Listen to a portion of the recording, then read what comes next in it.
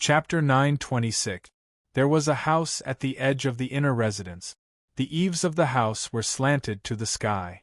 Sitting here, one could overlook the entire inner residence. Gu Zhuting was sitting on the blue-black tiled roof, leaning on a tiger and drinking alone under the moon. The 5 ridges and 6 beasts could only be owned by the families of officials. Although there was no clear ranking of imperial beasts in this era, very few people would use dragons and phoenixes as the imperial beasts of their roofs, except for the royal family. Yang Fan's family used a strange beast from the sea. Gu Zhuting's sword was placed on the lotus petal pattern tile. The hand that usually held the sword was now holding a bag of wine. She shouldn't drink when she was on duty, but she couldn't help it. If she didn't drink, she would cry. But now, although she was drinking, she still couldn't help crying. Her father's words pierced her heart, peeled away her dignity, and hurt her to the point where she was completely bruised. But as she sat there alone, quietly looking at the moon in the sky, she asked herself, perhaps she didn't intentionally want to get close to Alang by going in and out of Anu's residence often, but did she really not have such a thought in her heart? Thinking of this, Gu Zhuting's face was burning. If she wasn't alone in this quiet night, she really wanted to find a hole to hide in. She felt that falling in love with someone was really more bitter than the days when she had no desires. She swore not to fall in love, so how could she fall in love? Click! There was a sound of tiles moving beside her. Gu Zhuting was only a little tipsy. As soon as she heard the sound, she quickly passed the wine bag to her left hand, and the sword on the tile fell into her hand. She held it with her thumb pressed on the spring, and a pair of bright eyes swept over like an arrow. But then she found that the person on the roof was Yang Fan. Gu Zhuting hurriedly lowered her head and quickly wiped away her tears. She stood up calmly and asked, Alang, why are you here? Be careful. Gu Zhuting leaped up and supported Yang Fan. Yang Fan's head was heavy and his feet were light. His legs were a little unsteady. He allowed Gu Zhuting to support him and sat down on the ridge of the roof, looking up at the bright moon in the sky. A wisp of thin cloud floated over and was about to cover the moon with a veil. Yang Fan looked at the moon, laughed foolishly and said, You are so smart so you can see clearly when you are sitting on the roof. Gu Zhuting was speechless. She was originally full of sorrow, but his drunken words swept away all of it. She just wanted to laugh. She knew that Yang Fan left the mansion alone in the afternoon. Now he was drowning his sorrows with wine. Did he encounter something extremely difficult to solve? Yang Fan looked at the moon in the sky and asked in a daze, Look, isn't the moon beautiful? Gu Zhuting nodded gently. Realizing that he couldn't see it, she answered again, Yes. Yang Fan said faintly, Everyone thinks that they can only look up to the moon. Only fools will think that they can pick it up. But in fact, I can pick it up. I can. I just need to stretch out my hand. Yang Fan suddenly stood up and stretched out his hand to the moon in the sky. Then his body suddenly fell forward. If Gu Zhuting had not grabbed him by the collar and pulled him back like a dead dog, he would have fallen head first into the house. If he had broken his neck, he would have been the first person in history to fall to his death while trying to reach for the moon. Gu Zhuting's pull was so strong that Yang Fan was almost violently pulled to sit on the roof. He was still looking at the sky. 2 lines of tears quickly blurred his eyes. He choked and said, But I didn't stretch out my hand. I didn't stretch out my hand. Oh my God! Alang is like a child when he's drunk. Gu Zhuting covered her forehead with her hand. She couldn't bear to watch this crazy Alang anymore. Gulp! Hearing the sound, Gu Zhuting hurriedly looked up and saw Yang Fan raising his head and gulping down the wine like a horse. Gu Zhuting quickly grabbed his wrist and begged helplessly, Alang, don't drink anymore, okay? Yang Fan sadly looked at the bright moon shrouded in clouds. He was silent for a long time. Then, he seemed to have regained his senses and said in a low voice, Today, I came back late, because the Jinwu guards found fault with me. I beat that bastard Wu Yizong. What? Gu Zhuting was leaning against Yang Fan's body. If she didn't let Yang Fan lean against her, she was afraid that the back of Yang Fan's head would hit the roof. He really drank too much. It was really hard for him to go to the room like this. Hearing this, Gu Zhuting slightly leaned to the side. Her eyes widened in surprise. Ah Lang, you actually beat a prince of the Wu family? Yang Fan chuckled and waved his hand vigorously. He said with a slurred tongue, "It's nothing. It's nothing at all. What are you afraid of? Ha ha ha, we fought for private matters in the Tenderness Square. It doesn't involve any standpoint or side. Do you think the Empress will care? Ha ha, you're really, silly girl. He's older than you, okay?" Gu Zhuting didn't know whether to laugh or cry. But she didn't know why she wanted to cry. There was an inexplicable warmth in her heart that made her want to cry. She quickly turned her head away, not wanting Yang Fan to notice the tears in her eyes. Yang Fan drank another mouthful of wine and shook it. The wine pot was empty. Yang Fan turned his head in confusion.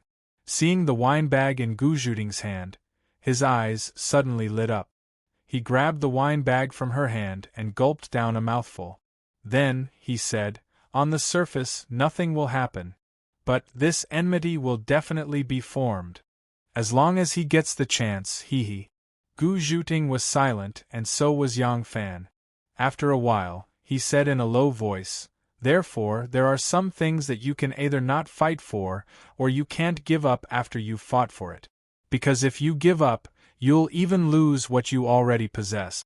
Miss Gu, if I lose my current power, other than that stupid pig Wu Yizong, how many people do you think will want to ruin my family?" Yang Fan raised the wine bag again, and gulped down a mouthful of wine. Panting, his body that was leaning on Gu Zhuting's shoulder began to soften and slide down. Power is like a tiger's back. Once you ride it, don't think about getting off. Even if you want to get off, unless you haven't offended anyone, otherwise you won't be able to live a peaceful and wealthy life. Gu Zhuting understood what Yang Fan meant. These years in the official circles, Yang Fan had offended many people. Even if those people had already lost their power, it didn't mean that they couldn't do anything to the current Yang clan.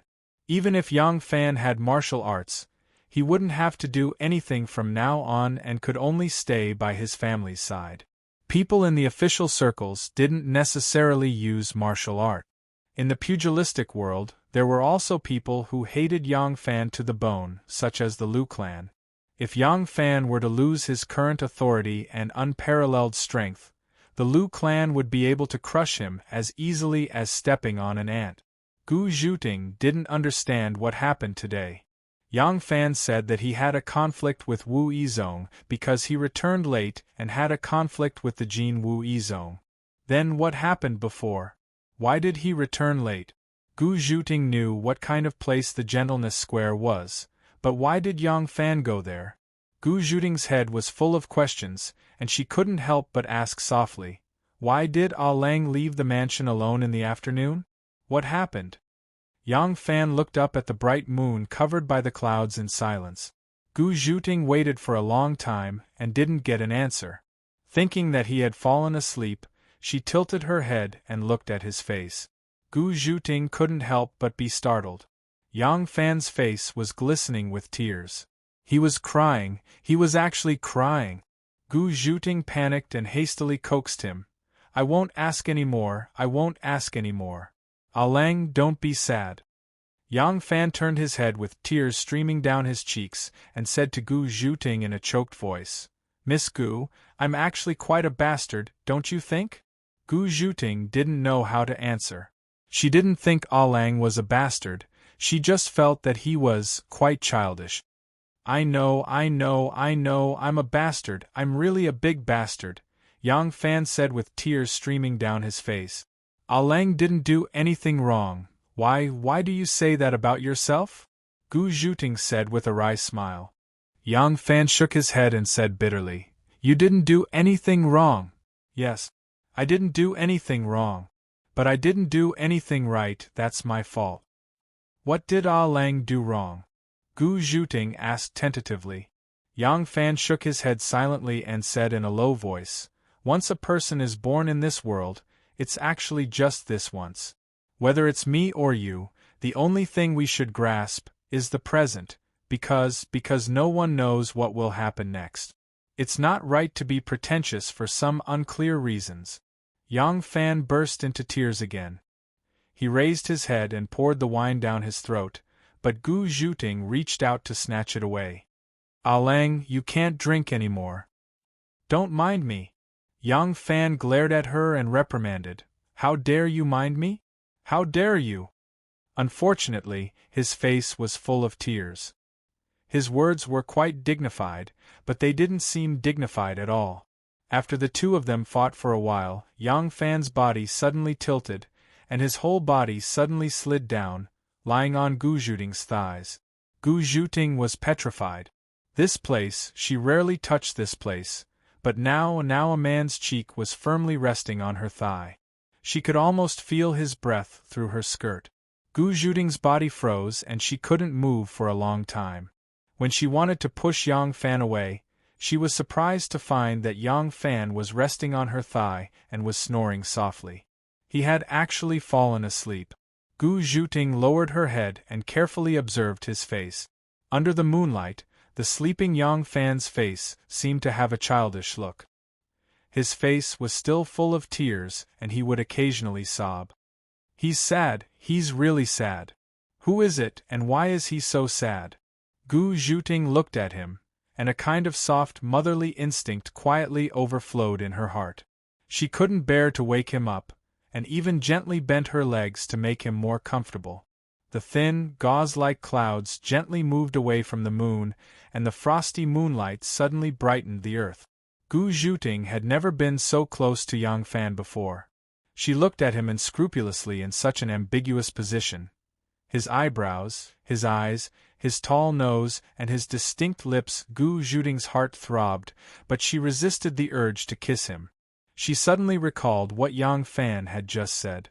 After thinking about it for a while, her heart beat faster and faster, so much so that even her thighs were trembling.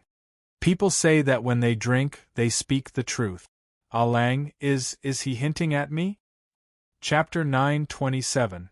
A pair of round, firm, and elastic thighs with a faint body fragrance. It would also slightly adjust to one's sleeping position so that one could sleep more comfortably. Moreover, the temperature was just right, neither too hot nor too cold, soft and smooth. Wasn't this the most fragrant pillow in the world? Lying on a beauty's lap while drunk was not the only thing one enjoyed. What made one feel even more elated was the psychological feeling. Unfortunately, Yang Fan didn't feel it right now. Yang Fan didn't feel it, but Gu Zhuting did. Gu Zhuting sat on the ridge of the roof with her back against the bed. When Yang Fan's cheek pressed against the inside of her thigh and his hot breath roasted her most secret place, her delicate body couldn't help but tremble and the blood vessels in her body expanded. Originally, she didn't drink much, but now she was already very drunk. Her head was dizzy as if she was sitting in the clouds. When she gradually adapted, the violent vibration of her heartstrings turned into a light but rhythmic trembling. The humming made her whole body go limp. Looking at Yang Fan, who was sleeping soundly on her lap, a kind of motherly tenderness and pity filled her body and mind.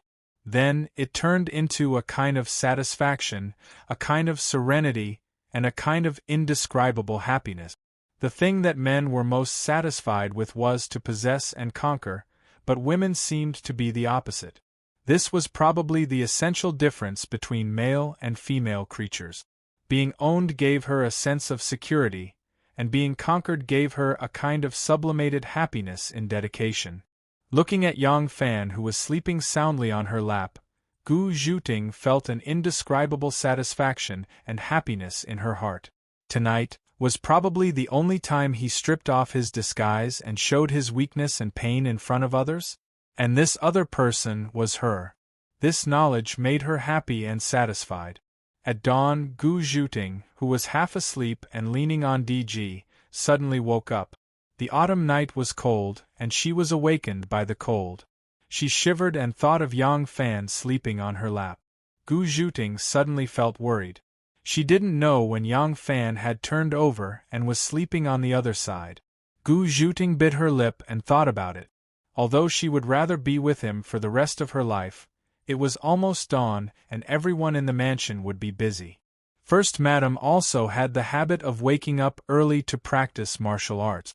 If someone saw this, Gu Zhuting hesitated for a moment, then gently pushed Yang Fan and said, "Ah Lang, Ah Lang."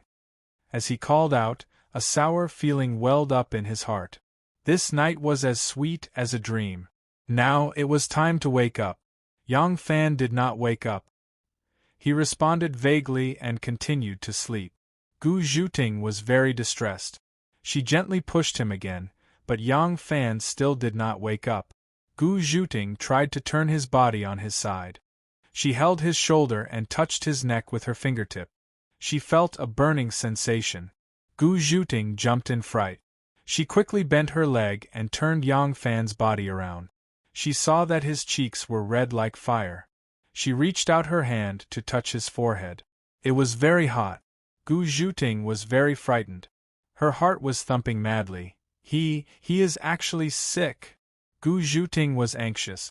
Although she could carry Yang Fan, she could not jump down from the roof with a grown man. She had to find someone to help her. However, she was the only woman guarding the inner courtyard. The other night watchers were all outside. What should she do? Just as she was feeling anxious, the door of a house opposite her opened. Gu Zhuting saw the person who came out of the door and happily called out, "Third sister." Third sister came out of the room and yawned lazily. Halfway through her stretch, she strangely stopped in midair. Her mouth was wide open and she couldn't close it. Miss Gu is sitting on the roof, and she's holding a man in her arms. The gossip in third sister's eyes immediately began to burn fiercely. When Gu Zhuting saw third sister, it was as if she had seen her savior. She hurriedly said, "Third sister, go and find a ladder." Before she could finish, third sister turned her head excitedly and shouted into the room, Tao Mei, come quickly, come quickly." Tao Mei, with disheveled hair, ran out of the room. As soon as she saw the situation on the roof, she immediately ran to the door of the room next to hers. She excitedly knocked on the window and shouted, "Shiqiu, Xiaolian, Chur Luping, Ruoxiang, Yiqiao, Anyang, come quickly." A group of maids got up, and then a group of old maids also got up.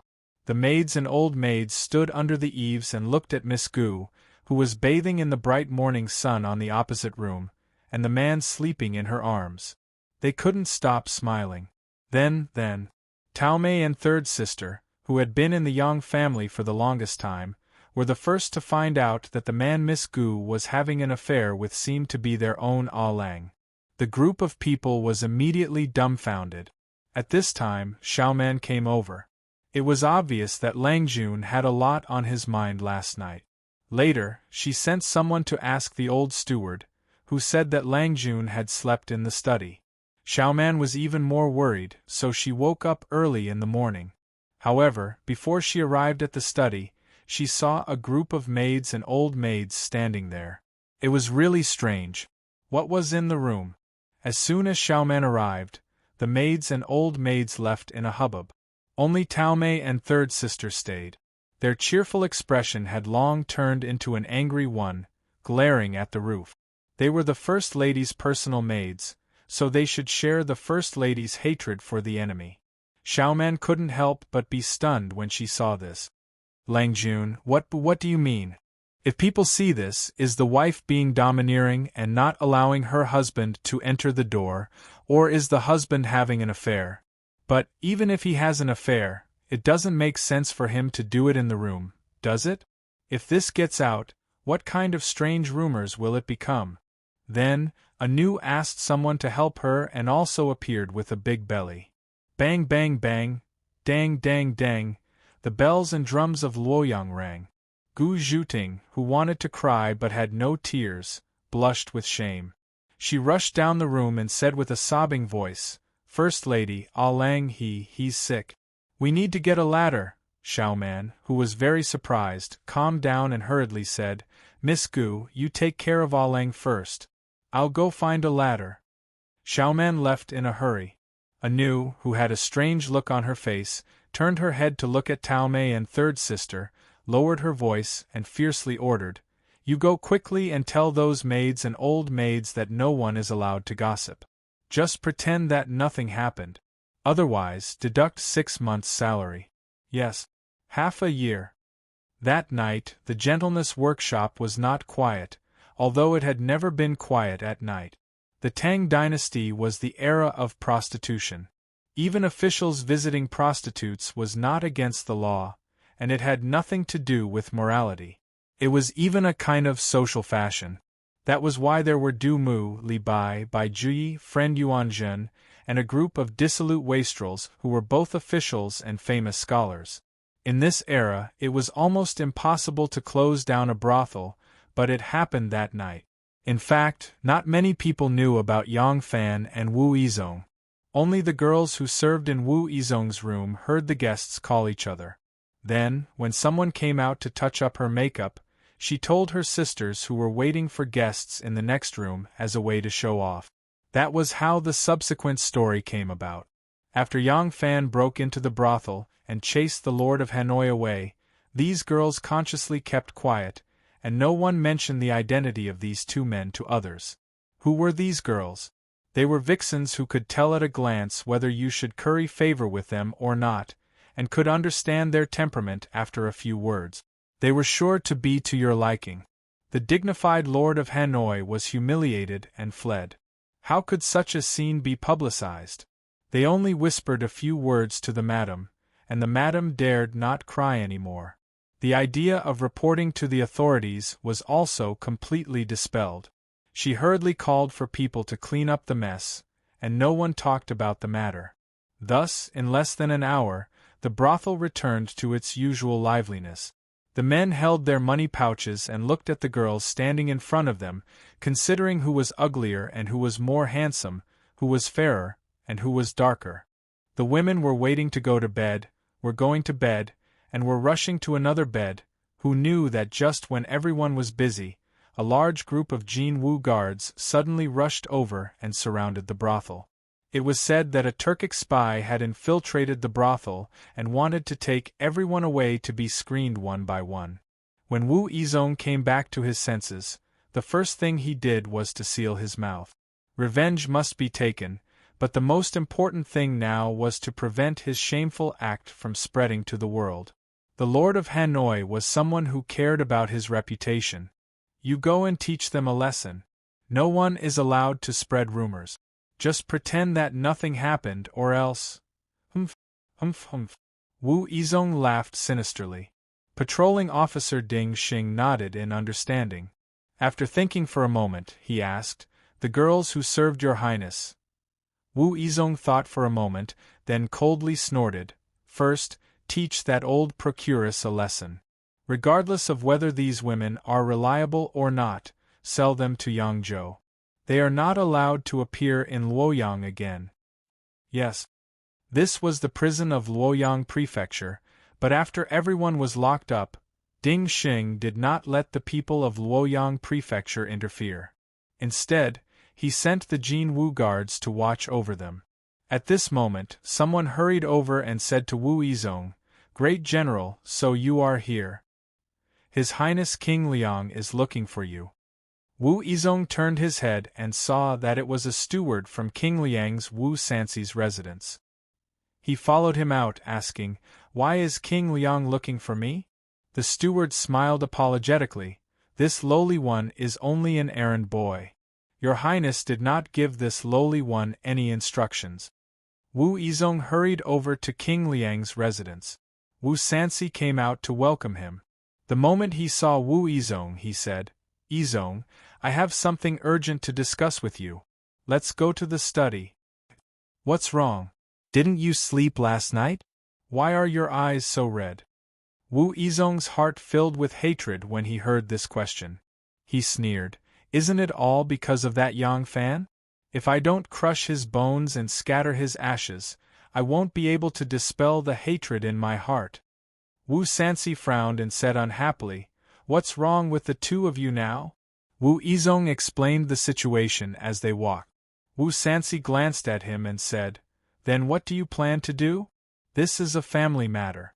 The emperor's nephew cursed the emperor's daughter, and the emperor's cheap son-in-law came out to seek justice. Do you think the emperor will help you? The emperor is also a woman. Chapter 928. Wu Yizong angrily said, Of course I won't complain to Aunt. I finally understand. When Ji Su reprimanded me at court, Aunt banished him from the capital not to protect me, but to protect her own face. She felt that Ji Su didn't put her, the emperor, in his eyes. Now that she has Yang Fan as her confidant, if I keep making things difficult for Yang Fan, Aunt will think that I am not respecting her. Our aunt only upholds her authority. Blood ties are not worth a dime. I will wait until the time is right to make things difficult for him, then I will make him beg for death. Wu Sanxi was overjoyed and praised him. Good! Although you have been rebuffed a few times, you now know how to plan before taking action. That is very good. As soon as he entered the study, he saw Zhou Yongyi, Ran Ziyong, Li Ji, Song Jishuan, Yao Shaoji, and the other confidants of King Liang. Wu Yizong couldn't help but ask in surprise, What are so many people discussing? Is it still about the Yenzhou fake relief case? Wu Sanxi had him sit down, saying, Yenzhou Xieyubin is King Wei's man. This is a great opportunity for us to purge King Wei's power and force those fence-sitters to our side. How can we let it go? We should take advantage of his weakness to take his life. But you are a general, so you don't need to worry about this. Using He Shaoji is an imperial censor, so they will do it. Wu Sanxi's expression became serious as he said this. I just received news yesterday that the emperor seems to want to return the capital to Chang'an. I called you here today to discuss this matter. Wu Yizong was stunned and asked curiously, Return the capital to Chang'an? So be it, Chang'an or Luoyang, what's the difference? Zhou Yongyi and the others either looked away or covered their mouths and coughed. Wu Sanxi glared at Wu Yizong, saying, Let's not talk about anything else and just talk about you. You are now the general of the Jin Wu Guards and the commander of the capital's garrison army. If the emperor is still in Chang'an, what else do you have other than the Jin Wu Guards? Can you bring the garrison army to Chang'an? You will lose more than half of your soldiers in an instant. Wu Yizong suddenly understood and bounced up as if there were springs under his butt, shouting, How can this be? No, we have to stop Aunt. Wu Sanxi glared at him and shouted, Sit! How can you stop her? Do you think Aunt wants to return the capital to Chang'an? Aunt's foresight is much greater than yours or mine. I discussed it with Zhu Yong and Zhu Yong just now. Aunt's intentions are very clear. Why did she choose Luoyang as her capital? Why did she choose Chang'an today? Wu. T. Wu said, T. Take. Aunt cultivated Yang Fan to divide the power of the Yulin forest, promoted Li Tang's old ministers to fill the court, all for this purpose, but Aunt is still worried. She is worried that once the power is handed over, it will be taken back by us. I don't want you to be too ostentatious now because of this reason. We can't let Aunt think that the Wu family is too domineering. Do you understand? Wu Yizong didn't bother to understand. He only knew that his power was about to be weakened. He said angrily, If it wasn't for us, Aunt, she wouldn't have been able to become the emperor if we hadn't done everything we could to eliminate the Li clique, he said angrily. What do you think we should do? When Yang Fan was carried into the bedroom, he fell into a coma again. He was only awake for a short period of time. His body was burning hot. People with strong bodies who didn't get sick would get more serious when they got sick. Moreover, in this era, high fever was a disease that could easily kill people. Xiao Man and Anu panicked and hurriedly sent for a doctor. Yesterday, Anu laughed so hard that the entire Yang family was on guard. Today, Alang was seriously ill. All the famous doctors in Luoyang gathered at the Yang family's mansion and began to diagnose. It was hard to say whether Yang Fan got sick because of a cold or something else. Maybe the cold was just a trigger. When a person got sick, in addition to the internal lesion or the invasion of foreign objects, there was actually a third reason, which was emotional changes in psychological pressure. When the body couldn't bear the pressure caused by emotional fluctuations, the person would get sick. Of course, Yang Fan's high fever was due to the cold air attacking his body from sleeping on the roof at night, but more importantly, it was due to psychological reasons. The extreme depression and sadness of emotions eventually turned into a high fever that wouldn't go away. How could he get better immediately? Therefore, although there were famous doctors prescribing medicine, this heart disease still needed a slow process of recovery. Gu Zhuting carried Yang Fan down from the roof and handed him to Xiao Man to carry back to the bedroom. After that, she ran away. She couldn't explain it clearly, but she always felt that when all the maids and old women in the Yang family looked at her, there were 3 words written in their eyes: bad woman, bad woman, bad woman. She was dizzy now and wished that she could faint and lose consciousness like Alang. Unfortunately, she didn't have any symptoms of headache or fever. Gu Zhuting slipped back to the Gu family, threw herself on the Kong, pulled the quilt over her head, and cried. Her mother was so flustered, but she didn't know what her daughter had suffered. She sat next to her and tried to persuade her for a long time, but she didn't have a clue. After a while, old man Gu, who had received the news, hurried back from the Yang family. He lifted the curtain and entered his daughter's room. The old woman hurriedly went up to him and asked softly, "Old man, what happened to our daughter?" The old man didn't answer. He paced around the room with his hands behind his back for a long time and said to his daughter, whose head was covered in the quilt, "Why are you crying?" "If you ask me, my daughter, well done." Gu Zhuting poked her head out of the quilt and sobbed, "Father, get out." The old man rubbed his nose and said, "Daughter, don't be sad. I think our Alang isn't someone who doesn't dare to take responsibility for his actions. Alang caught a cold and is now unconscious from the fever. I'll tell him when he wakes up." After saying that, the old man quickly slipped out of the room before his daughter could say anything. The old woman was puzzled, but from the conversation between the father and daughter, it seemed to be related to their family's benefactor, Yang Fan. The old woman rushed to her daughter, who had burrowed back into the quilt like an ostrich, and asked, "My daughter, what happened to you? Could it be that General Yang did something to you?" Gu Zhuting arched her butt and swung her tender hands, sobbing under the quilt. "Mother, you get out too. His Majesty has been entrusted by the Saint Emperor and has been recommended by the heir. He has been obedient to the heavens for 20 years. How can he not think of Yushun's robe, the restoration of the Duke of Zhou, and the great Yu, who has become a king, is ready to abdicate the throne to the country. Therefore, Shun and Yu were relatives of each other.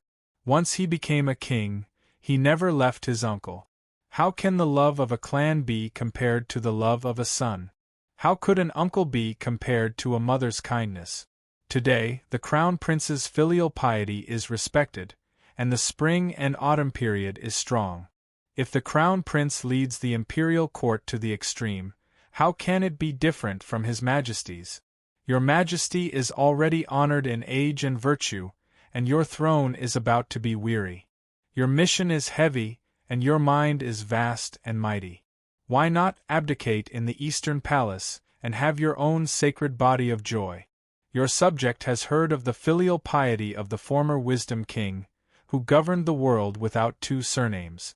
Presently the princes of Liang, Ding, Hanoi, Jianchang, and the others have received His Majesty's shadow, and have been bestowed the title of prince.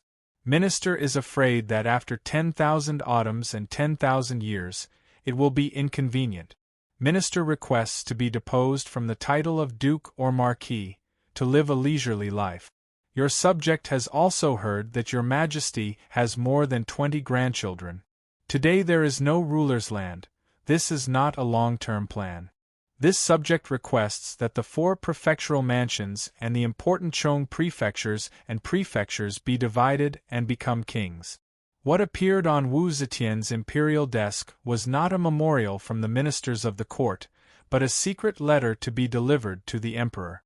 In the beginning, Wu Zetian had set up the copper cages to receive tip-offs from the people and take the opportunity to purge her political enemies. But after she ascended the throne, she did not attach so much importance to the copper cages. There were still people who opened the copper cages at regular intervals to pick out the tip-off. But without that group of ruthless officials in the court, there were basically no tip-offs worth sending to the emperor other than some trivial matters. But when this secret letter was opened, it gave the people in charge of cleaning the copper cages a fright. They did not dare to hesitate and immediately presented it to the emperor. This secret letter was very simple and had a total of 3 paragraphs. The first paragraph bluntly said that the current emperor ascended the throne because of the late emperor's dying entrustment. The sons could not compete with the mother. You should now learn from you the Great, learn from the Duke of Zhou, and quickly return the country to the Li family. The second paragraph fiercely praised the current crown prince, Li Xian, and bluntly said that he was old and busy with state affairs. He would not be able to take care of them, and it was better to quickly let the crown prince ascend the throne. The third paragraph was even more severe, saying that there should not be 2 Wangye in the world. Those Wangye of the Wu family that you have bestowed should be demoted to dukes and marquises. They should be stripped of their official positions and go home to enjoy their lives. Those imperial grandsons of yours with the surname Li should be immediately bestowed with the title of Wangye and sent out to be governor or governor, holding real power. The copper cages accepted anonymous letters, but at the bottom of this secret letter, the author's name was written: Imperial College's Guangwen Libraries Professor Su Aning. The current court had an imperial college in Chang'an and Luoyang, and this person was someone from the Luoyang Imperial College. When Wu Sanxi gathered his trusted aides to discuss countermeasures, Wu Yizong's words, "At that time, we submitted a letter to persuade him to step down," gave Zhou Yong a great inspiration. He immediately thought of a way to advance by retreating. Submit a letter to persuade him to step down. In for a penny, in for a pound, in for a pound. Not only would he persuade the emperor to step down, even the Wu family's Wangye would be stripped of their titles. According to their conjectures, with Wu Zetian's unyielding character of those who submit to her will prosper and those who oppose her will perish, as long as she saw this sealed letter, she would definitely be furious. Not to mention the matter of passing the throne to the crown prince step by step, under her rage, it was not impossible for her to immediately depose the crown prince. Wu Zetian was indeed extremely angry. Seeing this letter, her face suddenly turned ashen and her lips began to tremble. As long as she was still on the throne, she would not easily hand over her power, not to mention this kind of seemingly respectful but actually unreasonable way of forcing her to step down. Not to mention this, she actually wanted to remove all the power of the Wu family and even remove the title of Wangye. Wu Zetian's eyebrows rose up with a murderous look and her lips curled into a sneer. Zhen had just given you 3 points of color and now you are so proud and arrogant that you are preparing to counterattack? Chapter 929. When Wu Zetian was angry, not only did Shanghai Wanner keep quiet out of fear, but Zhang Changzong and Zhang Yizhi also did not dare to say anything. But Wu Zetian was shocked and angry for a moment. She suddenly thought of something and then sneered slightly. The crown prince has been decided. Will Wei Zhigu and Yao Chong be so impatient? Xian'er has always been cautious and afraid of his mother like a tiger. When did he suddenly become so bold? Who ordered this little pawn to do this? No one knew what Wu Zetian was thinking. The accumulated wrinkles on her face were like shallow ravines, enough to cover up some of her slight changes in expression. It looked like she had no expression at all. After a long time, Wu Zetian suddenly picked up the secret letter and lightly said to Shanghai Wanner, "Transfer it to the Political Affairs Hall." Shanghai Wanner was a little surprised. This was originally a secret letter. Transfer it to the Political Affairs Hall? That meant it was public, and all the civil and military officials would know immediately. Wu Zetian was very satisfied with the surprised look on her face. Making people unable to understand her mind was an effective way for a leader to maintain mystery and authority. Wu Zetian lightly added, Imperial College Professor Su cares about the state affairs, and I am very pleased. I will reward you and give you food. Wanner put away her surprised expression and respectfully agreed. She quietly left the room. The calm look on Wu Zetian's face slowly disappeared, and a touch of worry gently covered her eyebrows. My nephews still do not give up. All the arrangements I have made, can they guarantee that after 100 years, the country will be smoothly inherited? Yang Fan was strong after all. The high fever began to subside after 2 days. In the afternoon of the 3rd day, after a morning of lethargy, he had obviously recovered some energy, and his eyes began to become clear. Xiaoman, who had been guarding by his side, could not help but let out a sigh of relief. Lang Jun is finally getting better. These days you do not know how worried the family has been these days. Anu just came to see you. It is not easy for her to carry a big belly. I asked her to go back and rest.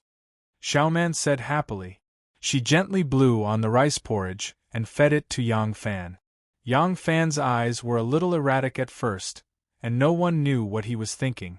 Slowly, his focus fell on Xiaoman. Xiaoman was still so beautiful. The birth of 2 children did not affect her figure at all. If there was anything different from before, it would be that the arrogance and coldness of a female general that she would inadvertently reveal in the past was completely gone. Now she was a gentle little woman. The little woman who waited on her husband, and looked after her children, and could not help smiling as she clicked her abacus and calculated the ever-increasing wealth of her family. Her little world, once inhabited only by one brother, was now inhabited only by her husband, her children, and her home. Until now, she did not understand why her husband suddenly left the mansion alone that day, and why he came back so late. Why was he so depressed, and why did he get seriously ill after getting drunk? She felt that her husband must be extremely unhappy, but she did not ask if he did not say. Such a woman was the most charming woman, not because of how beautiful her appearance was, but because of her wholehearted devotion and gentleness to a man. How many stone-hearted men would not be moved by that kind of deep love? Yang Fan could not help but reach out and gently hold her hand. His hand was a little hot and wet and also a little weak. Yang Fan held Xiaoman's hand and gently touched his cheek with the back of her delicate and smooth palm. After experiencing the unpredictability of life, he cherished what he had now even more. A small head quietly poked through the door. It was a unique heart-shaped hair. Then there was another one, with 2 small horns on her head. Then, the 2 small heads shrank back together. The sunlight shining on the ground had clearly projected the figures of the 2 little fellows, but the 2 children were still unaware of it. They were still earnestly pushing each other outside the door, wanting the other to go in first. Yang Fan and Xiaoman could not help but look at each other and smile. In the end, the older sister won.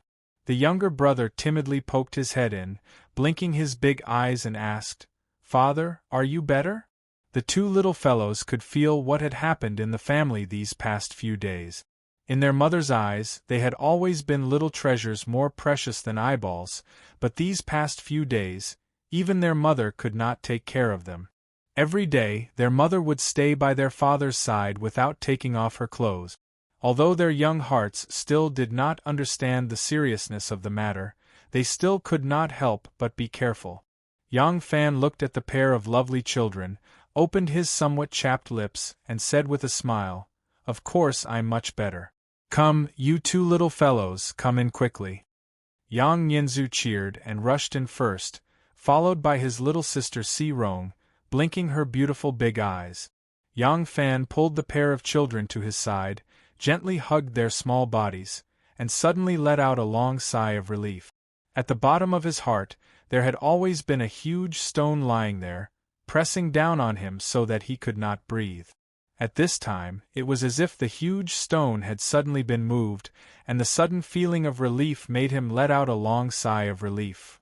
Father can't eat any more. Who can help father eat some? Yang Fan took the handkerchief from Xiaoman's hand, gently wiped the corner of his mouth, and asked with a smile. Nianzhu immediately volunteered. I'll eat. Although Nianzhu was not hungry at all, he still ate the remaining spoonfuls of porridge in the bowl. He felt very happy that he could do something for his father. Well, let father rest for a while. Mother will take you out to play. The family spent a warm and happy time. Xiaoman held the pair of children's little hands and looked back at her husband, whose complexion was gradually getting better. She hesitated a little and pretended to be careless and said, "The weather is getting colder. Langjun can drink if you want, but you can't run to the roof to admire the moon anymore." Yang Fan chuckled dryly and replied, Xiaoman said again, "Miss Gu has not shown her face since that day." Yang Fan let out an ah and said, "Why, is she also sick?" Xiaoman pursed her lips and said, "No, it's just that."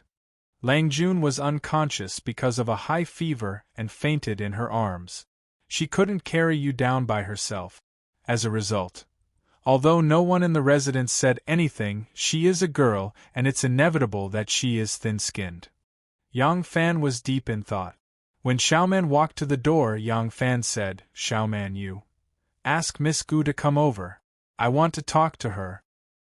Gu Zhuting walked through the moon gate and saw two maids dressed in green walking on the stone path to her left, chatting and laughing. She subconsciously dodged to the right and circled around to a small bamboo path under the shade of the trees. If someone came here, it would not be easy to dodge, but there was already someone coming from the other path. Now Miss Gu, who was a little paranoid, had no other choice. As a result, she had just escaped to the bamboo forest path and had just turned a corner when she saw Anu, who was being supported by a little maid, walking towards her. Gu Zhuting had nowhere to hide and could only stand still. Her fair and clean face had already begun to redden involuntarily. "Master Gu." But Anu acted as if nothing had happened and welcomed her with joy. Gu Zhuting braced herself and walked up, saluting. Second foreign. Anu supported her body and said angrily, "Why is Master Gu suddenly being so polite with me? Just call me Anu." She waved her hand and let the young maid leave and walked forward with Gu Zhuting. She said with a smile, "Why haven't I seen Master Gu these past few days?" Gu Zhuting stammered, "Actually, I still have night duty at night. It's just that I have something to do during the day, so I didn't come." Anu suddenly said, "I see. I thought someone in the residence had said something that made Master Gu unhappy." Gu Zhuting was quite uneasy and quickly said, No, what? What could someone have said?" Anu said, "That's right. In this residence, if anyone dares to disrespect Master Gu, if I find out, I will not spare him. Oh, by the way, Alang's body has recovered and is now full of energy." Alang had just woken up and immediately asked someone to invite Master Gu over. Gu Zhuting clearly did not do anything. Hearing his words, it seemed that she had really done something shameful. She felt extremely guilty and her heart was beating wildly. She did not even dare to answer. The sun was bright in front and they had already walked to the edge of the forest. Anu suddenly stopped and said to Gu Zhuting, "I still want to go for a walk in the garden, so I won't accompany Master Gu." Gu Zhuting nodded and felt relieved. Just now when she walked with Anu, she was in fear. Anu glanced at her with a faint smile and suddenly said, "Master Gu, in the future, do you think I should call you elder sister or younger sister?" Gu Zhuting's face suddenly turned red, red to purple, purple to black. Seeing that there was a possibility of a cerebral hemorrhage, she stammered, What, elder, sister?" Anu smiled mischievously. "In fact, I am a few months older than Xiaoman, but don't I still have to call her elder sister? In this case, Master Gu should also call me elder sister." He, the rules of the world are like this. Don't blame me for not respecting my teacher. You. What nonsense are you talking about? Gu Zhuting ran forward in panic. Her toes tripped on the stone ground and she almost fell. With her skills, if she did not panic, she would not be in such a sorry state. Xiao Man suddenly came out from behind the shade of the trees. Looking at Gu Zhuting's fleeing figure, she rebuked anew. You, don't be so harsh with your words. Anu made a face at her and said, I didn't, it was obviously out of good intentions. Xiao Man cried, This is called good intentions? I have never seen Miss Gu in such a panic. Anu sighed and said to Xiao Man, Elder sister, since you were young, you only have Lang Jun in your heart. You have long given your heart to him, so naturally you will not understand. If this layer of window paper is not pierced, this Master Gu will continue to hide. You have to give her strong medicine. I know her mind the best. People who protect their hearts since young will not easily fall in love, but once they fall in love, they are the most sensitive. She is afraid that others will not like her, and she is afraid of being hurt by others. It is very easy for her to do stupid things. To deal with such a stupid woman, you have to make it clear and force her into a dead end. Xiao Man could not help but said, You mean, like that Master Jinglian who became a monk in a daze, did voluntary work for others for a month, and helped them copy a lot of money? Tranquil Lotus was the Dharma name Anu had when she became a monk in the Tranquil sect, because she thought Yang Fan had fallen in love with someone else. Hearing Xiaoman's words, Anu's face immediately turned red. She was as pretty as a spring peach blossom that had bloomed on a branch and was bathing in the wind. Chapter 930. Gu Zhuting stood in front of Yang Fan's door with a red face. She paced back and forth for a long time, but she couldn't enter. Her mind was in a mess, and she kept thinking about what Anu had said. There were two maids in green next to her who looked at her curiously and walked past her, but she ignored them. Originally, she was afraid to meet people because she was afraid of being gossiped. But now, everyone thought that something had happened between her and Yang Fan. Her father thought so, her mother thought so, and so did her stupid brothers. She thought that the maids in Yang Mansion were just gossiping behind her back. But now, even Anu asked her to recognize her as her sister in front of her. So, what was the point of hiding? She was not afraid of being bitten when there were too many fleas, dead pigs were not afraid of boiling water, and debts were not worth worrying about. But why did she become timid when she stood in front of Yang Fan's door? Why did Anu say that? Did Ah Lang say something to her? But Ah Lang. Does Ah Lang really like me? Gu Zhuting thought in her heart. She couldn't believe it, but she was also a little flattered. Ahem, who's outside? Suddenly, Yang Fan's voice came from the room. Gu Zhuting was shocked. She didn't have time to think and stepped in.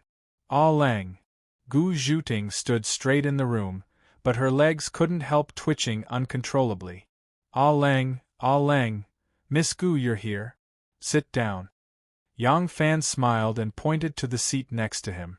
Gu Zhuting stood still, but her legs were still trembling. Yang Fan struggled to sit up. Seeing this, Gu Zhuting tried her best to guide her two legs to walk over and sit on the side of the bed. Yang Fan lay on the couch with his hands crossed in front of his chest. He pondered for a while, as if he had something to say, but it was inconvenient for him to say it. Seeing this, Gu Zhuting's heart beat faster. She wanted to listen but was afraid to.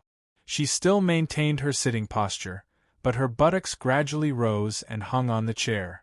She was ready to escape at any time. She didn't look like a heroine who sneaked into a heavy ambush at the age of 13 and took the head of a commander-in-chief. That night, did I cry? Gu Zhuting was dumbfounded.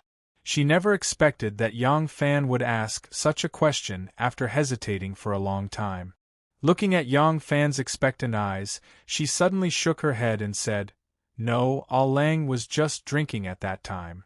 Yang Fan heaved a sigh of relief and quickly nodded. I think so too.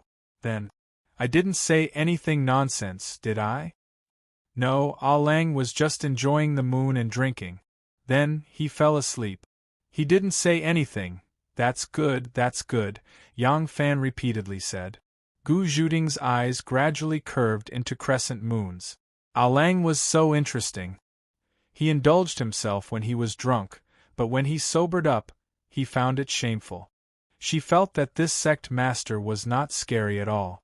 Everyone goes through a process of getting to know each other. At first, young Master Jiang was an unattainable figure in her heart. But when she found that he was not scary at all that was left was hatred. But the one in front of her only made her feel that he was cute. Suddenly, Gu Zhuting thought of something and her heart sank. Her eyes, which were curved like crescent moons, dimmed. If he didn't say anything, wouldn't that mean that she would have to take back the words that made her fantasies run wild for the past few days? But in the face of Yang Fan's expectant eyes, she couldn't bring herself to refuse. Ahem. I was drunk at that time. Did I sleep on your lap? No, Ah Lang was clearly sleeping on, Gu Zhuting hurriedly denied, but Yang Fan looked at her and said very seriously, That's right. I remember that I did sleep on your lap. Gu Zhuting was confused. She didn't understand what Yang Fan meant at all. Yang Fan smiled and said, These days, some maids and old women at home have been gossiping, right? No, Yang Fan waved his hand and said, Let them chew. Don't take it to heart. I slept on my own woman's lap. What's wrong with them? Ah Lang is right. Gu Zhuting sat back on the chair. Her legs suddenly turned into noodles, and her body seemed to have lost all its bones. If it weren't for her back, she would have slipped to the ground. She was like a frightened rabbit, trembling with fear and trepidation. Ah Lang. What did he say? Yang Fan gazed at her. His eyes were very gentle. In her eyes it was like the moon that night, sometimes bright, sometimes hazy. Gu Zhuting wanted to look but didn't dare to. Under the flickering gaze, she desperately thought, Am I dreaming? Am I dreaming like the night before, and last night? Yang Fan said softly, I understand your feelings. But for some inexplicable reasons, I have been hesitant and overcautious. Or should I say, it's dispensable. What's shameful is that all this is because I know you won't make any other choice, so I enjoy it with a clear conscience. Gu Zhuting didn't hear what he said at all. The sweetness after bitterness was far stronger than the feeling of success when the conditions were right. She felt as if she had drunk a jar of Jianan wine in one go. Her whole head was dizzy. She secretly pinched her thigh. It was very painful.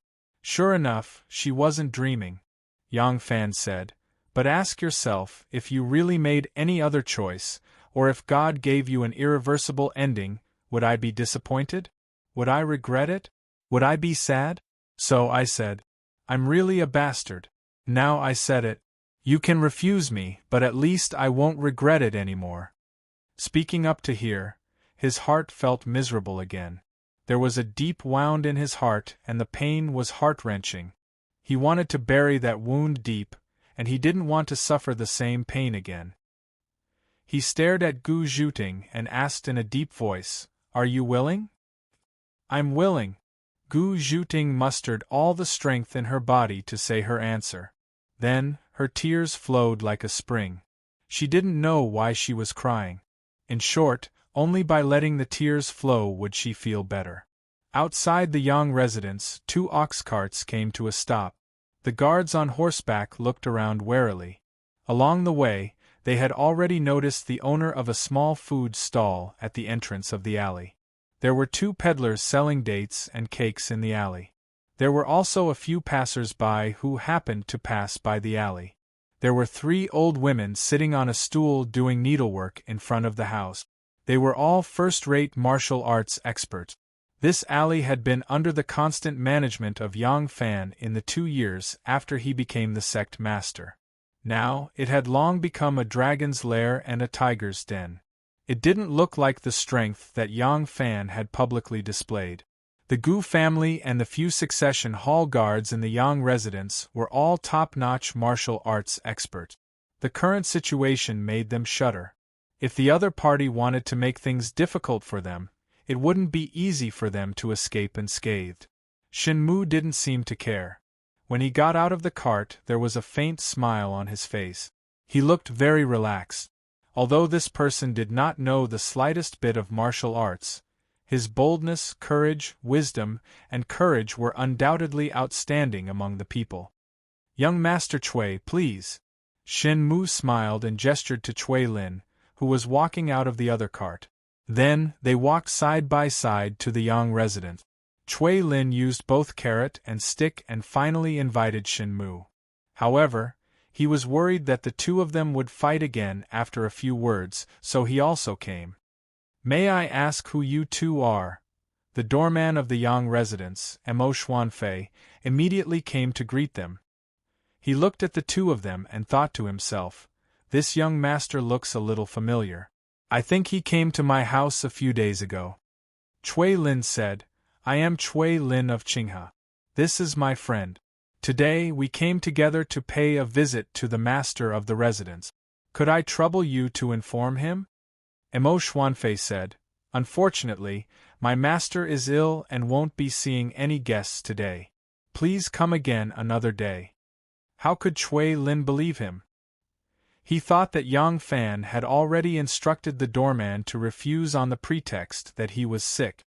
Immediately he was very unhappy.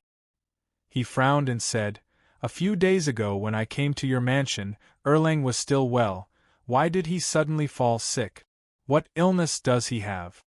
Mo Xuanfei thought, "This guest is so unreasonable.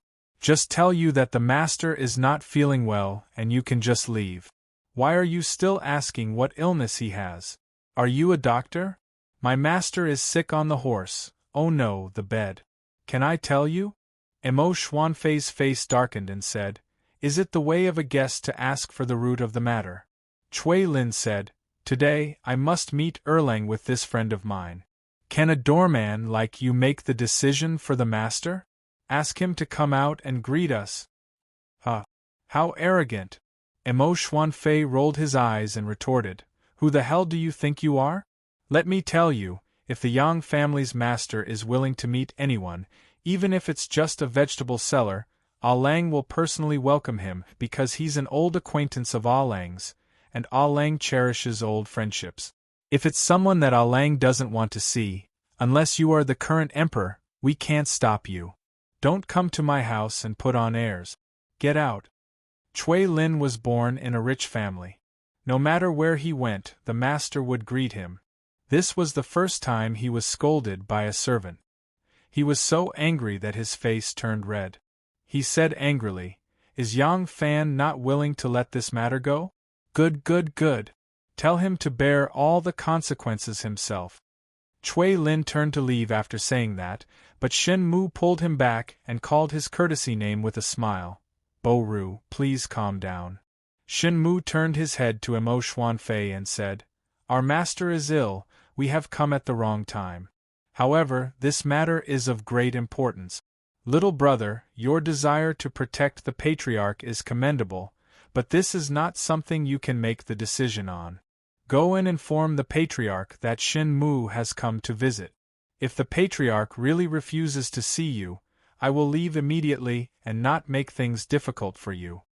Mo Xuanfei's expression softened. He looked at him first and then at Cui Lin and nodded. "You're a reasonable person. All right, I'll go. Wait for me." Mo Xuanfei turned and walked towards the back of the house.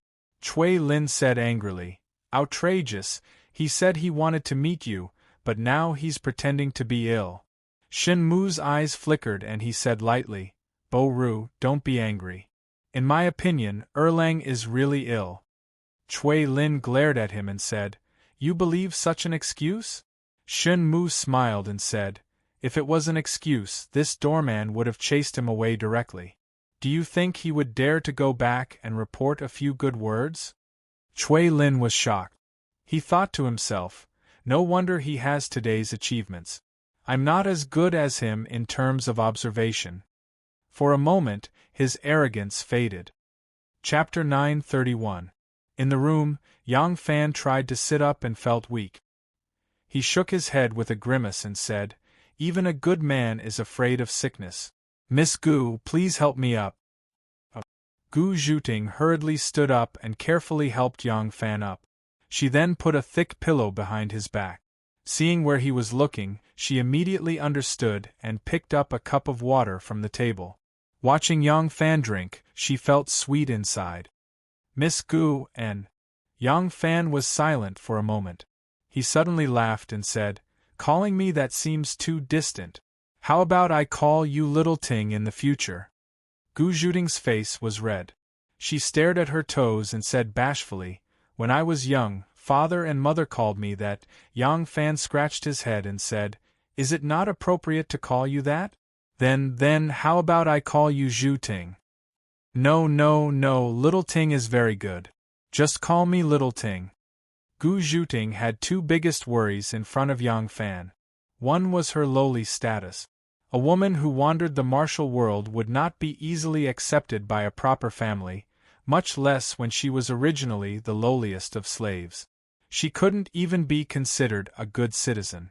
The other was that she was older than Yang Fan. Although the Empress was in power in this era, those who could really sit and talk with men were only an extremely small number of women of high status and power. The entire world was still a strict system of male superiority and female inferiority. These things were reflected in politics. For example, outside of the inner court, there were no female officials. It was reflected in the law.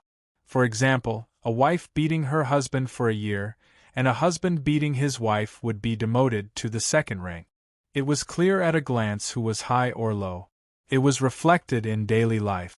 There were even more rules of high and low. For example, a wife could never walk in front of her husband, or even walk side by side with him. For example, when a man slept on the bed, a woman could never turn over his body. If she had to pass him, she could only crawl past his feet. For example, a man would rarely marry a woman taller than him, no matter how beautiful she was. Also, a woman could be older than a man. In this era, this was a huge taboo. Little Ting, this form of address made her feel that she was a little younger than Little Ting, and it made her feel warm in her heart, as if she was being pampered. Spoil. Ever since she started practicing martial arts at the age of 4, she had never had the chance to be spoiled. Yang Fan said, "All right, then I'll call you Little Ting. Xiao Ting, since you agree, then our matter is settled. But I think we shouldn't talk about marriage for the time being. We have to give our family some time to adapt. Besides, I haven't told Xiao Man and Anu. Also, there are many things in the imperial court recently." When Yang Fan spoke until here, he suddenly recalled the secret news of the imperial court moving the capital and couldn't help but frown.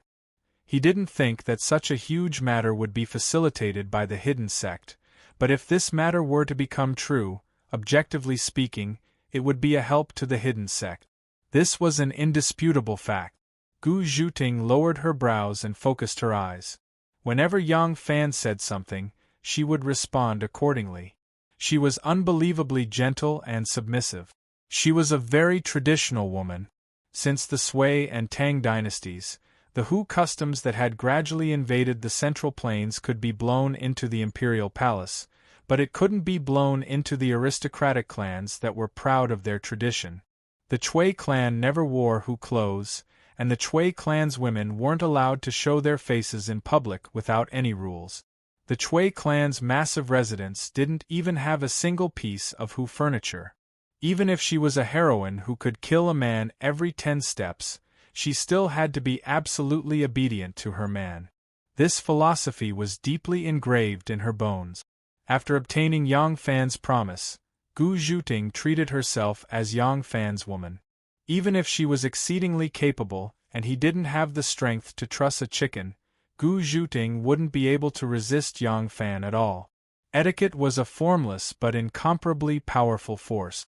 Due to her special identity, this sense of hierarchy was especially intense for her. When Yang Fan saw that she was so obedient, he felt a little uneasy. He held her hand gently and said, "Don't think too much. I will definitely fulfill the promise that I made. However, there are some things that have to be prepared. When Gu Zhuting's little hand was held by him, her body became soft and her heart melted. No matter what Yang Fan wanted her to do, she could only obey. How could she say no? In addition, it was the first time that Yang Fan treated her so gently. She was so nervous that she didn't dare to say anything and just nodded like a chicken pecking rice. Yang Fan had probably seen too many arrogant and domineering women. Although Xiao Man and Ah Nu were not domineering, they were also very lively. He was not used to Gu Zhuting being bullied like a little wife. He couldn't help but say, "Little Ting, you don't have to be so afraid of me." Gu Zhuting hurriedly defended herself. "No, I'm not afraid of Ah Lang." Yang Fan said helplessly, "You don't have to listen to me. If you have any ideas, just tell me. I'll think about it." Gu Zhuting hurriedly shook her head. "I don't have any ideas. I'll do whatever Ah Lang says." "I mean, A pretty face and a pair of big watery eyes looked at him eagerly, as if she was waiting for a holy teaching. Yang Fan couldn't help but smile bitterly and put his hand on his forehead. Gu Zhuting timidly said, "Ah Lang, did I say something wrong?" Yang Fan smiled bitterly. "No, I like it very much." Haha, before he could finish laughing, third sister appeared at the door and reported in a low voice, "Ah Lang, there's news from the door that Chui Lin and Shen Mu are here to see you." "Ah Lang, do you think, oh?" Yang Fan thought for a moment and said, "Invite them in. Come here." Third sister nodded and turned to leave. Gu Zhuting uneasily said, "Ah Lang, should I leave?" Yang Fan looked at her cautious appearance and felt helpless. Although such a beautiful and lovely woman with unfathomable martial arts was so submissive to him, it was very satisfying for a man to have such a man's mentality. But the two of them would have to live together day and night, and it would be very hard for her to do so. Maybe it will be better if she gets used to this new relationship. Thinking of this, Yang Fan shook his head and said, "No, you stay here and accompany me to see them." The family members of the green-clothed man with the little hat led Chui and Shen, two people to the front hall, and then let the senile old steward Niu lead them to the back of the house. At the back of the house there was a moon-shaped door, and they were handed over to Sanjier to lead the way. Passing through a small path in the forest, a rockery, a pond and a grapevine, they walked all the way to an elegant and refined abode. From the location of the house, it should be the master bedroom of the house, the place where the man and woman lived. The anger in Chui Lin's heart gradually faded. Yang Fan must be really unwell to be able to lead the two of them to this place. Otherwise, he could just lie in the study and pretend to be sick. It was impossible for him to be able to let the guests enter this place by pretending. Chui Lin secretly wondered, is Yang Fan really so sick that he even finds it difficult to get up to welcome the guests? At the entrance of the carved door, there stood a beautiful woman with a tall figure and elegant steps. She wore a short emerald skirt and a red square skirt. A light green ribbon was tied around her slender waist. The soft clothes clung to her plump and perky buttocks, and the hem of the skirt was a slanted arc with many pleats, making her look like a burning mermaid. Seeing Chui Lin and Shen Mu walking side by side, the mermaid bowed slightly to greet them. She waved her beautiful tail lightly and said in a soft voice, "Young Master Shen, young Master Chui, please." Such a gentle and beautiful voice fell into the ears of Shen Mu, who had always liked to appreciate beautiful women. He could not help but raise his eyebrows slightly. Looking at this woman, she was dainty and beautiful, with slender eyebrows and charming eyes. Her nose was as delicate and white as ivory, and her red lips were slightly pursed, slanting into a bright and charming smile, which made people's eyes light up. This woman was Gu Zhuting. She was originally an extremely beautiful woman, and at this time, she had just received the promise of her beloved. She had a place to place her heart and someone to rely on for the rest of her life. When she was in high spirits, it was really a unique beauty. Even though Shen Mu and Chui Lin had seen many beauties, They could not help but take a few more glances at her. Third sister squatted outside the door and stood still. Gu Zhuting led the two of them into the room, and they turned inside. Right now, Yang Fan could not be compared to the nobles, nor could he be compared to the aristocratic families. But after all, his status was very different from the past, and the Yang family also had a strict atmosphere. The inside of the room was separated from the outside by 12 octagonal flower and bird screens. As soon as they turned inside, they saw a carved mahogany frame bed with orange curtains parted slightly. Next to the bed was a dressing table made of the same material, and on top of the dressing table was a heart-shaped copper mirror that could be flipped. Other than this, there was nothing else. The slanting sunlight reflected on the table surface, giving it an amber glow. Jewelry, accessories, and rouge were all in the drawers below. With one glance, Shen Mu knew that this was a dressing box with added mechanisms. As long as one pressed a button, the drawers would automatically pop out. This was the most popular dressing table among the rich and powerful. Next to the bed, there was a high table with a fine white porcelain vase on it. There were a few flower branches inside. Next to it, there was a tray with soup bowls and medicine jars. Shen Mu and Cui Lin looked at the bed together. Yang Fan was leaning on a thick cushion, looking at them with a smile. Although his complexion was now much better, there was still a gap between him and a normal person. With one glance, Cui Lin and Shen Mu knew that he was not pretending to be sick. He was indeed sick, and very sick at that. Yang Fan smiled and said, "Both of you, please take a seat. This Yang is sick, and cannot come out to welcome you. Please forgive me." Cui Lin was surprised and said, "When I came to visit a few days ago, Brother Yang was still well. Why did you suddenly fall sick?" Yang Fan shook his head and said with a bitter smile, "Birth, old age, sickness, and death have always been out of our control. As for why I fell sick, how can I explain it clearly?" Hearing this, Gu Zhuting's pretty face turned red. Guiltily, she moved the cushion over for the two of them and let them sit. She then turned her body sideways and, at the same time not blocking Yang Fan's line of sight, used a pair of slender, jade-like hands to deftly tighten the slightly loosened curtains. Then she gracefully retreated to the head of the bed, like a submissive little wife, but she did not leave. Shen Mu glanced at her in surprise and immediately revealed a hint of understanding. Only then did he look at Yang Fan and said with a smile, "It should have been 3 years since I parted with Erlang? I remember that at that time, Erlang was still the Yulin Guard's first Lang general. I did not expect that after 3 years, Erlang would actually have such an earth-shattering change. When I was in Xinluo, I have also heard of Erlang's many great and spectacular achievements. With his own power, he defeated that group of cruel officials from the Censorate, pacified the southern frontier's 6 Paths barbarians, launched a surprise attack on the Khitan elders, quelled the rebellion in Hebei, manipulated the selection of officials, intelligently escorted Luling back to the capital, and now he has stirred up a storm of blood in the pass." Thinking of how Erlang cleverly alienated the Tufan king and prime minister, intelligently repelling the Turkic army of 100,000, and so on, it makes one clap one's hands in admiration. Now, Erlang is in court and is a 4th-rank loyal martial great general. In the wilderness, he has also become the leader of my successor hall, Xian Zone. It is really worthy of celebration. Chapter 932. Yang Fan smiled faintly and said, "Haha, this little brother becoming the leader of the obvious sect is actually just a coincidence. For Brother Shen, this may be worthy of congratulations, but is this true?"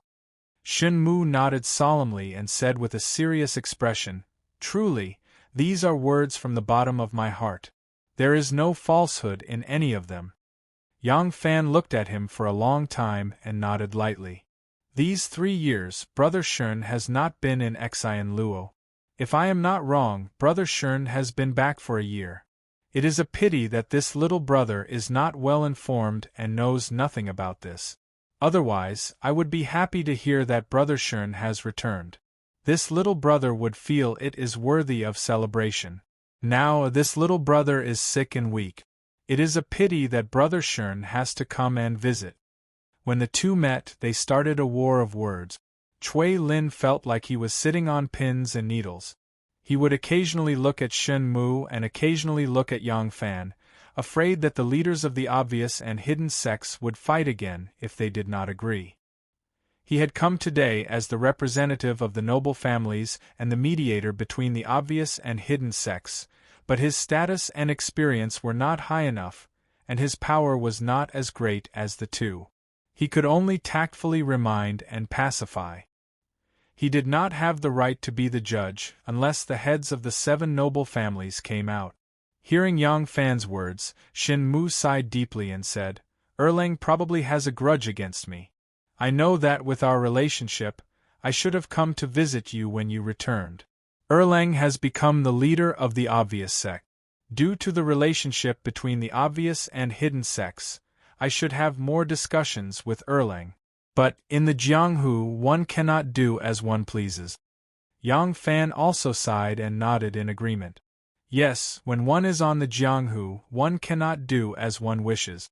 This little brother originally did not understand this phrase very well.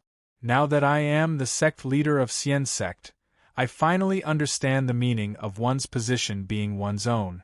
Sometimes, one cannot control one's own likes and dislikes. So, this little brother understands Brother Shen's difficulties and has no complaints. Shin Mu looked at Yang Fan and said wryly, "Is Erlang's words true?" Yang Fan nodded solemnly and said with a serious expression, "It's true. These are words from the bottom of my heart. There is absolutely no falsehood in them." These were the words that Shen Mu had just said. When their eyes met, they suddenly laughed at the same time. Gu Zhuting stood to the side, listening attentively to the battle of words between the leaders of the obvious and hidden sects. Her eyes, however, were fixed on Yang Fan.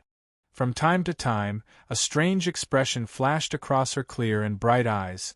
"Ah Lang looks good when he's serious, but when he's putting on an act, he's also very good-looking." In Chui Lin's eyes, these two people's words were full of hypocrisy. He impatiently coughed and said, "If the two of you can understand each other and stop fighting, that would be good. Both of you are sect masters, so it is understandable that you have a plan for the benefit of your sect. However, the battle between the two sects not only harms the interests of the obvious and hidden sects, but it also harms the interests of the various aristocratic families. All the elders hope that the two of you can understand each other. If there are any problems, you can discuss and resolve them as soon as possible. There is no need for the two of you to beat around the bush. There is no harm in talking openly." Yang Fan and Shin Mu were talking and laughing. Those who did not know what had happened between the two of them could not understand what they were talking about. It looked like the two of them were old friends who had not seen each other for many years. However, when Chui Lin finished speaking, Yang Fan and Shin Fan's expressions changed almost at the same time. Shin Mu sat up straight and so did Yang Fan. The faint smiles on their faces disappeared at the same time and were replaced with solemn expressions. Shin Mu said solemnly, "In private, Erlang and I can be considered as close friends. However, you and I each have a group of brothers who follow us to make a living. It would be inappropriate for us to neglect the public for personal reasons. Therefore, for the benefit of our sects, there are some things that we have to make clear. No matter how we fight, we are still one family. It is fine for us to fight for the succession hall, but it is inappropriate for Erlang to borrow the power of the officials. The official path is dangerous. There are some things that can be discussed openly, but there are some things that can only be discussed behind the scenes. There are too many variables and it is easy for things to go out of control. When the time comes, you will inevitably harm others and yourself." Yang Fan said, "The first half of Brother Shin's words is in line with little brother's thoughts, but the second half is not pleasant to hear. Originally, if Brother Shin had not defeated young Master Jiang, little brother would not have been able to become the head of the hidden sect. I should be thanking Brother Shin. However, now that I am the head of the hidden sect, I naturally cannot neglect the public for personal reasons. I should speak a few words of justice for the hidden sect. When Brother Shin defeated young Master Jiang in the Battle of Chang, and did you not borrow the power of the officials? If you did not, then what does little brother's actions today have to do with Brother Shin? When the imperial court deals with the corrupt officials, it is to get rid of the vermin for the nation and a great evil for the people. It is fair and just, and the law is clear. How did it implicate Brother Shin? If those corrupt officials embezzled the rations and didn't have anything to do with the hidden sect, then when did I do anything against the hidden sect? If there is a huge relationship between the two of you, then it is your hidden sect who first borrowed the power of the officials. It is you who broke the rules first. However, Brother Shin borrowed authority, while I borrowed the law. Is there any difference? The two of them were like litigators in court. Their gazes were like eagles that were trying to intimidate the other party. The moment they opened their mouths, it was full of the smell of gunpowder. Cui Lin felt very uneasy. With the two of them acting like this, can we really negotiate today? He originally had rather high expectations for today's meeting, but now, he was a little uncertain. Young Lady Gu, who had just evolved from unrequited love to a state of passionate love, was currently in the infatuated stage. Her man would not only see his good points as his good points, but he would also magnify his good points. Hence, she was elated when she heard this. Ah Lang is not only good-looking, but he is also very eloquent. Shin Mu spoke in a deep voice. Of course there is a difference. My hidden sect borrows the authority of an official, but you borrow the law of an entire nation. One person's authority only belongs to one person. A nation's law will inevitably implicate the innocent. Do you know that many of the aristocratic clans that did not provide any help to my hidden sect have also suffered undeserved calamities because of the Yenzhou case? For this matter to escalate to such a stage and infuriate the various clan heads, it can be said that it was all because of your hidden sect's unscrupulous actions. Erlang, being a human is a lifetime thing, and being an official is only a short period of time. Don't put the cart before the horse. In the end, not only will you not be an official, you won't even be able to be a human. Yang Fan said, this little brother does not agree with the undeserved calamities that Brother Shin spoke of. It is true that those people were implicated, but it was not an undeserved calamity. If they were innocent, why would they be implicated? Since they are guilty, why didn't today's incident or tomorrow's incident happen? Who do you think will be able to plug the huge hole that the corrupt officials in Yenzhou poke? Once this matter is known by the imperial court, it will be a calamity sooner or later. At that time, the various aristocratic clans will rely on these officials to send many of their elite descendants into officialdom. If these descendants are implicated because of these officials, then it will be an irreversible calamity. Now that this matter has been exposed, it may be disadvantageous to the various aristocratic clans in the short term, but in the long term, it might not be a bad thing. It will prevent a small problem from becoming a serious problem. Furthermore, your accusation of me is completely unreasonable. This matter has nothing to do with my hidden sect. I have already spoken to Bo Ru. This Yang just happened to be at the right time and made use of it. Shin Mu sneered and said, if that is the case, Erlang, not only are you not at fault, but you are also meritorious. Yang Fan nodded and said, that is exactly what little brother thinks. Cui Lin couldn't help but say, all right.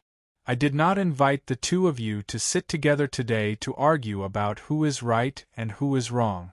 No matter who is right and who is wrong, we all hope that this matter will stop immediately. Otherwise, the power that the 7 aristocratic clans have nurtured in the officialdom for many years will most likely be lost in the great purge of the imperial court. Cui Lin said with pain and hatred, 10 years after Empress Wu established the empire, Luoyang's political situation has been unstable. The imperial court is in a reign of terror, and there is not a single day of peace. The power that the 7 aristocratic clans have painstakingly nurtured in the officialdom is almost all in Guangzhou. Yang Fan and Shin Mu looked at each other and lowered their eyes at the same time. They thought quietly for a moment before suddenly looking up and saying in unison, "We." The two of them stopped abruptly, paused for a moment, then said in unison, "You first." Cui Lin rubbed his forehead and said, "Brother Shun is a few years older. Brother Shun, please speak first." Shin Mu said, "All right. Then I will state our conditions first. Ever since the succession hall was established, the obvious clan has been in charge. But in these years, my hidden sect has proven that our abilities are above the obvious clan. If we are in charge, we can run the succession hall better. Those who are capable will be promoted, those who are mediocre will be relegated. The succession hall will be managed by my hidden sect in the future." Yang Fan sneered and said, "Ridiculous." He glanced at Cui Lin and said, "Chicken head and phoenix tail, if it was Bo Ru, which would you choose?" Cui Lin didn't know why he raised this question. He stilled and then said after thinking, "Why not make your own decisions when you are behind others? You should choose the chicken head." Yang Fan shook his head and said, "I think you should choose the phoenix tail." Cui Lin asked curiously, "What is Erlang's opinion?" Yang Fan said, "If you choose the chicken head, you will be able to stand out immediately, but your vision will forever only be so far, and your status will only be so high. A chicken is a chicken, and the highest you can fly is just standing on a pile of firewood. But what about the phoenix? The phoenix soars above the 9 heavens, and the world is so vast. If you want to have great accomplishments and plan for the long term, even if you are at the phoenix tail, it is thousands of times higher than the chicken head." Cui Lin faintly understood what Yang Fan meant and asked probingly, "Erlang's opinion is?" Yang Fan said, "My obvious sect doesn't just have an innate advantage, our obvious sect has the greatest advantage in officialdom. The elders of the prestigious families, no matter if they want their family to continue standing for thousands or tens of thousands of years, or want their descendants to rise up, or want to manage agriculture, if they have someone to take care of them in the officialdom, it can be imagined how useful it will be. Also, in this situation, my obvious sect clearly has the initiative.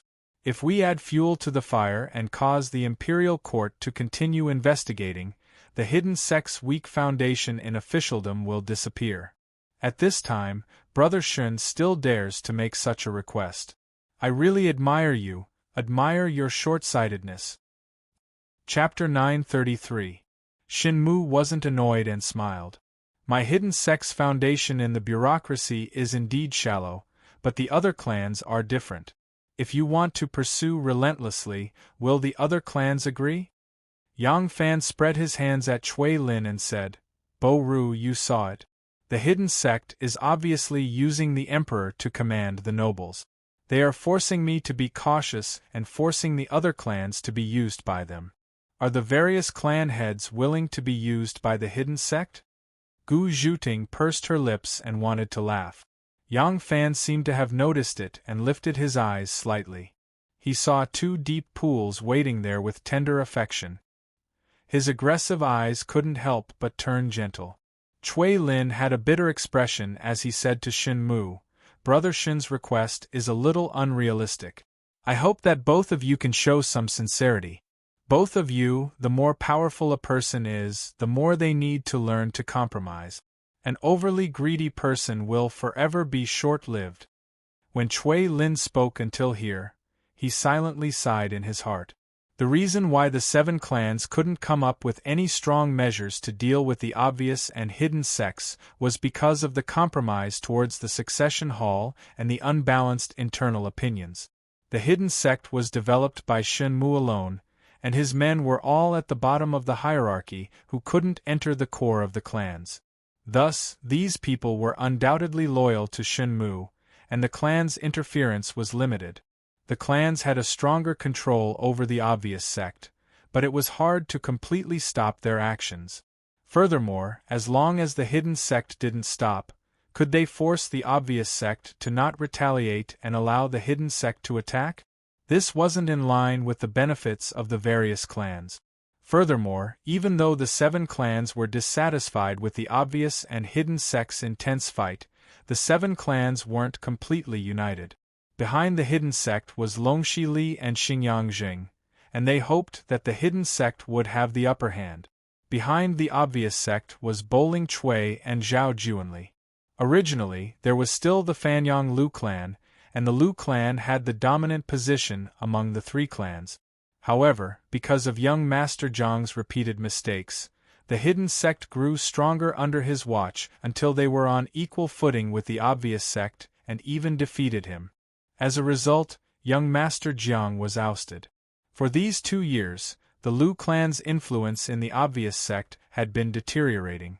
The current situation was that the hidden sect was backed by Longxi Li and Yangjing, while the visible sect was backed by Boling Chui and Zhao Commandery Li. Taiyuan King and Qing He Chui were actively getting involved, but they were also clear that the sects were already supported by 2 great clans in the dark, so it would be very difficult for them to get involved. Even if they could get in, they could only follow the footsteps of the other clans. Therefore, their wishful thinking was to mediate between the obvious and hidden sects and work hard to force both sides to reach a balance.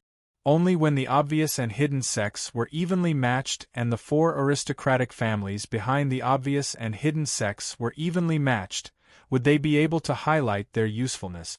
No matter which faction wanted to achieve something, they would have to win the support of the obvious and hidden sects. Only then would they be able to intervene. As for the Fanyang Lu clan, young Master Jiang was jointly kicked off the throne by the other 6 aristocratic families. As a result, the Fanyang Lu clan's interests were greatly damaged. Now, the Fanyang Lu clan did not trust the other 6 aristocratic families. They had not made contact with any of the parties and had been watching from the sidelines. Obviously, they were waiting for the right time. They would stand out when the battle situation was clear, or when both sides had suffered heavy losses. Think about it, how could a group of aristocratic families, each with their own schemes and plans, form a strong control over the succession hall? This time, it was only because the obvious and hidden sects had gone too far that they stood out to restrain them.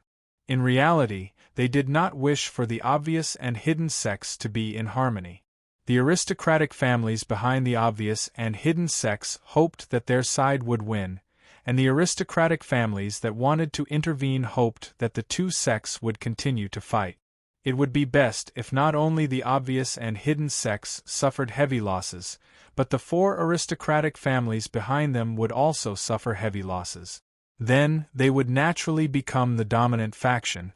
However, they hoped that in the arena that they had set, the obvious and hidden sects would be the 2 gladiators that they would decide the winner and the loser, fighting to the death and not implicating the spectators sitting on the spectator stands. In this kind of situation, their usefulness could be imagined. Yang Fan and Xin Mu listened to Cui Lin's words and immediately compromised. Xin Mu said straightforwardly, "All right. Then our hidden sect will be more magnanimous and take a step back. In the future, the obvious and hidden sects will be on equal footing. However, the obvious sect's monopoly of the salt channel business must be shared with us."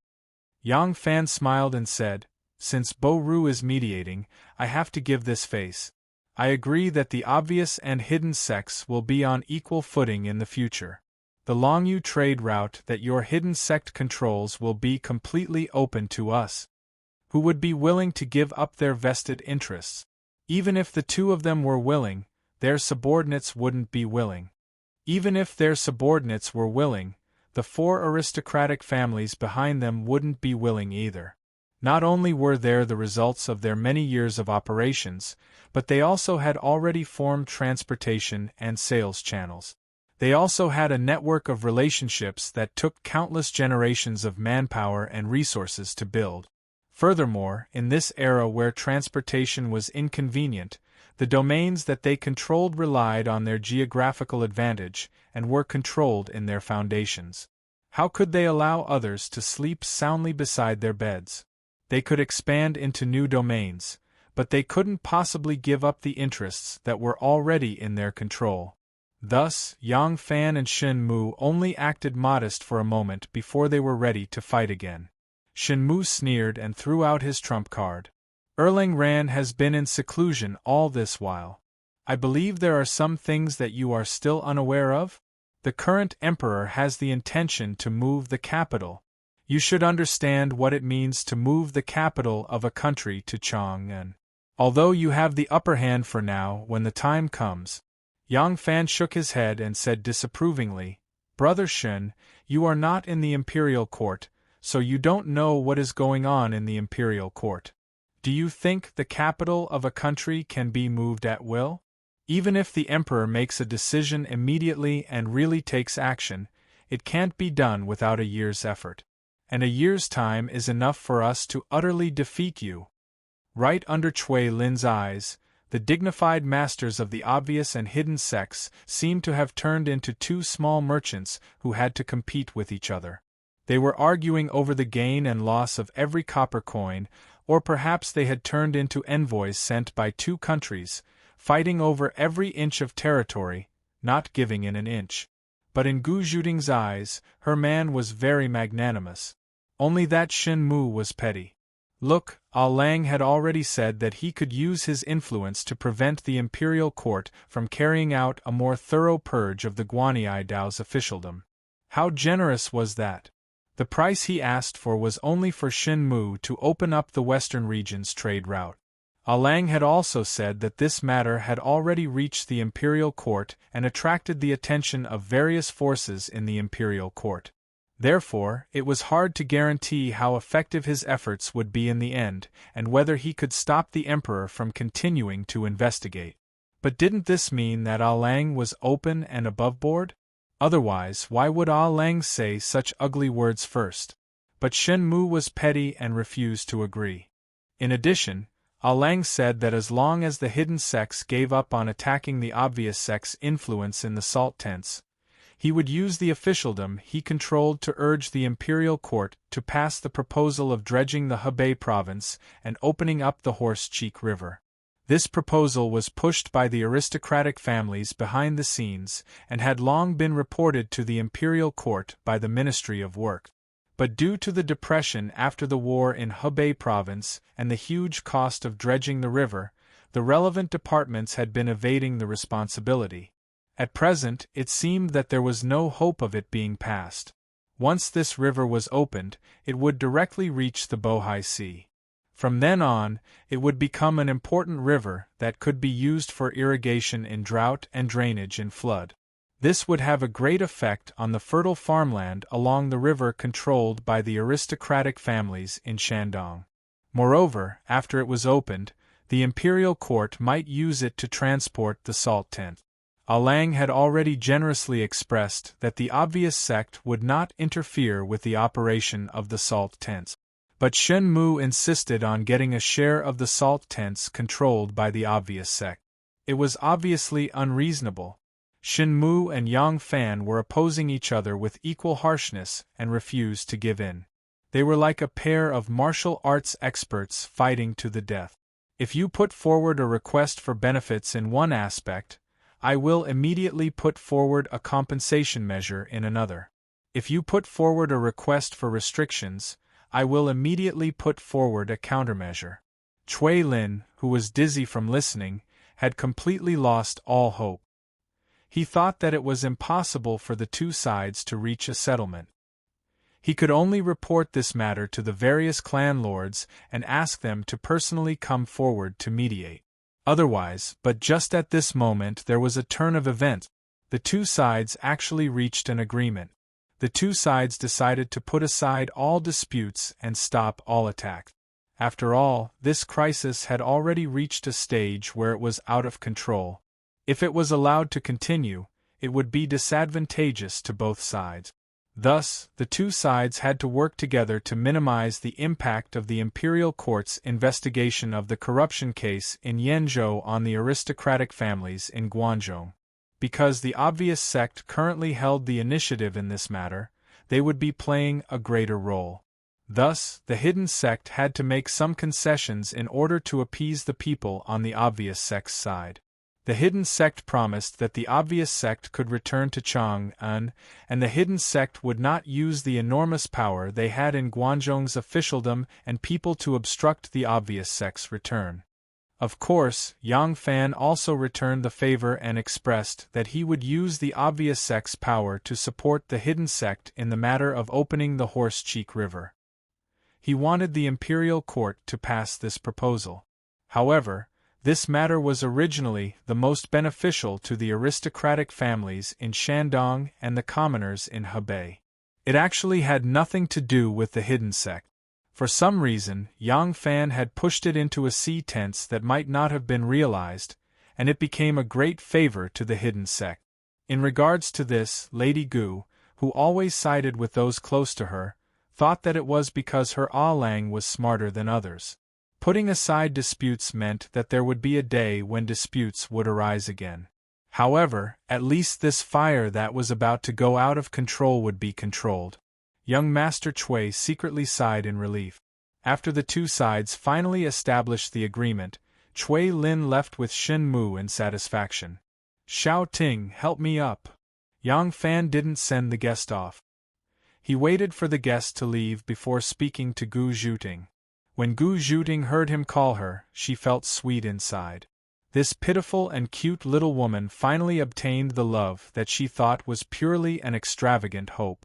She wanted to become a little dog that could wag its tail, as long as she could make her master happy. The words, Xiao Ting, made her feel like she had drunk a jar of honey. Chapter 934. Gu Zhuting quickly went forward and helped Yang Fan up from the bed. After lying down for 3 days, even though Yang Fan had a sturdy body, he still felt a little dizzy when he got up. His body tilted, and his shoulder touched a soft and elastic piece of flesh. Gu Zhuting blushed, but she pretended not to know and just supported him firmly, fearing that he would fall. As soon as Yang Fan looked at the clothes hanging on the bedside, Gu Zhuting understood tacitly. She carefully let go of Yang Fan, and after making sure that he could stand steadily, she went to take the clothes and helped him put them on gently. Gu Zhuting was different from Xiaoman and knew deep down, she was more traditional than these two women. Therefore, once she made a decision, she would be especially docile and obedient. Of course, this was due to her personality, but she was able to roam the Jianghu at the age of 13 and take the head of a military governor. If it wasn't for the fact that she loved this man to death and cherished his love, how could she be willing to be so submissive? Cherish, thinking of this word, Yang Fan was momentarily absent-minded. Ningku's death had caused a huge trauma to his heart.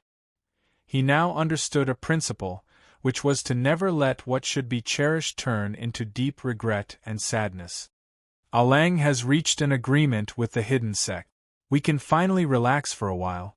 Gu Zhuting knelt on one knee and squatted in front of Yang Fan. She carefully tidied up his robe and spoke delightfully. We have reached an agreement and can relax? Yang Fan was tickled by this naive sentence. He gently held Gu Zhuting's smooth shoulder, and Gu Zhuting stood up obediently. As they were standing face to face, she shyly lowered her head. Her elegant and fair neck was like a swan that was bending down to peck its wings. A smear of blush quickly climbed up her cheeks, and her perky breasts were like a pair of honey peaches that were nodding gently in the wind. The peaches were ripe and waiting for their owner to reach out and pluck them. Yang Fan didn't know why he turned a blind eye to such a good woman and turned a blind eye to her tender feelings. He gently scratched the tip of Gu Zhuting's nose and said intimately, "You." Originally, there were some things that I wasn't very sure about, but today's snort has made me understand something. Because of this intimate action of his, Gu Zhuting's heart was immediately filled with happiness. She gently raised her eyes and gazed at her lover, her heaven, and obediently asked, "What's the reason?" "The so-called alliance is meant to be torn apart. I want them to establish an alliance right here." Wu Zetian stood in the magnificent Tongtian palace, lightly tapping her dragon crutch, and spoke in a powerful and resonant tone. The Wanxiang Divine Palace that was destroyed by Shui Huai was finally rebuilt. The entire magnificent and majestic palace was rebuilt in its original location, according to its original size and style. However, Wu Zetian had changed the name of the new palace. Wu Zetian, who had always been a little superstitious, always felt that although the fire calamity was man-made, it could also be the will of the heavens. Otherwise, Shui Huai was clearly burning heaven, so how could the fire spread to Wanxiang Divine Palace so quickly? Therefore, she renamed the new Ming Hall Tongtian. The final decorations of the Tongtian Palace had been completed. Accompanied by Shanghai Wanner and the Zhang brothers, Wu Zetian slowly walked in the huge palace with the help of her dragon crutch. The entire palace was brand new, but everything was so familiar. It was as if the Wanxiang Divine Palace that had been destroyed in the fire had been rebuilt by her magical fingers. This gave her an indescribable sense of accomplishment. Zhang Yiji glanced at the joyful expression on Wu Zetian's face and softly suggested, "The saints should hold a grand ceremony to celebrate the completion of the Tongtian Palace." Wu Zetian shook her head and said her plan, "I want them to establish an alliance here." They. Shanghai Wanner quickly glanced at Wu Zetian. Wu Zetian looked up at the throne high above, as if she knew the doubts of the three closest people around her. She nodded her head vigorously and said, "Yes, they." Wu Zetian turned around and solemnly instructed Shanghai Wanner, "Tomorrow the court will stop for a day. Pass on my oral edict that the Wu Enli princes will be present at the newly completed Tongtian Palace early tomorrow morning." Ever since the Imperial College's Guangwen Library's Professor Su Aning sent the secret memorial through the copper bell, Wu Zetian had been somewhat uneasy.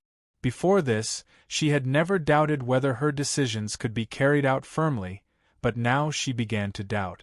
She wanted to use a ceremony and an oath to bind the Wu Enli families, to prevent them from falling into a war after her death. However, could an alliance really bind others? As a politician who was well versed in trickery and knew the pros and cons, Wu Zetian had never believed in its effectiveness.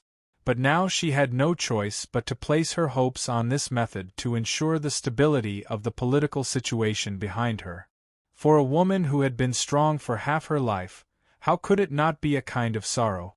Wu Zetian also seemed to understand that the effect of this oath was limited. As she walked towards the palace door, her originally tall and straight chest slowly stooped down. In this magnificent palace that symbolized the fate of the empire and the imperial power, her figure inevitably aged. Shanghai Wanner, who had been by her side since the age of 14, received her guidance and assisted her in governing the country, stared at the figure of the woman she was most familiar with. Her heart suddenly floated a never-before-seen thought: the master of this palace is gradually losing her empire. Wu Zetian stood at the entrance of the palace hall and added another sentence in an old but still dignified voice: "Call Taiping to come too." In the empty main hall, her last sentence echoed. Shanghai Wanner and Zhang Yiji looked at each other in surprise. Zhang Changzong happily chased after her and attentively supported Wu Zetian's arm. He simply could not understand the feelings in Wu Zetian's heart and did not understand what Wu Zetian's words meant. He did not have any talent in politics, but he had appeared in the turbulent, treacherous, and unpredictable center of power. For him, this was really a disaster and not a blessing. There was no eternal thing in the world. The unparalleled huge tree crown that had opened up to shelter him, a small blade of grass from the wind and rain, how long could it protect him? Tongtian Palace was like a heavenly temple shrouded in the morning mist. The golden phoenix at the top of the palace was half hidden in the morning mist, as if it had just flown here. Early in the morning, the Wu princes gathered in the palace. In reality, they did not need to come so early, but Wu Zetian purposely stopped the court meeting for a day and issued an edict ordering all the Wu princes to gather in Tongtian Palace. These Wu princes did not know what was going on and could not help but feel nervous. Even the normally lazy Wu princes had woken up early today. Wei Prince Wu Qingxi was seriously ill and could no longer support himself. He also came shakily with his son's support. The Wu princes naturally gathered in front of Liang Prince Wu Sanxi and Wei Prince Wu Qingxi and asked them why the emperor had gathered all the princes today. In truth, Wu Sanxi did not know either, but he was not willing to show that he did not know. As a result, he only shook his head with a sullen expression. Don't ask. When His Majesty arrives, you will naturally know. In the past, Wu Qingxi's influence had been even greater than Wu Sanxi's, but the present was different. The number of people gathering around him was far fewer than the number surrounding Wu Sanxi. Wu Qingxi lightly coughed and shook his head. Wu Sanxi still needed to pretend to be well-informed but inconvenient to divulge information, but he did not even have the mood to pretend anymore. He had fought with Wu Sanxi for half his life, but now, just because his lifespan was about to run out, he had lost all his capital. What else was there to fight for? In the distance, another group of people walked out of the mist. When they saw these people, the Wu princes immediately revealed astonished expressions. They were Prince of Xiang Li Dan and his 5 sons, as well as Crown Prince Li Xian and his 3 sons. Upon seeing this lineup, the Wu princes immediately understood. Today, the emperor had gathered all the princes of the Wu and Li clans. Li Xian had 4 sons, but the youngest was only 6 years old and had not yet been bestowed the title of king. The Li clan's princes stopped when they were 5 or 6 zhang away from the Wu clan's princes. The 2 princes stood on the left and right sides of the imperial path in the middle of Heaven Palace, as if there was an invisible barrier between them. The mist gradually dispersed, but the invisible barrier between the 2 princes did not disappear. On the Wu clan's side, Prince Wu Qingxi and Prince Wu Sanxi stood in front. Wu Qingxi leaned on a walking stick as he strove to straighten his back. The one standing next to him was an enemy, and the one standing across from him was also an enemy. Even if he was about to die, he was not willing to reveal an unsteady appearance in front of his old enemy and become a laughingstock. His son had been pushed to the back by him to stand with a group of princes. On the other side, Crown Prince Li Xian and Prince of Xiang Li Dan stood in front, while the 8 princes stood behind them. The drums on the heavenly gate had already begun to beat, and soon after, the entire city began to rumble. The sun shone down and the mist quickly dispersed, but it could not dispel the gloominess on the faces of the princes. Of course, this gloominess only appeared on the faces of the princes. The expressions of the crown prince and the 3 princes at the front were completely different. Wu Qingxi had a completely indifferent expression on his face. From the day he confirmed that he had lost the right to fight, he no longer wanted to fight. Wu Sanxi also had a similarly indifferent expression, because he didn't put anyone in his eyes. Prince Li Dan's expression was extremely calm. He looked straight ahead, his hands at his side, and did not move at all. It was like he had already cast aside all worldly matters. Crown Prince Li Xian had a modest and gentle smile on his face. Occasionally, when his eyes met King Liang's, he would even give him an extremely amiable smile. The emperor has arrived. With a loud shout, the kings of the Wu and Li families turned around at the same time. Wu Zetian rode an imperial carriage with only a few dozen attendants and guards surrounding her as she walked over from afar. There were no guards accompanying her. On her left and right were the 2 brothers, Zhang Yizhi and Zhang Changzong, whose robes fluttered as if they were riding on the wind. In front of the imperial carriage was Shanghai Wanner, dressed in the dignified uniform of a female official, leisurely walking forward. There was another person at Wanner's side. To everyone's surprise, this person was Princess Taiping. Princess Taiping was also dressed in splendid attire, solemn and serene, but also tender and charming. Next to her was Shanghai Wanner, who was as elegant and graceful as a chrysanthemum flower. Chapter 935. Why is Taiping here? The dukes with the surname Wu and Li were all surprised. The most surprised was Princess Taiping's husband, Wu Yuji, who was now both a duke and the emperor's son-in-law. However, they didn't have time to think. Seeing the imperial carriage in front of them, they could only kneel and greet loudly, "Greetings, your majesty." At this time, it wasn't a grand ceremony or worship of heaven and earth. The officials only needed to bow when they saw the emperor and didn't need to kneel. However, the dukes present were all relatives of Wu Zetian. The most senior ones were Wu Zetian's sons and nephews. The rest were her grandchildren and nephews. Naturally, they deserved their greetings. The imperial carriage stopped. Wu Zetian sat lazily in the imperial carriage and looked down at the dukes kneeling below the steps. There were 10 dukes on the Li family's side. On the Wu family's side, there were 20 dukes other than the unlucky Junwang Wu Yanxiu, who happily rushed to make peace but was held captive by the hateful Mosh. On the Li family's side, all the dukes only had one title. They didn't have an army or a horse, and they didn't hold any official positions. On the Wu family's side, at least 10 of the 20 dukes led the army. Wu Zetian had never seen the difference in power between the Wu family and the Li family so directly. At this moment she saw everything. Even she felt that she had suppressed the Li family too much in the past. The hearts of the world were on the Li family's side. To ensure her inheritance, the Li family had to stand firm. Otherwise, if she died and the Wu family usurped the throne, her empire would fall apart. She would repeat the mistakes of Emperor Qin and Emperor Wen of Sui. At that time, it would be difficult for her tomb to be peaceful. We must weaken the Wu family's dukes. We must ensure that under their supervision, my son doesn't dare to restore the surname Li or restore the empire of Li Tang. However, we can't let the Wu family dukes have enough power to overthrow the imperial power.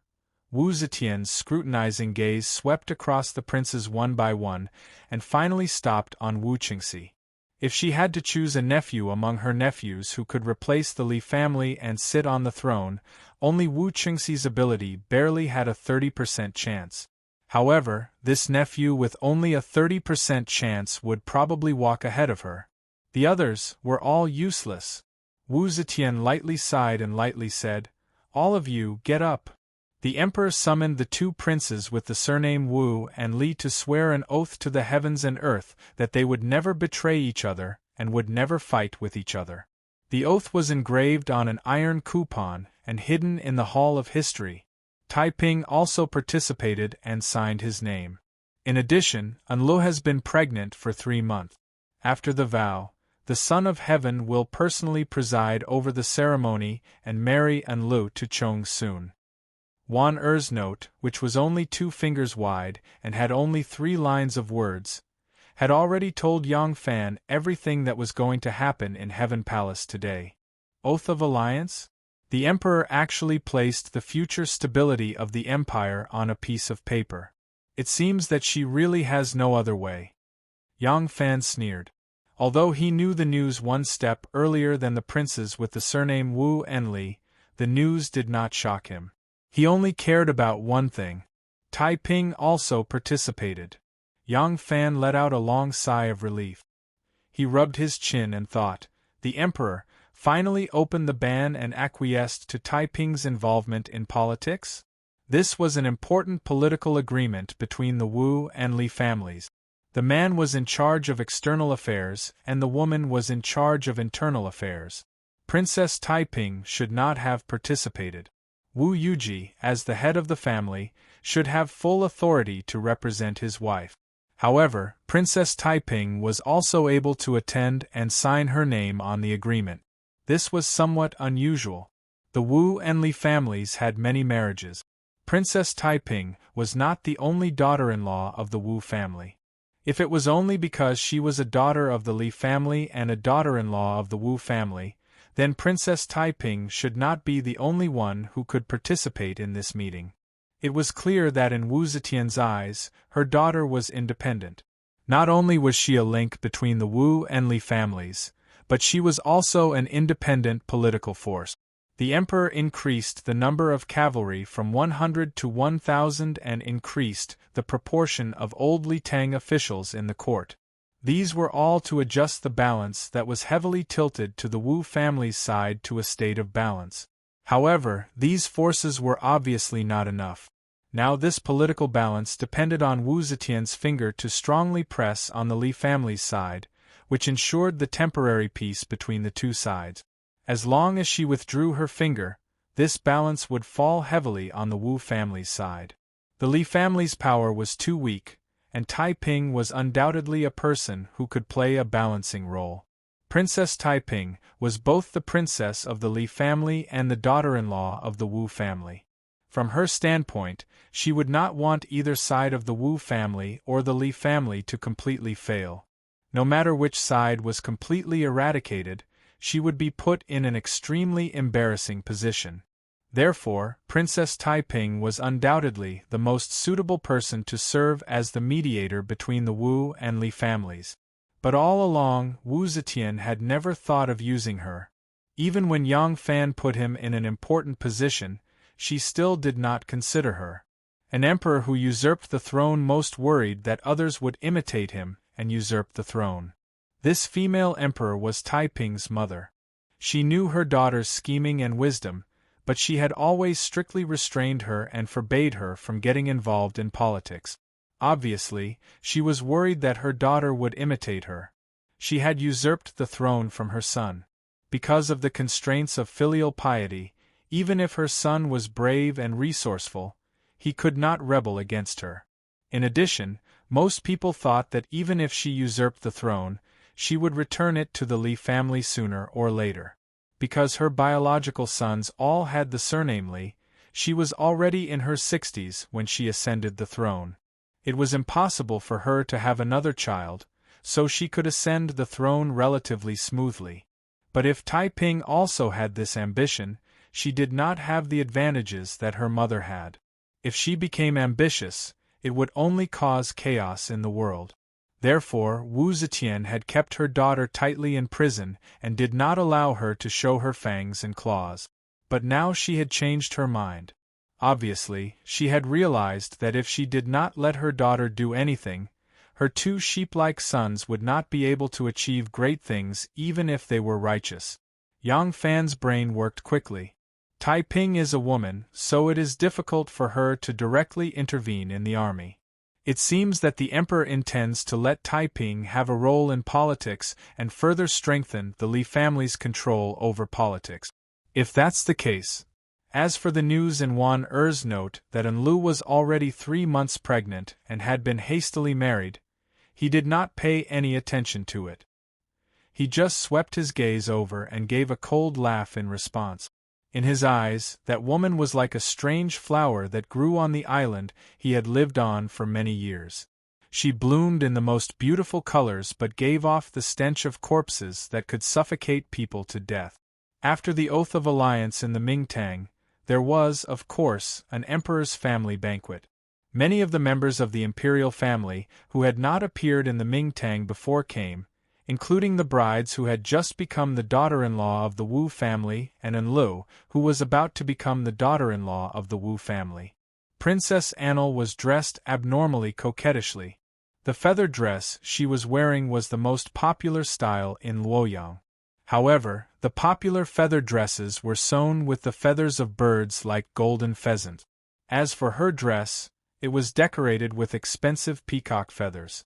However, even such a gorgeous dress could not take away her charm. There was no doubt that she was the most beautiful among all the people present. Princess Taiping's beauty was like a dazzling sun, Shangguan Wan Er's elegance was like a gentle ray of moonlight, Princess Enlu was like a 7-colored rainbow that stretched across the sky. Out of the three, she was the younger, the livelier, and in high spirits. She stole the light of all the other women in the hall. But when Wu Zetian's gaze swept over her body, she would unconsciously frown with a faint trace of loathing. This girl was originally the one Wu Zetian liked the most in his grandson's lifetime. But now, she had completely lost Wu Zetian's favor. The peacock dress wrapped around her slender waist. Even though she was 3 months pregnant, her slender waist was still graceful. But there was no need to doubt that she was already pregnant. Wu Zetian was very unhappy about this. An unmarried princess of the imperial family actually did such a shameful thing. It was truly a disgrace to the family. People were always like this. When they made a mistake, they could find 1,000 reasons to forgive themselves. But when their children made the same mistake, they would hate iron for not becoming steel and fly into a rage. Wu Zetian was like this. There was no need to talk about the matter of being a Chiron in the Taizong dynasty. After all, in theory, all the women that entered the palace were considered wives in preparation for the emperor. But this did not mean that she had definitely served the emperor.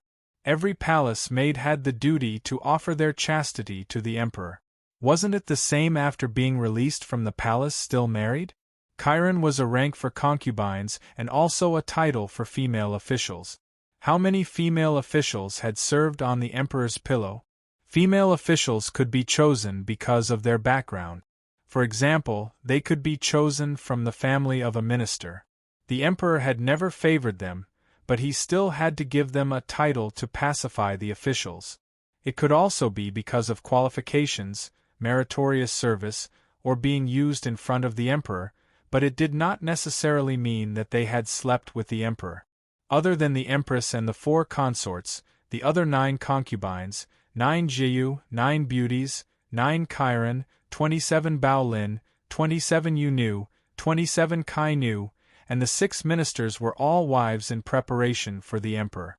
Some of them would never have the chance to see the emperor in their entire lives, let alone serve on the emperor's pillow. However, it was an indisputable fact that she kept a gigolo. So when she found out that her daughter had an affair with Yang Fan, although she was furious, she could not display the dignity of a mother to her daughter, who followed suit. It was the same now. Although Enlu was unmarried and pregnant, she could not righteously reprimand her. Furthermore, she had to care about the face of the imperial family. She could only quickly let Enlu and Wu Chongshuan marry. However, not being able to reprimand her did not mean that she did not loathe her. In the beginning, she liked Enlu because Enlu was lively and beautiful, just like her when she was young. But she was born into a wealthy family. Before she was chosen to enter the palace, her father was a duke. She had received a good education from a young age, which was different from Enlu. Lively and boorish, naive and shallow, there was only a wall separating them.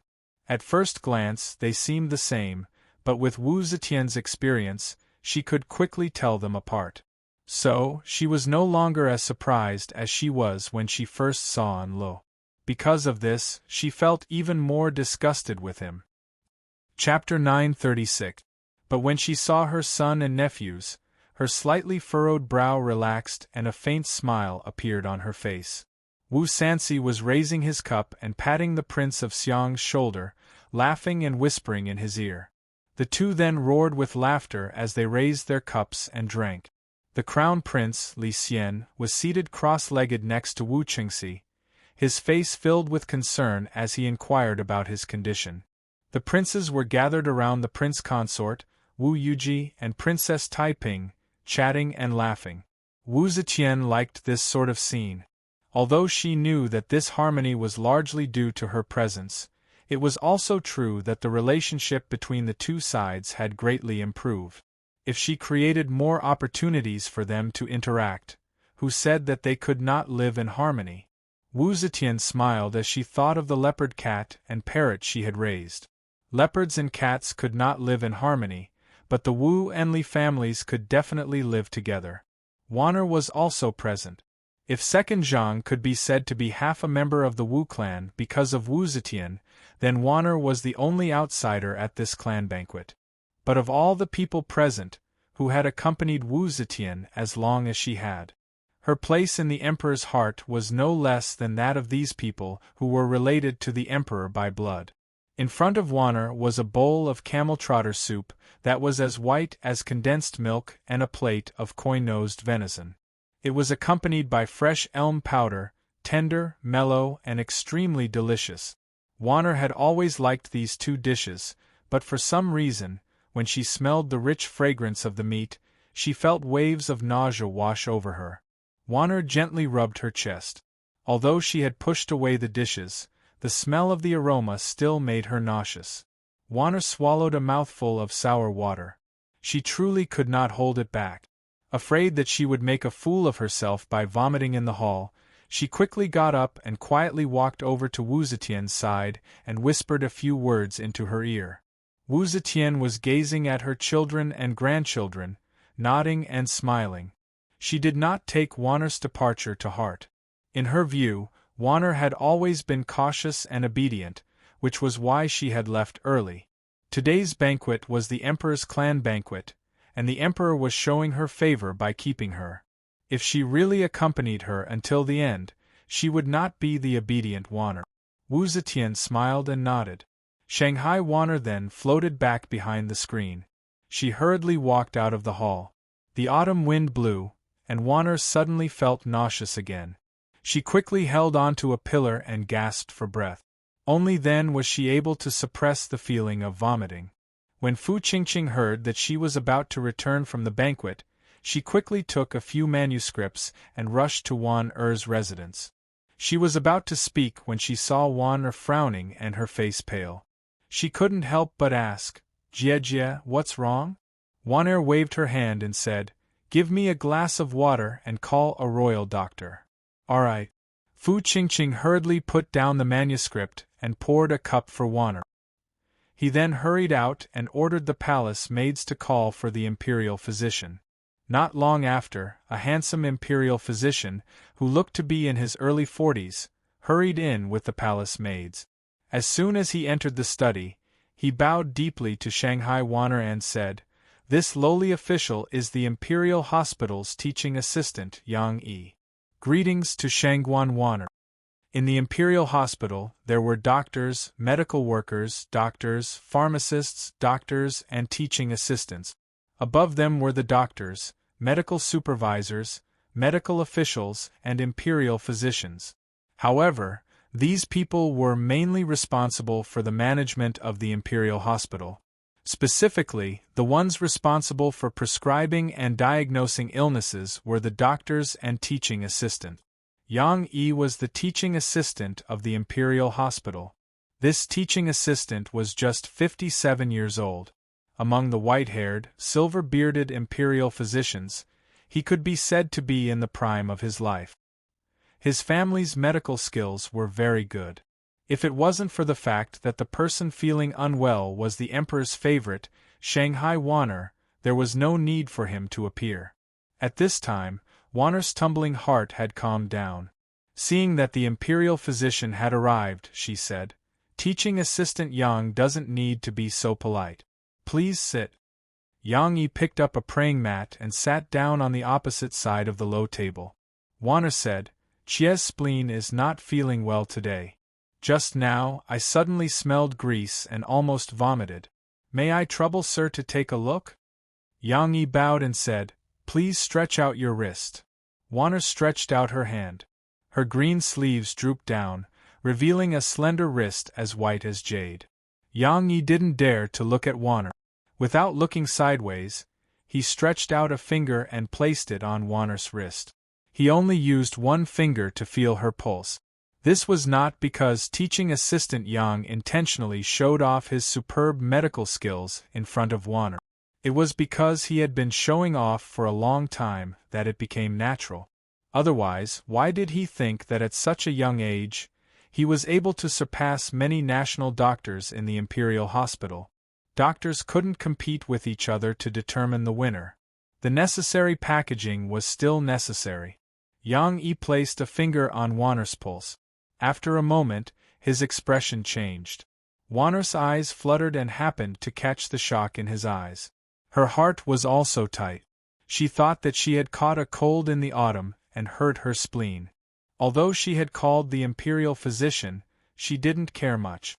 But when she saw the change in the imperial physician's expression, Warner couldn't help but be shocked.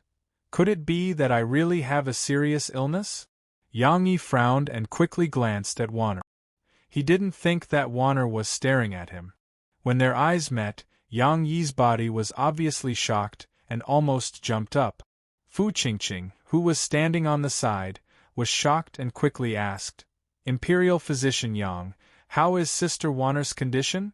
Yang Yi hurriedly withdrew his gaze and said in a panic, Oh, let me see again. Yang Yi put another finger on it, frowned and felt the pulse for a long time. Then he put another finger on it. After 3 fingers for a long time, he was about to use his whole hand to feel the pulse. Fu Qingqing couldn't help but say, Hey! Imperial Physician Yang, did you diagnose anything?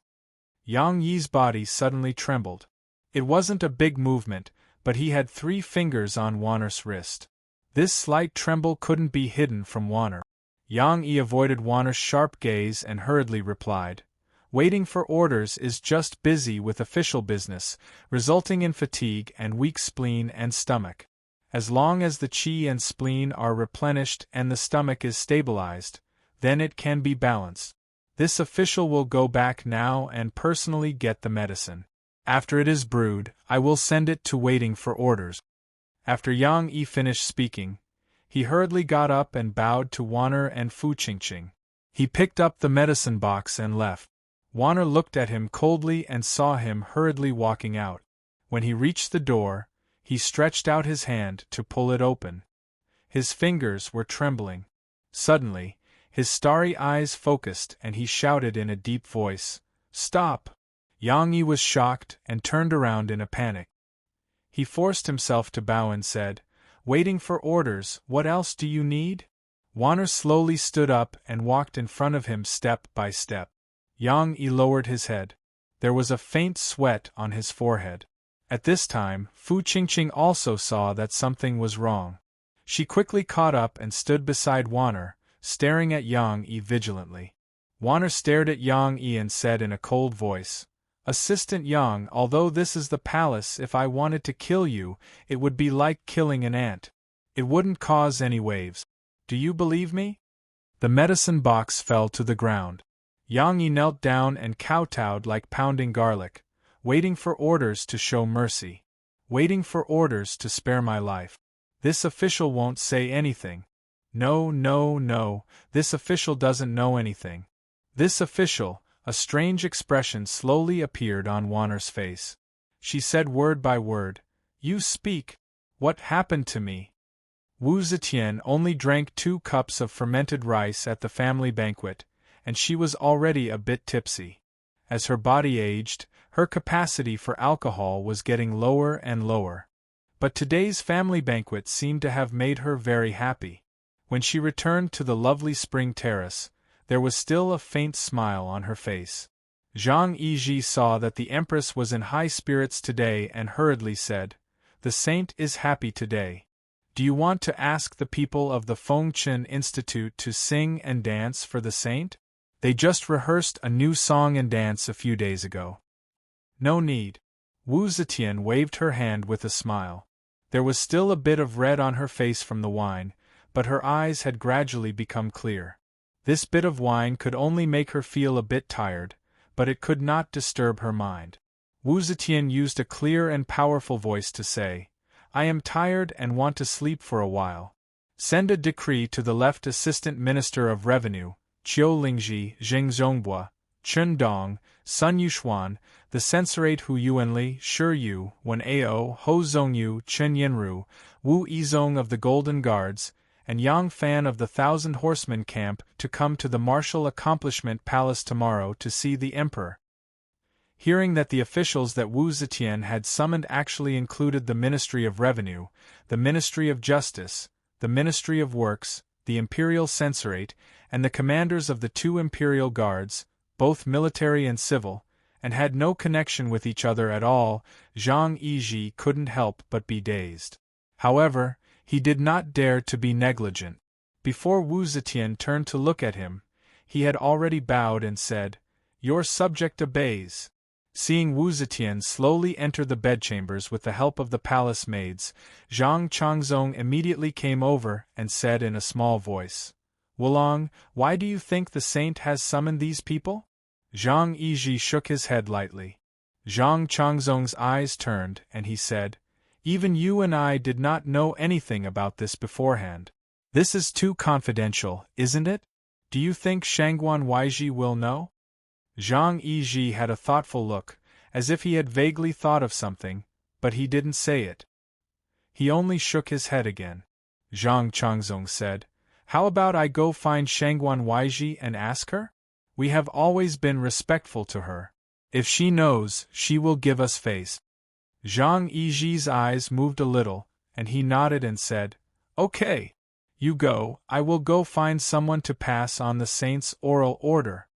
The room of Wan in Shangguan Wan was quiet.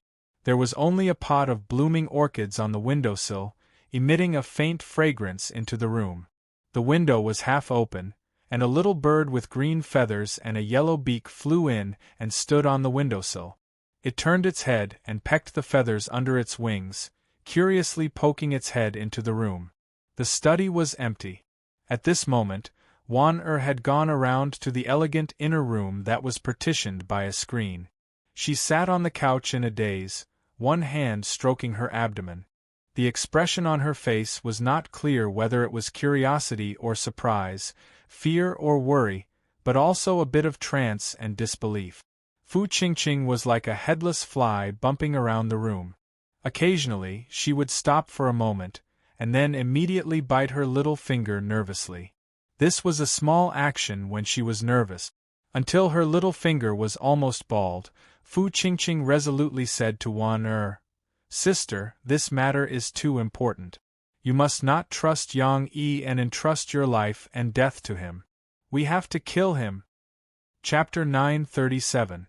Shanghai Wana raised her head and looked at Fu Qingqing blankly. Fu Qingqing said, "He is just a medical assistant in the Imperial Hospital. As long as you nod your head, I will immediately take care of this matter. I will make sure his death is flawless and will not arouse anyone's suspicion." Wana sighed softly and said slowly, "It is easy to kill Assistant Yang. But what happens after killing him?" Fu Qingqing was stunned and said, "After killing him? Nothing will happen after that. No one will know about this matter. Won't you be safe then?" Shanghai Wana stroked her flat belly and shook her head. "What about the child in my belly? How can I hide it from others after 10 months of pregnancy? There is no benefit in this matter. Why kill people? I want this child to grow up healthy, safe and happy. I should accumulate virtue for him. How can I let him die before he is born?" Fu Qingqing stamped her feet and said, "Oh my good sister, you still want to give birth to the child? How is that possible? After killing Yang Yi, you have to leave the palace with the excuse of visiting relatives. You have to find a doctor who doesn't know who you are to have an abortion. You have to rest for 2 days and then return to the palace. At that time, you will be safe." Abortion? Shanghai Wana's face changed greatly. She hurriedly shook her head and said, "No. No. Absolutely not. I would rather be smashed to pieces than let others hurt my child." Her lower abdomen was still very flat, but when she gently caressed her abdomen, it was as if she could already feel a small life growing inside. For a moment, her expression became somewhat infatuated. "This is my child, my biological child. This is my flesh and blood, the life growing in my belly." Fu Qingqing was so anxious that her face turned red. She walked in front of her and grabbed her shoulder. She anxiously said, "Sister, wake up. If you die, can you still keep the child?" Shangguan Wan's face turned pale. She hesitated for a moment and said, I have served Her Majesty for many years. If I beg her, I believe that even if she wants to punish me, she will consider the fact that I have served her wholeheartedly for so many years and let this innocent baby go. Even if this child is made into an official slave after he is born, as long as he is alive, his father will always have a way to save him." Fu Qingqing sneered and said, "Sister, are you saying that when the emperor finds out that her most trusted internal court prime minister, who is in charge of the central affairs and controls the world, has secretly married an external court general who should not have had any contact with her and has a child? Do you think that after the emperor finds out, he will still consider our past relationship and spare your life? Do you think that the emperor is so old that he won't think of something from this? Do you think that an emperor who doesn't even blink when he swings the butcher's knife at his own son and grandson will show you mercy? Wake up, at that time, not only will you die, the child will die, even Yang Fan will die. Shangguan Wan suddenly raised her head to look at Fu Qingqing, her face as pale as paper. Fu Qingqing said anxiously, Sister, if you don't make a decision, you will suffer. Is Shangguan Zhua here? Zhang Changzong requests to see you. A clear voice suddenly came from outside the door. Shangguan Wan quivered, and quickly raised her hand to stop Fu Qingqing. She whispered, Wait here. Shangguan Wan wiped the tears from the corners of her eyes with her sleeves and hurriedly walked outside. She calmed her emotions and opened the door. She smiled and said, Why did Zhang Fengchen come? Why didn't you send someone to inform me? Wan didn't go out to meet you. Please forgive me, Zhang Fengchen. Shangguan Wan welcomed Zhang Changzong in and invited him to sit down in the study. Zhang Changzong was a very straightforward person. He didn't even need Shangguan Wan to ask for his purpose. He didn't even say any pleasantries and impatiently explained the purpose of his visit. Although Zhang Changzong didn't have any schemes, he wasn't that stupid either. The reason why he was so straightforward was because as the two largest forces in the palace, Shangguan Wan and his brother had always been in harmony and got along very well. During the period of their expansion, Shangguan Wan had never created any obstacles for them. Correspondingly, they also reciprocated Shangguan Wan's kindness and never thought of seizing Wan's power. First, the Zhang brothers, who came from the prime minister's family and a prestigious family, were very respectful to this talented woman who also came from the prime minister's family and a prestigious family. Second, it was because of the kindness Shangguan Wan had shown them. Furthermore, they also knew that even if they could topple Shangguan Wan they wouldn't be able to control the entire internal court. There was a part of the role that they could never replace Wan even if they had to castrate themselves and become eunuch. Thus, there was a part of power that they could never control. Although the two sides had never communicated with each other in such a naked manner and tried to figure out the emperor's edict, the two sides had cooperated for a long time and had long formed a tacit understanding. They also understood each other's thoughts. Thus, unveiling this layer of window paper was a matter of course. At this moment, Wan-er's heart was filled with the ecstasy of having her own flesh and blood. She was worried about how to protect this child. Her heart was a mess and she had no idea what to do. How could she be in the mood to listen to what Zhang Changzong was saying? It wasn't until she heard the name Yang Fan from Zhang Changzong's mouth that she came back to her senses. This matter, Wan-er really didn't know. Wan-er smiled apologetically at Zhang Changzong and said, Zhang Fengchen, please tell me again who the saint summoned. Perhaps Wan-er can guess a thing or two. Zhang Changzong slowed down and repeated the people the emperor had named. Ministry of Revenue Qiulingji, Zheng Zhongbua, Ministry of Justice Qin Dong, Sun Yuxuan, Censorate Hu Yuanli, Shi Yu, Wen Ao, Ministry of Works Ho Zhongyu, Qin Yanru, Jin Wu Wei, Yang Fan of Thousand Horsemen. Wan-er listened with rapt attention and thought quickly, these yamen have civil and military affairs, civil and judicial affairs. They have nothing to do with each other. Why did he suddenly summon all these people together? What is the emperor trying to do? What has recently required these yamen to work together to do? Ah! A thought flashed through her mind like lightning. Wan-er's eyes brightened and she cried out, I guessed it. Zhang Changzong happily said, Dai Ji is indeed exceptionally smart. I wonder what Dai Ji has thought of? Wan-er said word by word, the saint has made up his mind. He is preparing to move the capital. Zhang Changzong was confused. He still couldn't figure out what this matter had to do with moving the capital. Shanghai Wan-er could only patiently explain it to him. In reality, the emperor moving the capital was similar to a commoner moving. The only difference was the scale and the factors that needed to be considered. If a family wanted to move, they first had to clean and decorate their new home. If there were rats and cockroaches in the house, they had to first get rid of them. They also had to consider whether the roads were passable and wide. They also had to consider whether the food markets, hospitals, and schools around the new house were complete. The emperor moving the capital was basically the same thing. Wu Zetian had been on the throne for 10 years, but it had been 20 years since the court moved from Chang'an.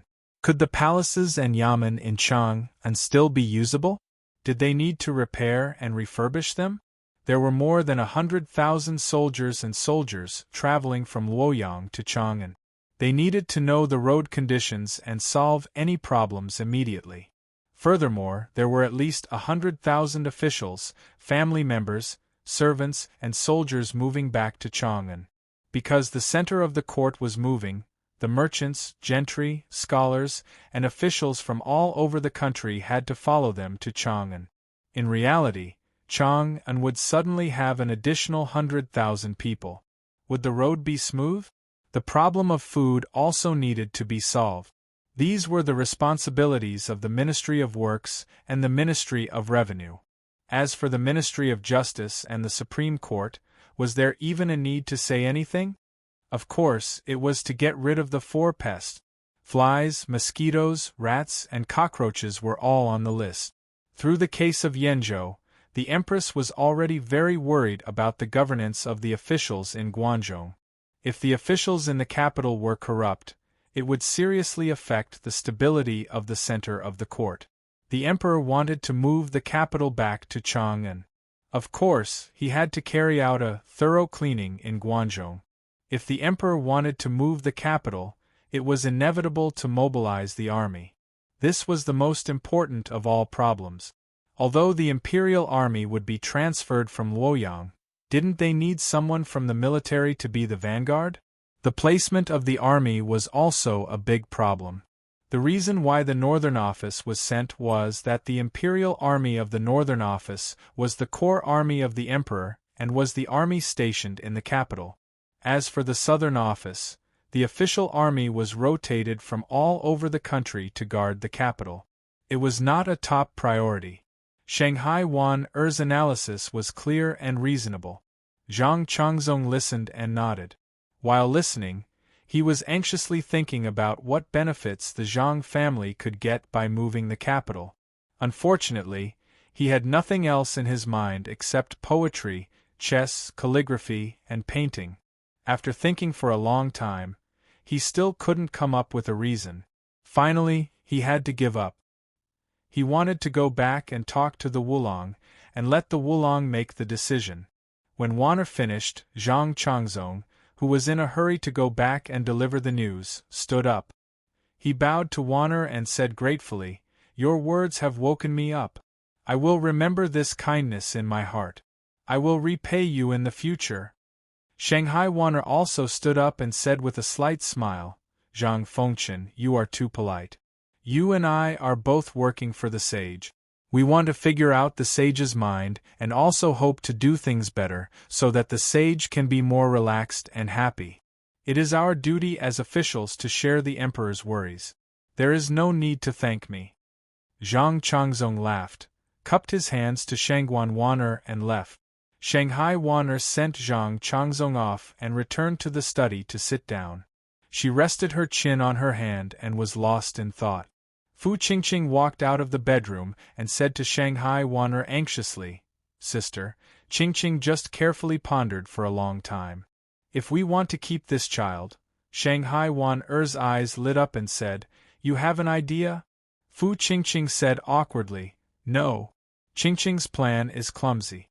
I really can't think of anything. Why don't we tell this news to General Yang and ask him to come up with an idea? He is a man. He can't just cause trouble and ignore it."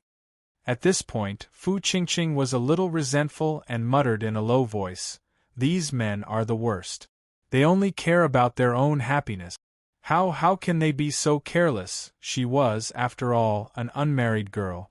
As she spoke, her face turned red. Wanner shook her head lightly and said, "No. You heard it just now." He is about to leave Luoyang and has something important to do. How can he spare time to take care of me? Besides, what idea can he have for this matter? It will just distract him for nothing. Don't worry, I have already thought of a way.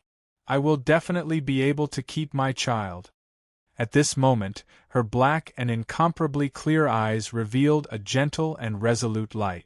In order to protect her child, this woman, who had a temperament as delicate as moonlight, let out a voice that could split the earth and was harder than metal and stone.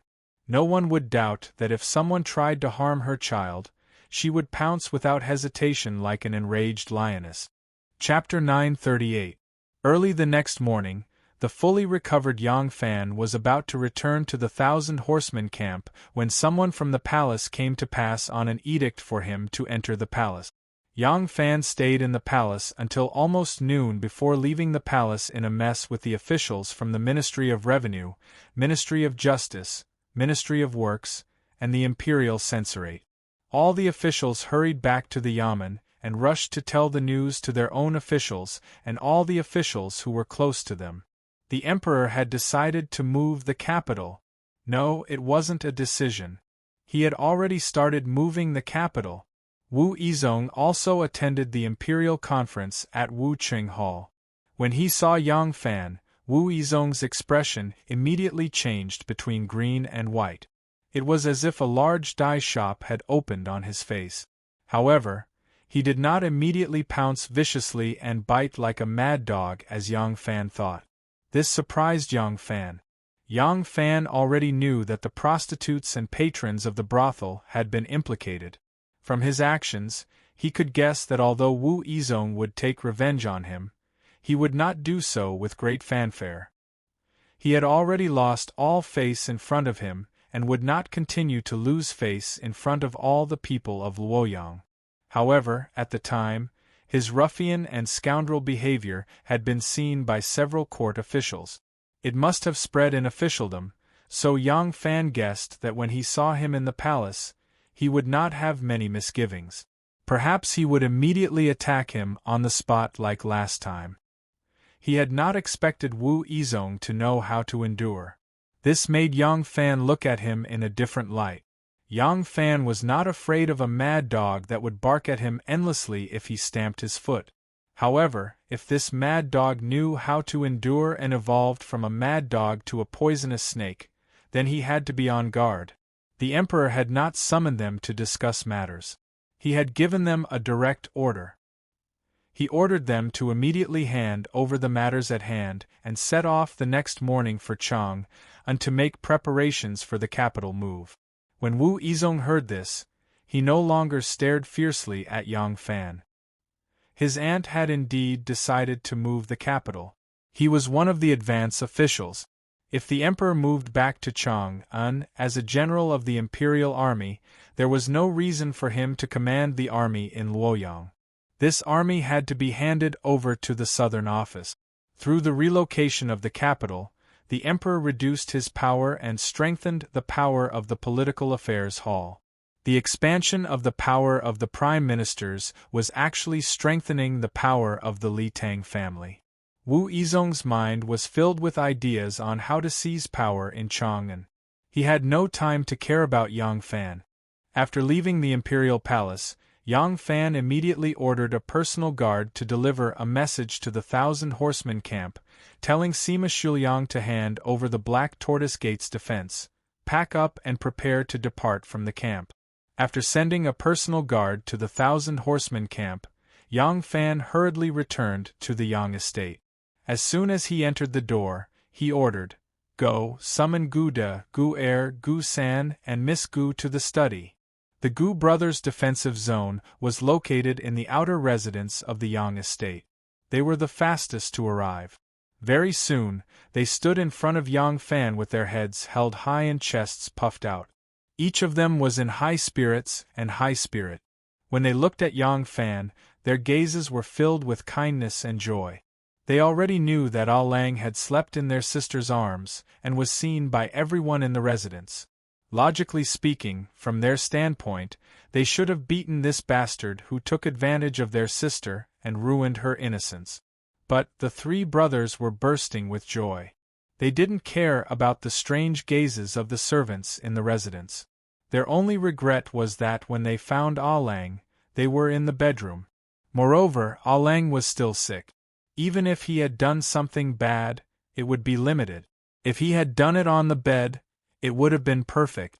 Don't think that the Gu brothers were trying to curry favor with the rich and powerful by pushing their own sister into the fire pit. In fact, they never thought about what benefits they could get if their sister became Ah Lang's woman. They were happy, and they were happy for their sister from the bottom of their hearts.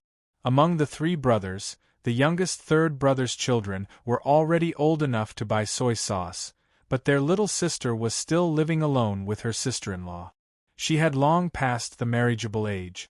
The three brothers loved their sister dearly, so it would be strange if they didn't worry about her. At her age, coupled with her status, she was neither suitable for a high position nor a low one. Who should she marry? Now, as long as their little sister was willing to marry someone, and that person was a good leader, they would thank their ancestors. Not to mention that the person was Yang Fan, a young and handsome man with such status. In their opinion, their little sister must be very lucky to have found such a perfect husband. As for the fact that she couldn't be the legal wife, they had never thought about it. With Ah Lang's status, it was already too high for their Gu family's daughter to be his concubine. Even if they were promoted to civil status, ordinary families wouldn't be willing to marry a woman from their family as a wife. This kind of influence could only be gradually removed after 2 generations of good citizens. Moreover, they didn't think that they could kill a person within 10 steps without standing martial art. Being a martial arts master was never a symbol of status and identity in the Orthodox society. Most of the wanderers in the legendary novels had a noble master who couldn't even truss a chicken. Wanderers were the group of people who were the furthest from the social order. They repeatedly preached how they despised etiquette, looked down on the rich and powerful, and ignored the hierarchy, which proved their lowly status and lowly identity. Just like in the era where men were superior to women, there were jealous shrews, but they were pitifully few. Because of this, the occasional appearance of a jealous shrew would be recorded as a miracle by the literati. What was preached would never be what people were used to. They were people of this era, not monsters with water in their heads. How could they have such strange and inappropriate ideas? Yang Fan had seen the martial arts of the three brothers. None of them was a match for him, but if it was 1 against 2, he might only have a slight upper hand. If the three brothers attacked together, he would definitely lose. Therefore, he trusted the three brothers' martial arts skills very much. But when it came to brains, Yang Fan trusted Miss Gu more. Therefore, when he saw the three brothers gathered, Yang Fan didn't wait for Miss Gu to arrive and explained the purpose of gathering them. I have to go to Chang'an immediately. You go back and pack your luggage. We'll leave in the afternoon. The three brothers didn't hesitate and replied respectfully, Yes. Yang Fan continued, I'll leave tomorrow. You go ahead of me. There's something I need you to do. I'll tell Miss Gu what you need to do. When the time comes, you just need to listen to your younger sister's arrangement. The three Gu brothers nodded repeatedly, thinking to themselves, as brothers-in-law, we're not as close as our younger sister to him after all. When the three brothers went out, Gu Zhuting, who was dressed in a short green robe, happened to rush over. The eldest brother winked at his younger sister, the second brother gave his younger sister a thumbs up, and the third brother made a face at his younger sister. In the face of her three brothers' friendly teasing, Gu Zhuting's pretty face immediately turned red. She hadn't told her family about Yang Fan's promise to her. She wanted to hide this happiness and joy in her heart and slowly savor it in the middle of the night. She wanted to wait for Ah Lang to fulfill his promise in public, and then turn it into a surprise for her family. However, in the minds of the three Gu brothers, apart from being vigilant and experienced when killing people, they were usually extremely simple-minded. Since the younger sister had hugged Ah Lang to sleep for a whole night, her chastity was naturally his. Was there even a need to think about it? He couldn't refuse it. If he dared to refuse, the three brothers would, of course.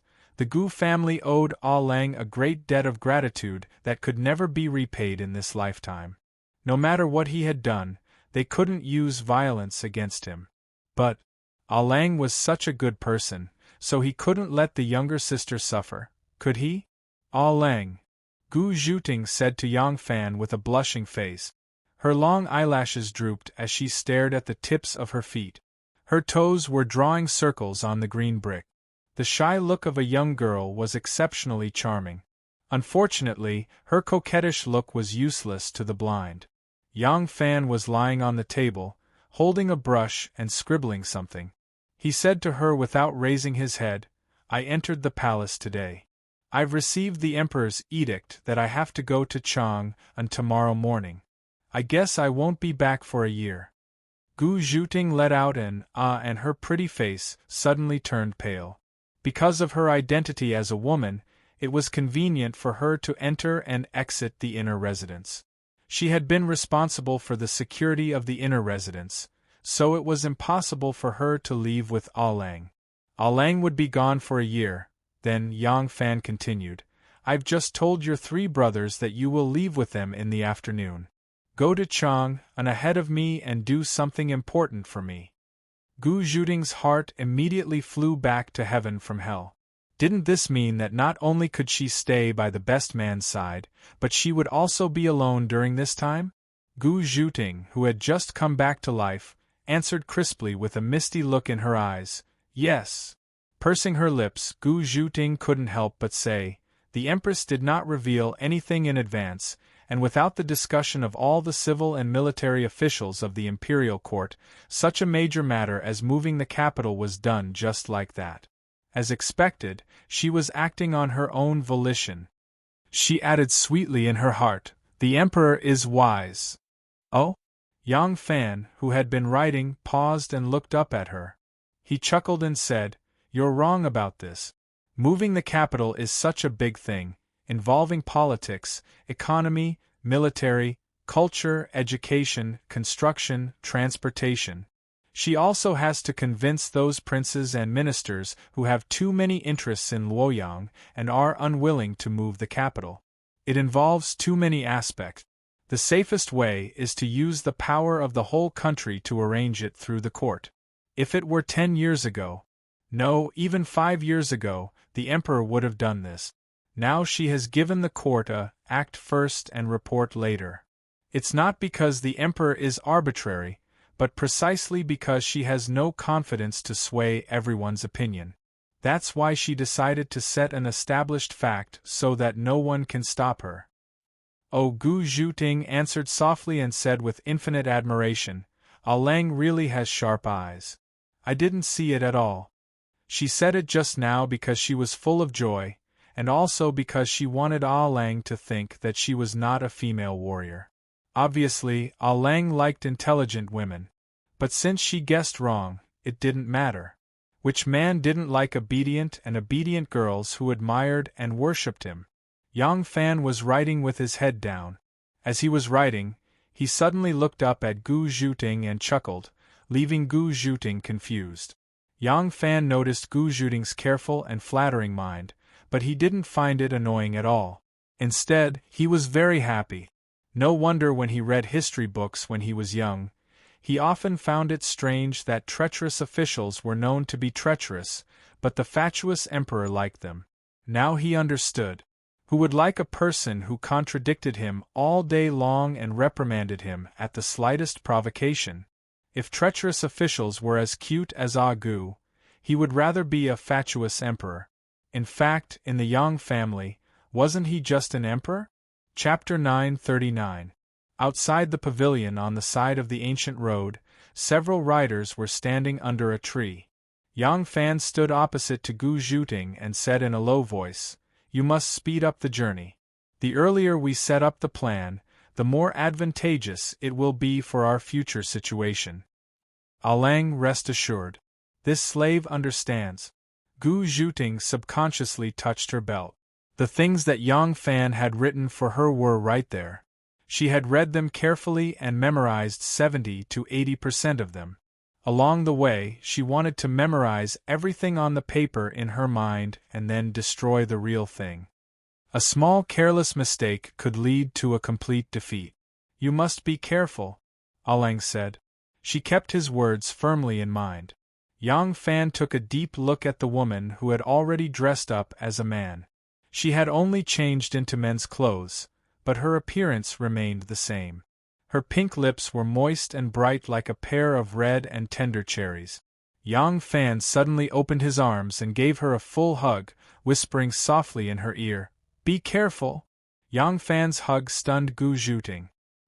His breath gently blew into her ear, making her feel limp and numb. Seeing this scene, the three Gu brothers not far away were also dumbfounded. It turned out that it really was heavens. When Yang Fan gently let go of Gu Zhuting, she was still standing there in a daze. Just because of this hug, her lips trembled and she couldn't say a word. Her pretty face was flushed red because of surprise and excitement. Only her pair of eyes were bright black like the stars. Yang Fan smiled and softly said, "Let's hit the road. Take care." Yang Fan was well aware of Gu Zhuting's state of mind. She was apprehensive and flattered. Just think about it, she was originally just a dispensable pawn under this sect master, running errands for him at all times. Even if she died, she would be insignificant in this person's eyes. But suddenly, she had become his woman. She was originally a subordinate of Yang Fan, a slave whose soul and body belonged to him. When Yang Fan made a promise to her, she was pleasantly surprised and thought of herself as Yang Fan's woman. But in terms of mentality, she was still half subordinate and half slave. She didn't dare to ask for more. Yang Fan had long sensed her mentality, but he didn't say anything. Words couldn't solve the problem. He could only slowly change her mentality through his attitude and actions. Until one day, she saw him as her man, not a benefactor and a noble. The group of 4 on horseback quickly disappeared on the road west to Chang'an. Yang Fan watched them disappear before returning to Luoyang under the protection of Renwei and the others. An hour later, Yang Fan appeared in the south of Luoyang. Yang Fan jumped over the wall and quietly appeared in front of Miss Ning Ku's grave without disturbing the boat maiden. On the grave, there was a blade of grass that had just sprouted, swaying gently in the wind. Yang Fan walked over, bent down to pull out the blade of grass, scooped up a handful of soil from the ground, and sprinkled it on the grave piously. The drooping osmanthus leaves gently caressed his shoulder, but he remained motionless. After a long time, Yang Fan sat down in front of the grave, hugged his knees, and leaned against the tombstone beside him. His lips and teeth kept moving, as if he was saying something. His expression was sometimes smiling, sometimes sad. But his soft voice could not be heard by anyone except Ning Ku. The wind blew and fluttered the 2 ribbons behind his hair net, which rose and fell, playfully slapping the back of his neck. The osmanthus flowers fell like snow, sprinkling on his shoulders and feet in a very elegant courtyard.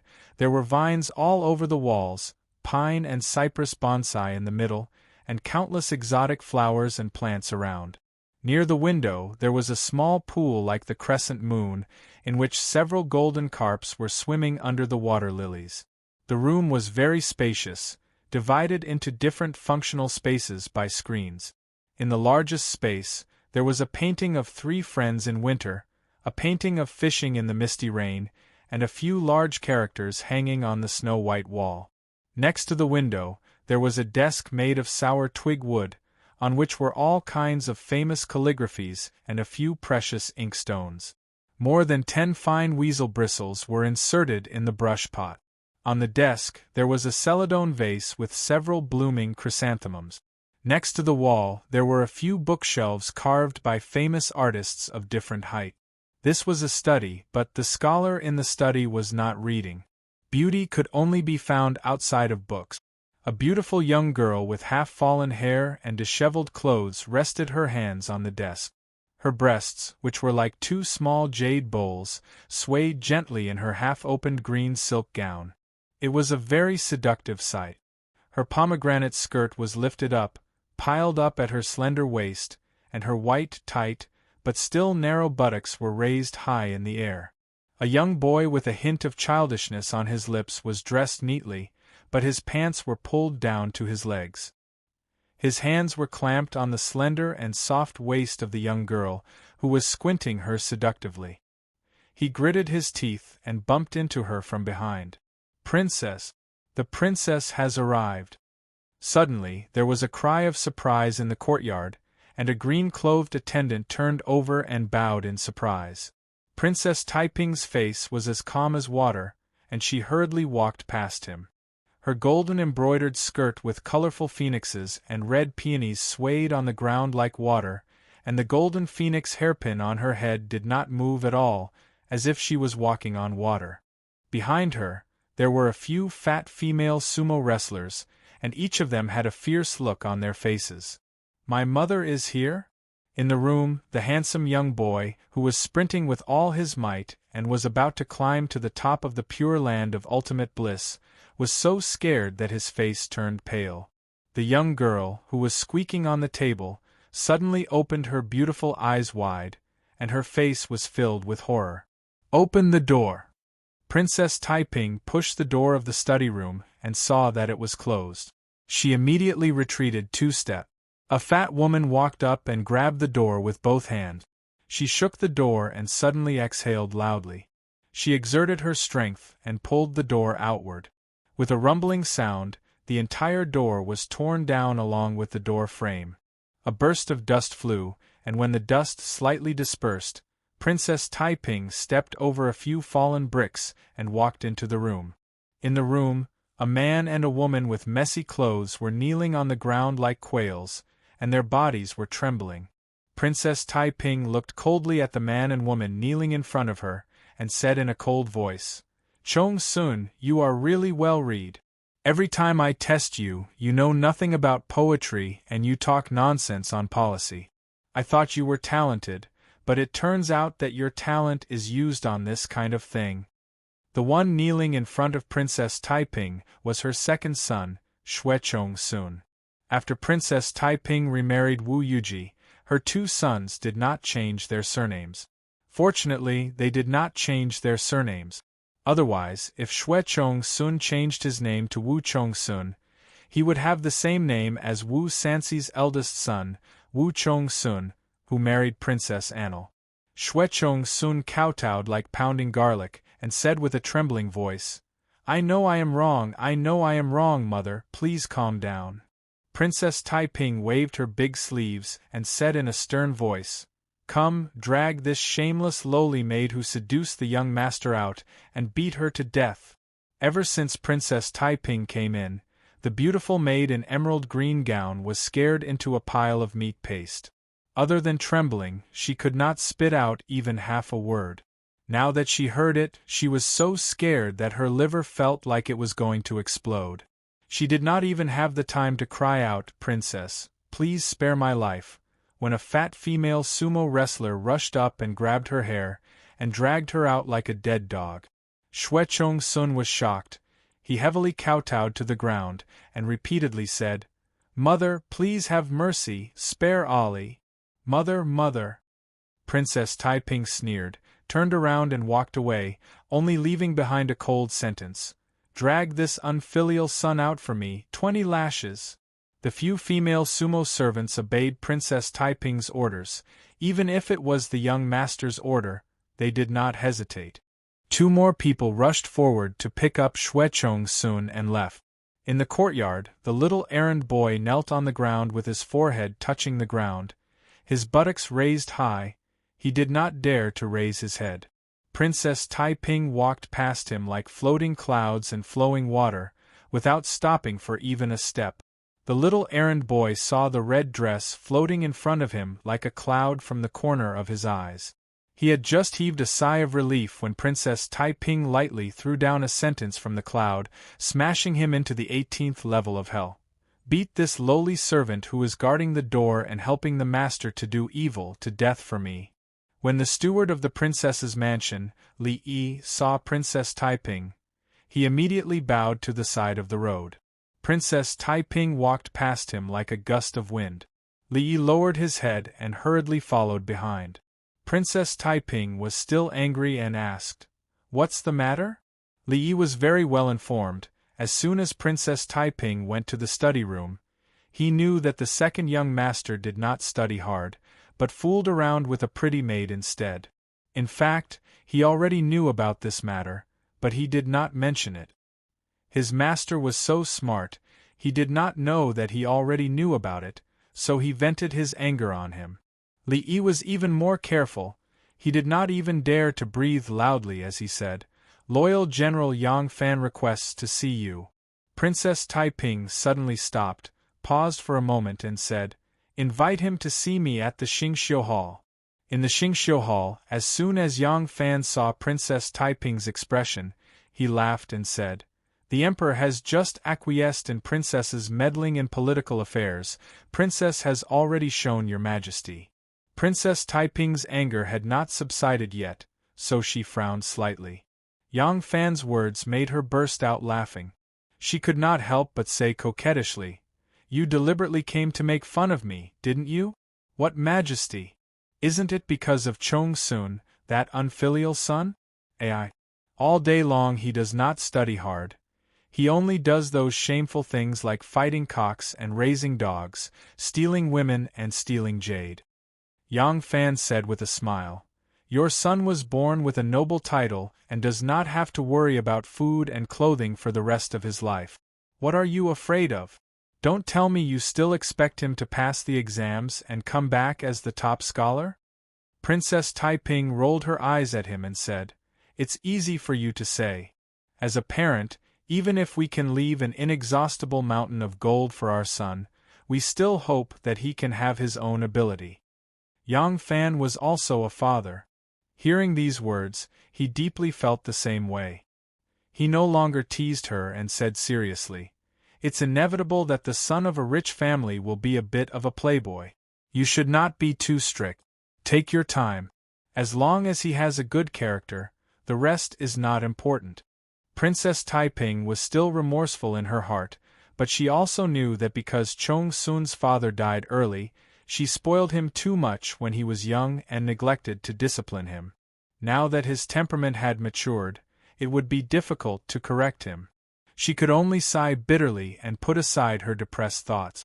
Her bright eyes glanced at Yang Fan and said, "Erlang, did you come here for the matter of moving the capital?" Chapter 940. Early the next morning, Yang Fan had to lead the army to Chang'an. He had to return to the military camp tonight, so time was tight. But because this meeting with Princess Taiping was very important and related to how the two of them could cooperate with each other in Chang'an and Luoyang, Yang Fan stayed in the princess mansion for almost 2 hours before leaving. Yang Fan couldn't tell Princess Taiping about the succession hall, so when it came to Chang'an, it was difficult to explain some things clearly. But in terms of grasping the overall situation, Princess Taiping was undoubtedly better than him. From his vague words, Taiping still grasped the key point, so he had a clear idea of what to do next. When Yang Fan left, he saw an ox cart escorted by several servants coming. There was no official banner on the cart, but when the person in the cart came out, Yang Fan glanced at him and vaguely recognized that he seemed to be a Ren Huang of the Hall of Governmental Affairs. Just now, when he and Taiping were in secret, the steward Li Yi came in 3 times to whisper to the princess. Yang Fan vaguely heard some news of a court official visiting. Since Wu Zetian made the oath of alliance and asked Princess Taiping to attend, the sensitive officials understood the emperor's intention. So these days, there was an endless stream of officials visiting the princess mansion. Most of these officials were fence-sitters, neutral parties, and wait-and-see parties. Why did they turn to Taiping? Was it because they thought that Princess Taiping, who had just risen, would be the most powerful among the various forces in the court?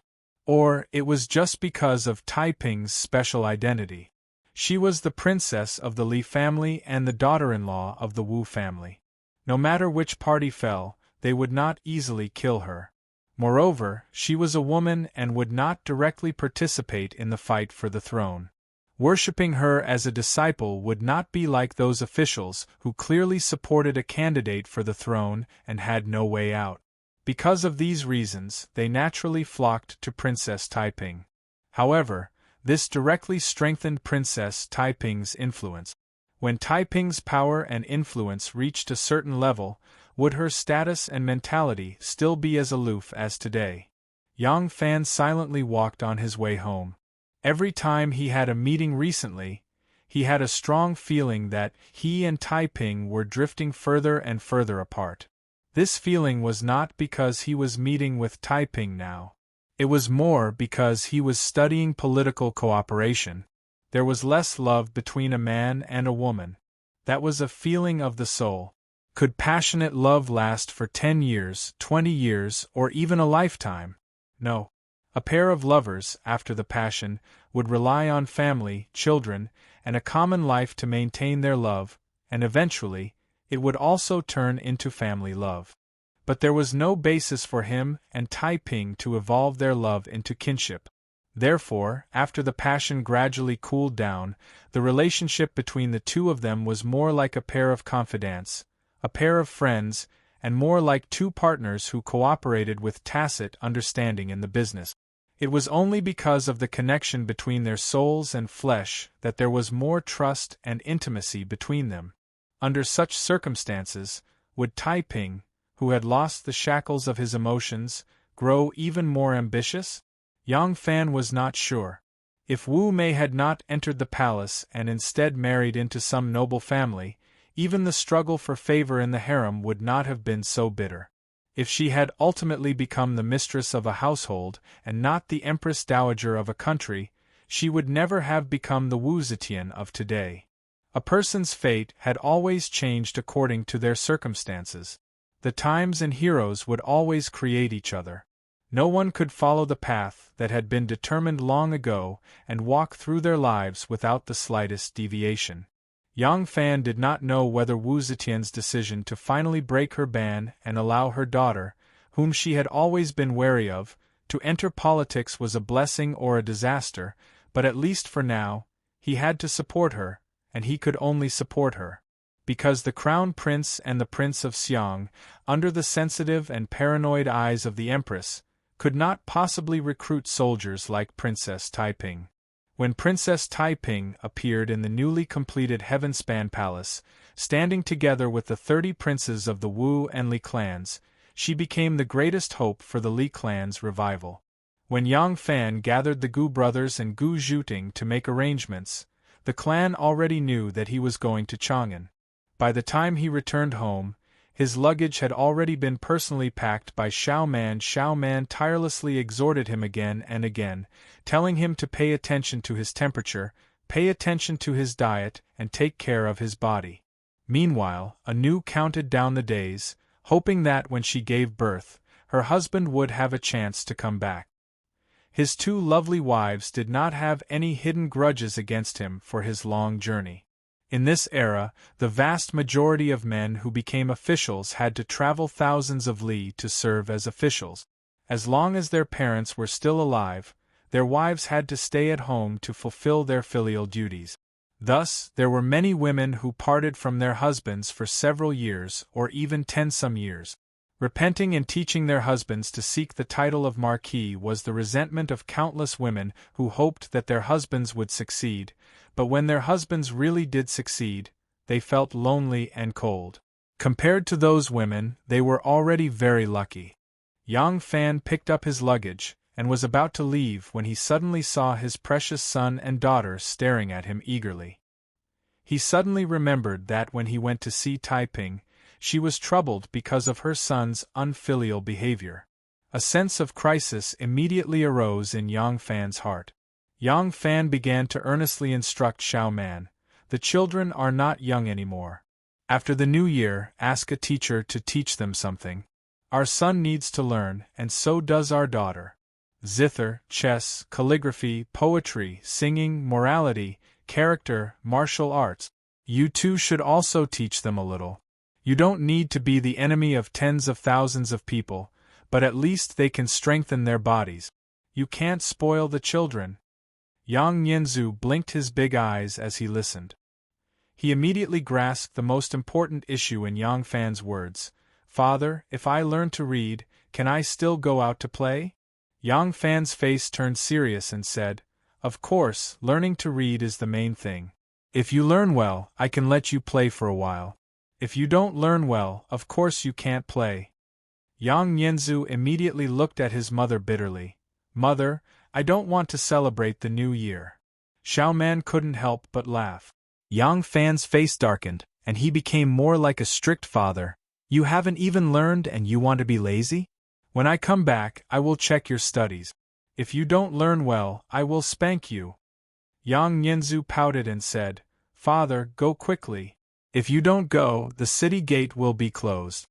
Yang Fan laughed and said, Hey! You little bastard, you are driving me away. After being teased by his son, some of the sorrow of separation faded. Yang Fan gently hugged his two lovely wives and said softly, I'm going. Don't send me out. It's a big crowd. Yang Fan turned and walked out of the door. As soon as he stepped over the threshold, his precious daughter, Yang Serong, who had not spoken a word, said, Father, wait a minute. Yang Fan's heart warmed. It was said that daughters were their parents' intimate little cotton-padded jacket. She was only a few years old, but she already knew that she couldn't bear to leave her father. Yang Fan turned around with a smile and looked affectionately at his beautiful daughter, who had her hair combed into two horns. She ran over with her fingers and arranged tasks for him. Father, remember to buy me a mask, a clay figurine, a wooden horse, a whistle, a bamboo dragon, and a pretty little skirt when you come back. After hearing this, Yang Fan said to Xiao Man with tears in his eyes, Wife, educating children is a long and arduous task. There is an ancient saying that a mother taught her children, and Mencius's mother moved 3 times. It can be seen that educating children is very important as a mother. Whether our 2 unlucky children will be successful or not depends on you. There was a very large dock on Ba Bailu Plain. Behind the wide dock area, there were huge granaries. The huge granaries stood on this plateau, like giants that could support the heaven and earth. Below the plateau, there were endless fertile fields. Ba was located at the confluence of the Ba River and the Wei River. The people here relied on the water to make a living. When the flood was in full swing, it could swallow everything in an instant, including your life, your family, your home, and your city. But if humans wanted to survive, they also couldn't do without it. Therefore, even though it would occasionally throw a tantrum, humans still followed its footsteps without abandoning it. Chang'an, Luoyang, Daliang, Yi City, Yangzhou, Jinko.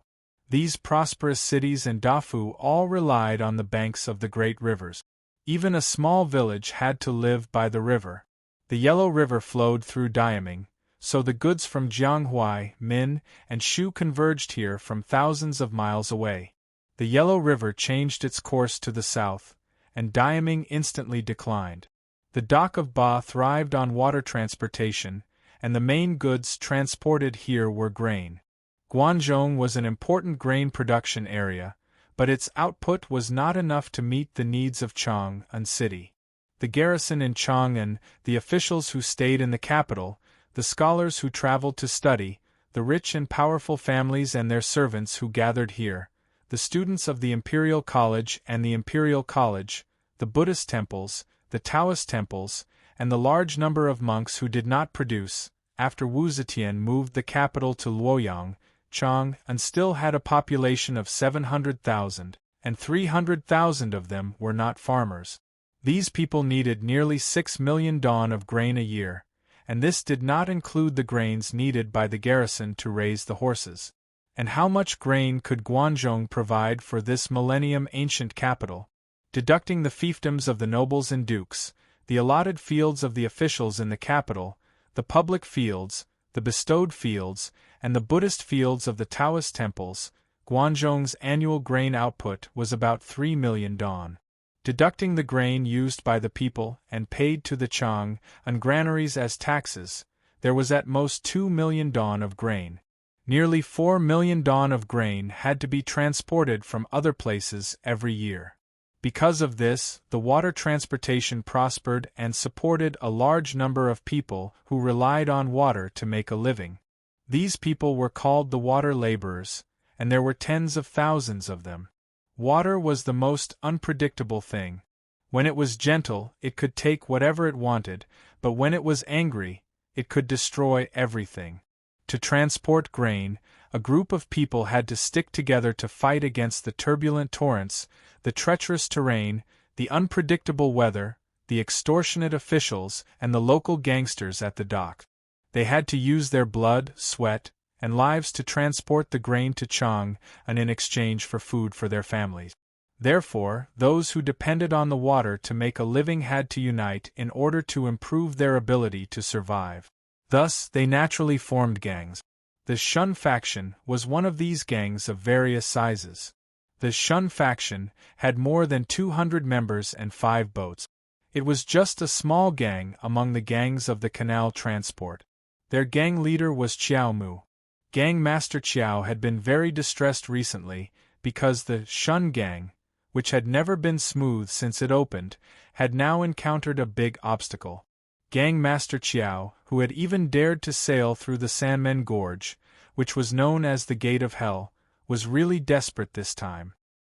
He knew that he could not overcome this obstacle this time.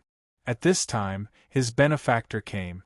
This benefactor was a very beautiful girl. Her surname was Gu. Chapter 941. Gang leader Qiao sat on a stone roller in front of the empty field. Behind him were granaries that were set against the blue sky and white clouds. Arbor was tall and burly. Because he had been working on the ship all year round, his feet and arms were abnormally thick and strong. He looked like a tiger sitting on the ground. However, his face was full of hesitation and worry. This kind of weak expression formed a strong contrast with his burly figure. The Qiao family was considered an aristocratic family in the shipping industry. It wasn't a noble family in Shandong or a noble family in Guanlong, but an aristocratic family in Jianghu. Since the 5th generation, Qiao Mu had been involved in the transportation business. His descendants had been running boats for a living. On Qiao Mu's left stood his second younger brother, Qiao Lin, and on his right stood his third younger brother, Qiao Senator. Standing on both sides of him were the elite backbones of the Shun sect. There were 20 young disciples in total.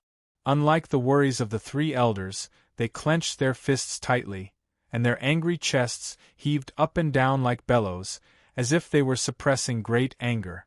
Qiao Mu was silent for a long time. Then, he let out a long breath and said in a deep voice, "I Ching." A bronze-skinned man with big eyes and thick eyebrows stepped forward and cupped his fist. "Here." This person's surname was Zhua, and his full name was Zhua I Ching.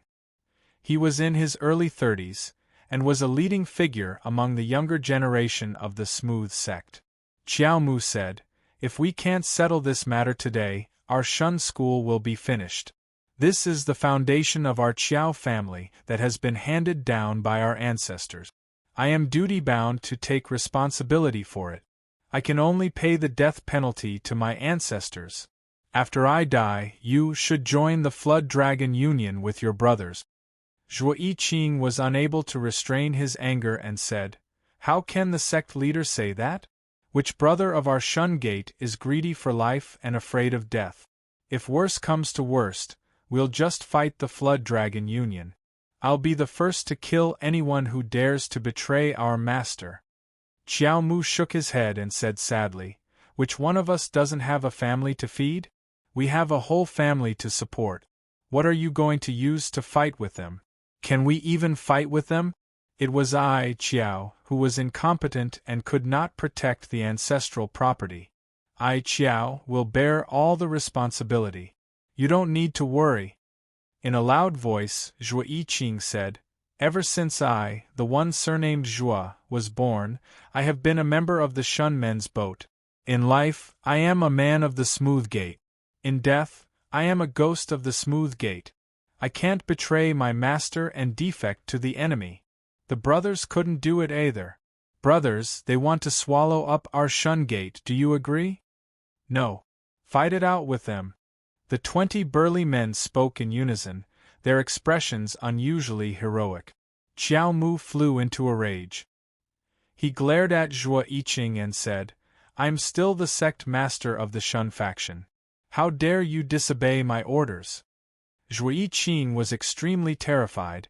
He hurriedly knelt down and said, This disciple does not dare to disobey, but this kind of order this disciple cannot obey.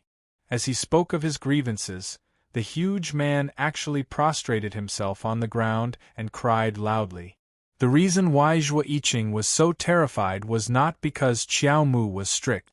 In fact, rather than saying that they were from a gang, it would be more accurate to say that they were from the same clan. As soon as they were born, they inherited their father's position and became members of the Shun family. Qiao Mu was their father's brother and their uncle. When they grew up, they went to work on the boat. Only then did they have a clear hierarchy and were bound by the gang rules. The reason why he was so terrified was because the rules of the water gang were very strict. He could not bear the crime of disobeying orders. Ever since the arrival of the water transport, the river laborers naturally gathered into groups and gradually formed their own set of rules. The water transport gangs were always managed according to quasi-military standards. Every year at the end of January, the river laborers would set off from their homes and sail to Yangzhou. After about a month, they would gather at Yangzhou and load the local grain onto the ship. Then, they would continue to load grain from various grain-producing areas. In April, they would pass through the Huai River and enter the Bian River. In June and July, they would reach the mouth of the Yellow River. At this time, the Yellow River was rising.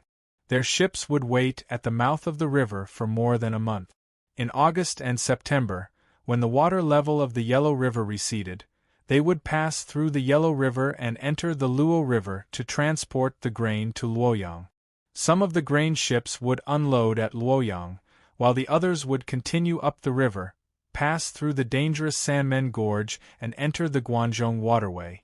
Finally, they would pass through the Wei River to Chang'an. In this way they would be floating on the water for 9 months every year. Only 3 months would they be able to reunite with their families because of the frozen river.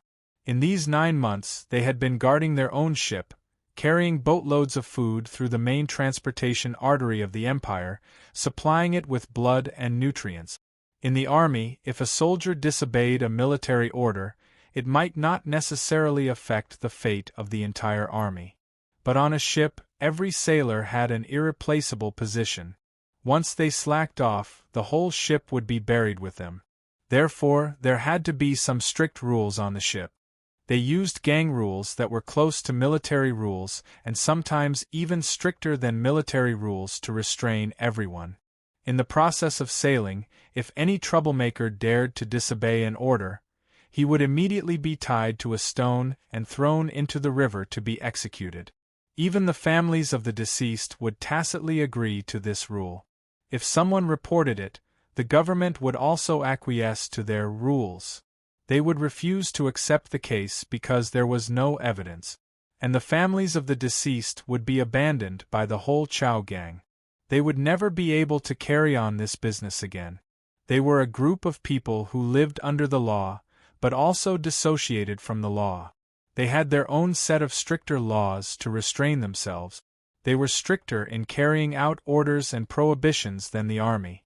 Over time, they formed a special team with gang traditions and military characteristics. That was why Zhuo Yiqing was so terrified when Qiao Mu said that he disobeyed orders. Ha ha ha, touching. It's so touching. I seem to have come at the wrong time. Su Xiaolian, why don't we wait a little longer? We can talk after gang leader Qiao finishes dealing with their family affairs. A sarcastic voice suddenly sounded. The speaker was in his early 20s. He was wearing a short-sleeved shirt, long pants, and leather boot. His clothes were thin and narrow, which made him look as slim as a bean sprout. He had thin eyes and light eyebrows, and his face was frivolous. When he walked, he clasped his thighs and swayed his buttocks like a coy woman. It was Wen Bin, the young master of the Flood Dragon Gang. Gang leader Wen had 2 sons, both of whom died young. Therefore, he spoiled his youngest son very much. In order to raise him better, he specially dressed him as a girl. As a result, when he grew up, he also smelled of rouge. Beside Wen Bin, there was a middle-aged man in a slanted green robe and a net scarf on his head. He had a mustache, which made him look gentle and dignified. Behind them, there were nearly 100 strong men with their trousers and sleeves rolled up. Their muscular arms and calves were exposed, and their faces were ferocious. Looking at their posture, Xiao Mu was shocked. It seemed that the other side didn't want to settle this peacefully. Xiao Mu braced himself to greet the middle-aged man in a green robe with a mustache. He cupped his hands and saluted him, saying, "Su Xiaolian, thank you for coming. The disciples of the 2 gangs are young and impetuous, and there was a little conflict. Now the harmony has been damaged. Su Xiaolian, you are a person of virtue and prestige. I hope you can come forward to mediate." This Mr. Su was called Su Lin. He was originally a scholar who took part in the imperial examination and was honored as a jurin. He was also a member of the Grain Gang, an important figure of another big gang, the Heavenly Eagle Gang. A weak scholar became an important figure of a big gang and led a group of unruly Jianghu people, which was exactly the characteristic of the Grain Gang. Because the Grain Gang was different from the underworld and the underworld, they lived in a gray area. Although they had the characteristics of Jianghu people, they had to abide by the system of the government in some matters. The imperial court had a special organization to manage the collection and transportation of the grain, which led to a complicated system of hidden rules. The peasants handed over grain to the grain transport yamen. The bailiffs, petty officials, and officials who collected the grain tax would exploit them layer by layer, taking advantage of them in the name of donations. During the process of transportation, the officials, petty officials, bailiffs, and odd-job workers at the gates would also exploit them layer by layer. If they didn't satisfy them, they would make things difficult for them, not allowing them to pass. If they missed the deadline, the losses would all be theirs. When they stopped at the various docks, the local bullies would also collude with the officials to cause trouble, extorting and extorting. Even when they were on the water, when they encountered official ships and other ships with the right-of-way, the grain boats had to give way. If they deliberately made trouble for them, they could block them at the narrow river, and they would have to wait impatiently behind them. These were not things that these Jianghu people could solve with force. But if they let others exploit them like this, their losses would be too great. In this case, the Grain Gang could only make friends with the gentry and deal with the government through them. The gentry had connections and power in the government, and they had the right to speak. When they came forward, the officials couldn't be as unscrupulous as they were when they directly exploited the people. As time went by, the status of these gentry in the Grain Gang grew higher and higher, and their role became more and more important. Some even joined the Grain Gang and became one of the leaders of these Jianghu people. At present, the largest few grain gangs all had the participation of gentry, and some were even led by them behind the scenes. Su Lin cupped his hands at Xiao Mu and said with a faint smile, "Gang leader Xiao, the matter between you and him is very tricky. After much persuasion, young gang leader Su has finally agreed to bury the hatchet. However, your Shun Gang has to cancel its name and merge with the Flood Dragon Gang. From now on, we are on the same side, so a little conflict is naturally nothing." Xiao Mu's expression froze as soon as he heard that. This was originally the condition proposed by the Flood Dragon Gang. Su Xiaolian was not mediating, but clearly on the side of the Flood Dragon Gang. The more than 20 disciples behind Xiao Mu exploded as soon as they heard that. "You want to annex our Shun Gang? No way. We won't agree." "Right. We'd rather die than agree." In an empty field in the distance, a little village girl with a green handkerchief wrapped around her head and a green cloth skirt bent over with grass in her hands suddenly raised her head. She used the back of her hand to wipe the sweat on her forehead and turned her head to the side. As she straightened her posture, her beautiful breasts immediately revealed a moving arc, and her narrow waist concave into a charming curve. "It seems that they are going to fight?" The pretty little village girl looked into the distance and said with a smile. A burly man next to her stood still with the help of a bamboo rake in his hand. He slightly raised the bamboo hat that was pressed down to his eyebrows, cast a cold glance in that direction with a pair of sharp eyes, and said with a frown, "There are almost 200 people. Little sister, can you handle them?" The little village girl smiled noncommittally, showing 2 shallow dimples on her cheek. "If I can't handle them, you guys can do it." As she said that, she walked with extremely light and graceful steps toward the place where the swords were drawn. Chapter 942. Gang leader Qiao's expression gradually changed from dullness to shock, and then to uncontrollable grief and indignation. His face quickly turned red. Glaring at Su Lin like an angry rooster, he said, "Is this the justice your Heavenly Eagle gang wants to uphold?" Su Lin felt very uncomfortable under Qiao Mu's indignant and disdainful eyes. He said somewhat angrily, "Gang leader Qiao, what kind of justice do you want our Heavenly Eagle gang to give you? A life for a life, and a debt should be repaid. Your men have hurt the men of the Flood Dragon Triad.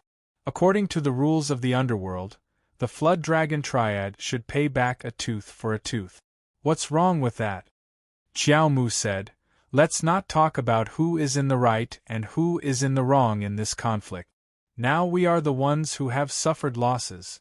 Dozens of men of our Shun faction have been injured by them, and 2 of our brothers have been disabled, while only 4 of them have been slightly injured. Killing people is just a matter of nodding to the ground. Do you want to push people to death?" Su Lin wiped his eyelids and said gloomily, "Gang leader Qiao, you are in your 50s. Have you lived so long in vain? You have been in the underworld for half of your life. Don't you know this? There is not so much reason in the underworld. Whoever has the bigger fist is the reason. You are not convinced? Your Shun faction has more than 200 men, but the Flood Dragon Triad has thousands of brothers. Even if they use their men, they can still crush you to death. What do you have to compete with them? Listen to my kind advice and join the Flood Dragon Triad. In the future, there will be people to take care of you. What's wrong with that?" Qiao Mu smiled bitterly and said, "Good, good. Su Xiaolian, I appreciate your kindness. I also understand the meaning of your Heavenly Eagle gang. Jianghu, there is no morality in today's Jianghu. I am blind and deserve to end up like this." His words made Su Lin's face turn red and then pale, because Qiao Mu had done the Heavenly Eagle gang a favor.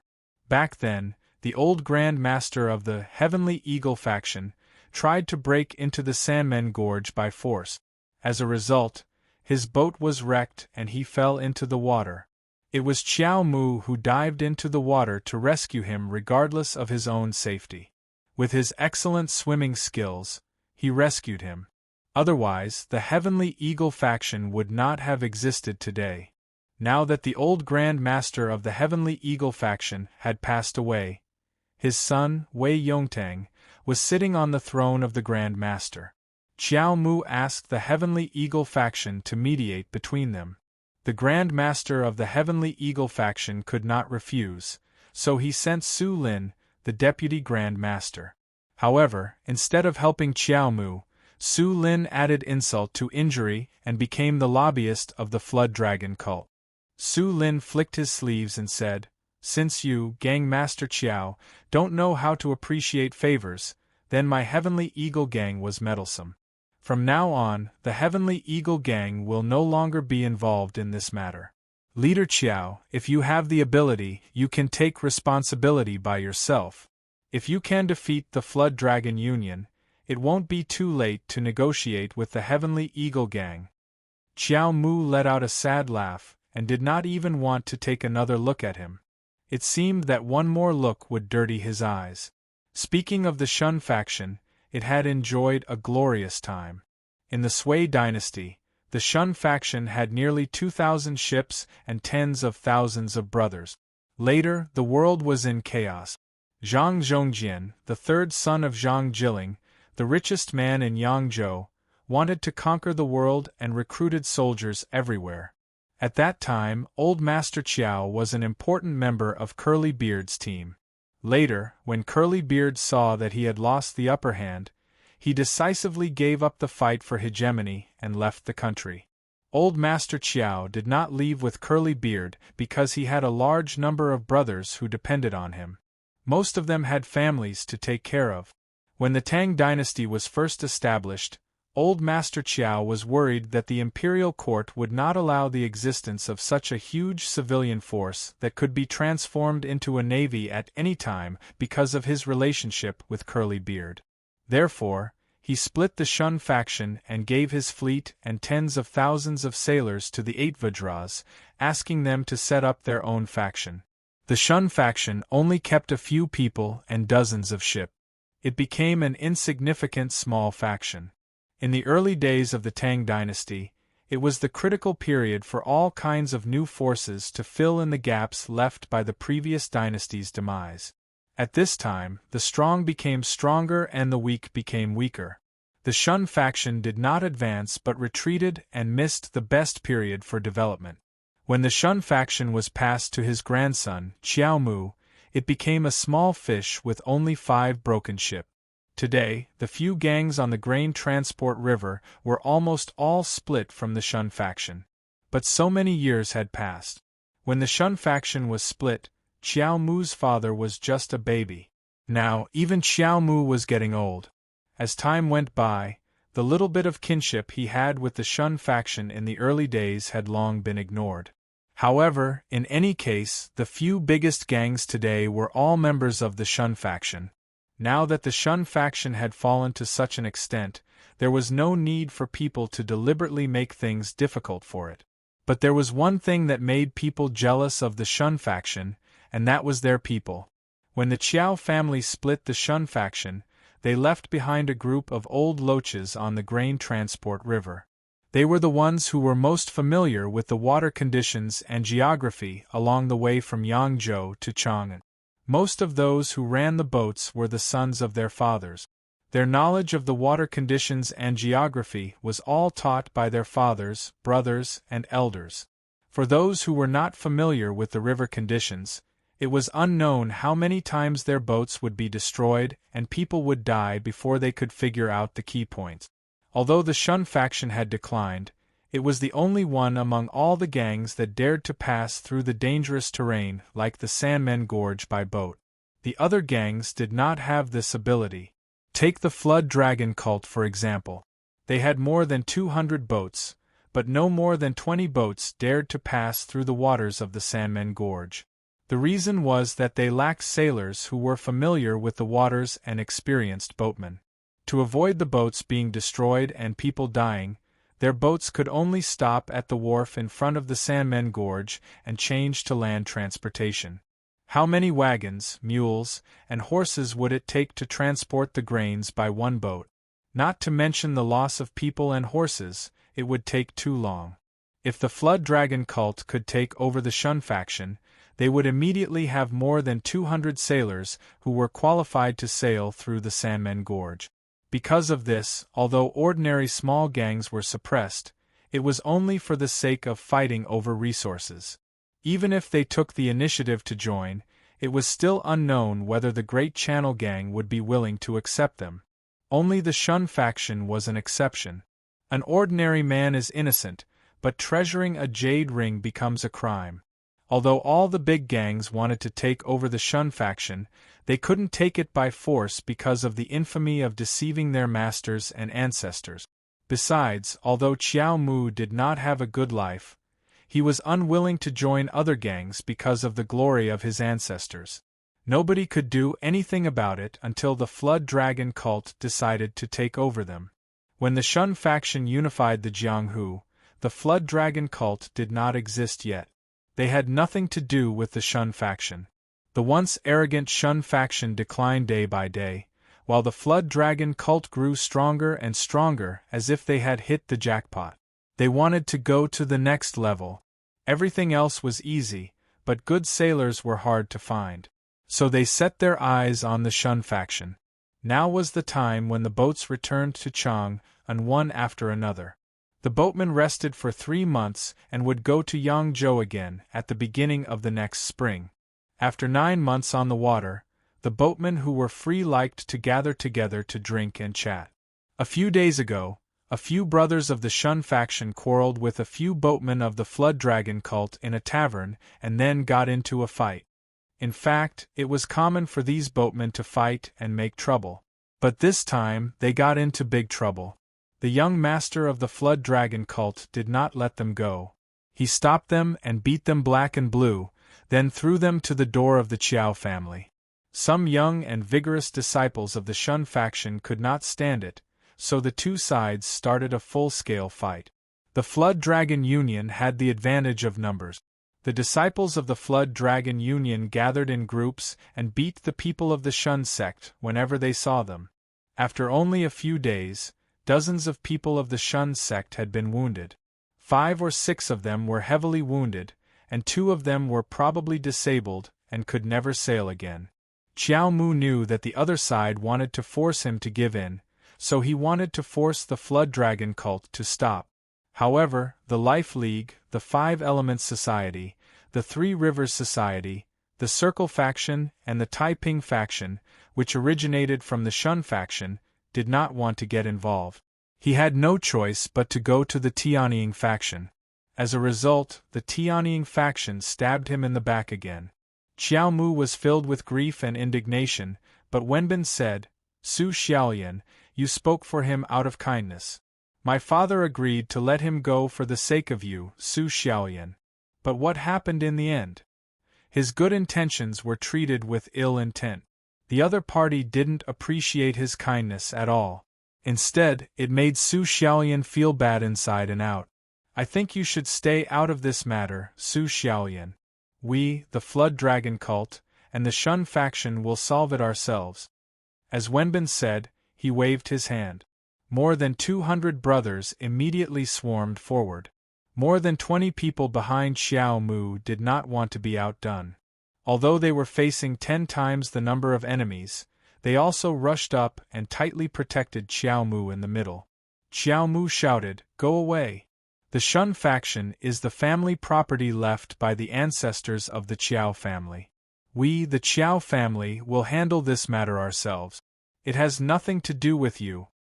Zhuo Yiqing said loudly, "The Shun faction is the family property of the Grand Master, as well as the family property of all our brothers. My grandfather is a member of the Shun faction, my father is a member of the Shun faction, and I am a member of the Shun faction. When I have a son, he will also be a member of the Shun faction. Now that they have come to bully us, we have to protect our family property even if we have to risk our lives." Young Master Wen curled the corner of his mouth and snorted coldly. "Why do you talk so much nonsense? It's tiresome. Come on, beat them to death." Qiao Mu said sternly, "Wait." Wenbin looked at him and said, "What, are you afraid?" Qiao Mu said, "Afraid? The 3 brothers of the Qiao family will die here today, and I won't even frown. I just want to know, how are we going to fight? How many rounds to decide the winner?" Young Master Wen widened his narrow eyes and looked Qiao Mu up and down. Suddenly, he burst into laughter. He pointed at Qiao Mu and laughed so hard that he staggered back and forth. "Ha ha, this is the first time I've seen such a stupid person. Are you sick? Who wants to fight you one-on-one?" Qiao Mu's pupils constricted, and he asked in a deep voice, "What do you mean?" Young Master Wen's face darkened and he said gloomily, "If we win, we will continue to fight until you disappear from the world forever. If we lose, we still have thousands of brothers. Are so many people just for decoration? We still have to continue fighting until you all disappear forever. Do you understand?" Wenbin raised his hand and pointed forward, then ordered, "Fight." More than 200 members of the Flood Dragon gang rushed forward and instantly surrounded the people of the Shun faction. As soon as Zhuo Yiqing threw a punch, 7 or 8 fists and 5 or 6 feet rained down on him. His fist had just landed on the face of a fierce-looking flood dragon gang member, and blood spurted out of his red nose when he was drowned by a storm of attacks. Zhuoiqing gritted his teeth and wanted to rush at Wenbin, but he was quickly knocked down. Then, it was a one-sided fight. In a flash, he had been kicked countless times. A kick on his lower abdomen made him curl up like a shrimp. Then, his ribs were stomped hard, which made him gasp for breath. Then, the sole of a boot kicked hard on his face, making him see stars. More than 20 people had no chance to resist the enemies, who were almost the same in kung fu but outnumbered them 10 times. In an instant they were knocked down to the ground and punched and kicked. Xiao Mu's eyes almost popped out of their sockets. Staring at Wenbin's hateful face, he waved his iron fists and rushed at him. Wenbin hurriedly retreated. Countless thugs swarmed up from both sides and swarmed at Xiao Mu like a tide. Xiao Mu used to be very good at fighting. It was not a problem for him to deal with 8 or 10 strong men alone. But that was when he was in his 30s, when both his physical strength and spirit were at the peak of his life. Now he was in his 50s. Time and hardships had not only dyed his temples white, but also bent his spine and eroded his strength. He was like an old male lion. Although when he opened his eyes, they were still filled with a terrifying majesty, but his mane was already sparse, his claws were already dull, and he was immediately drowned by iron fists that covered the sky and covered the earth. A foot kicked hard on his leg. The person who kicked him was very cunning. The tip of the boot was made of iron. Xiao Mu's legs were still very stable. Although he kept moving forward, trying to catch up with Wenbin and bite off his prey's throat with his fangs, every step he took seemed to be rooted to the ground as soon as he landed on the ground. In the turbulent torrents and huge waves of Sanmen Gorge, he could stand steadily on the bow of the boat. Even if the opponent was wearing iron boots, the kick could not break his leg, let alone make him move. His bones were harder than iron, but the iron-like muscles on his legs still turned black and blue in an instant.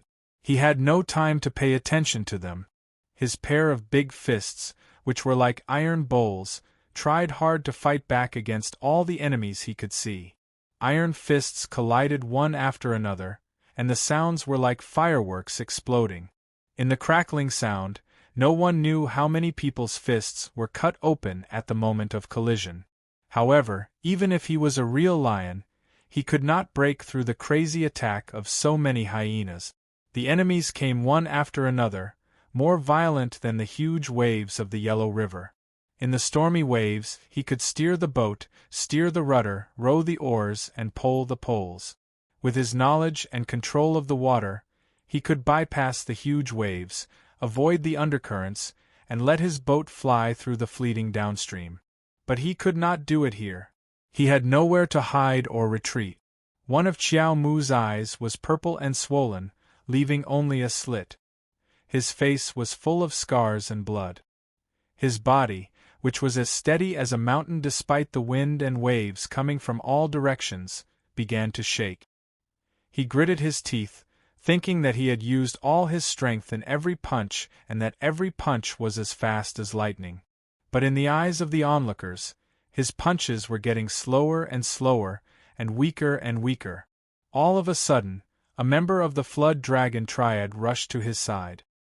He leaped into the air, twisted his elbow, and hit Xiao Mu's ear hard. Xiao Mu immediately felt that everything in front of him was shaking violently. It was the same feeling he had when he followed his father's boat through the dangerous waters of the Sanmen Gorge for the first time and stood on the deck with a pale face.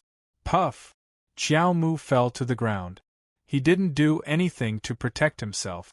His whole body fell forward and fell hard to the ground. However, the thugs of the Flood Dragon Triad didn't hesitate at all. They immediately swarmed up and kicked the unconscious Xiao Mu with countless feet.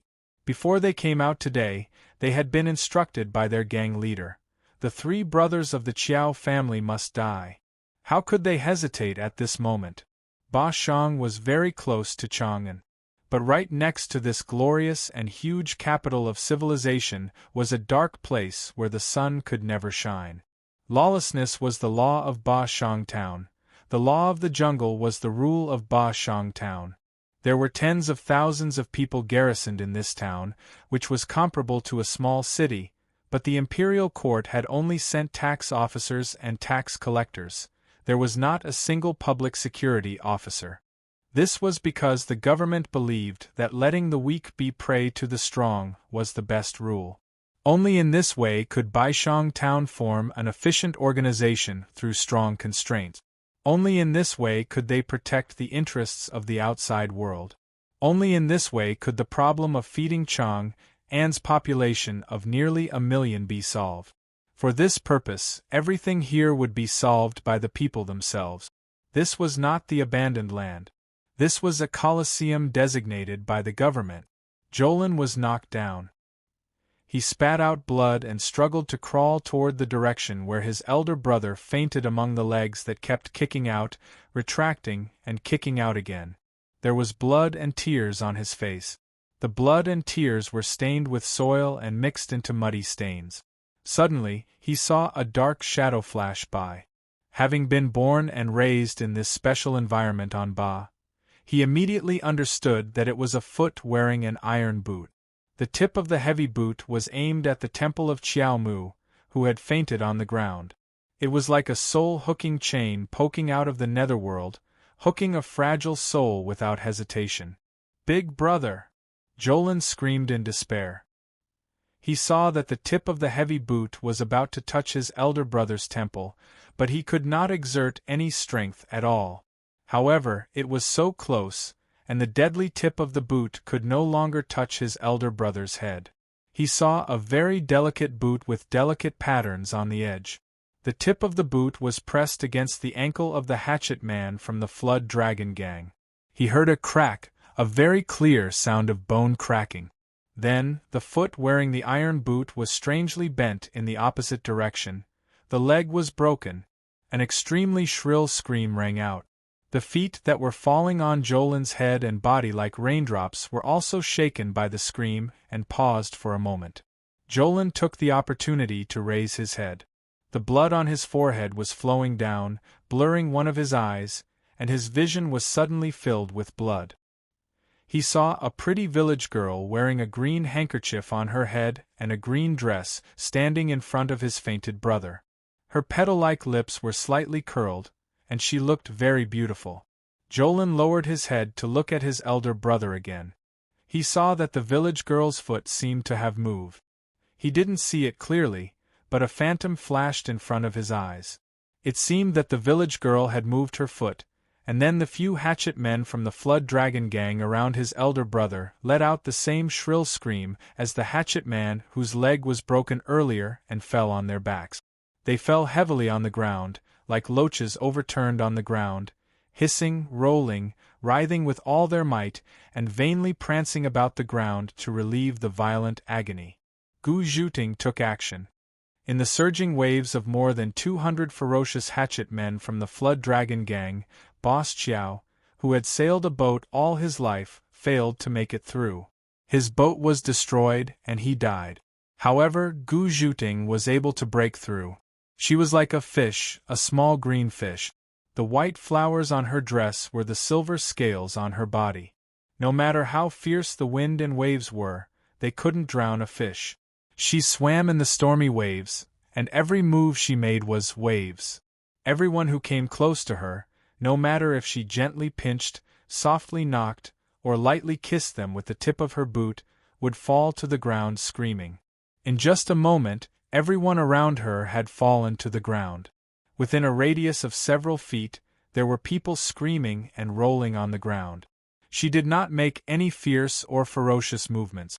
At the age of 13, she had snuck into the heavily guarded mansion of the governor of a province and silently taken the governor's head. She knew how to kill better than anyone else, and she also understood the weaknesses of the human body better.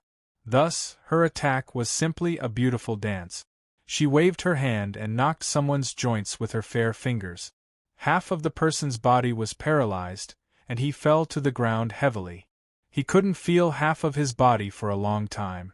She flicked her index finger, as if she were going to pick a flower. The person who was touched by her fell on his back while holding his throat. He breathed hard, but he couldn't take a breath for a long time. The delicate boots on her feet were also equipped with iron tips, which were more delicate, sturdier than the boots of the fighter from the Flood Dragon Society who wanted to attack gang leader Qiao. When she kicked lightly, the tip of her foot would definitely fall on the front of someone's calf, which was the most vulnerable part, the most painful part, and the one that lacked the least protection. Jolin raised his hand and swiped it across his face. He wiped away the blood stains and tried to get a clearer look. He never thought that anyone could fight against 100 people alone, but now he had to believe it.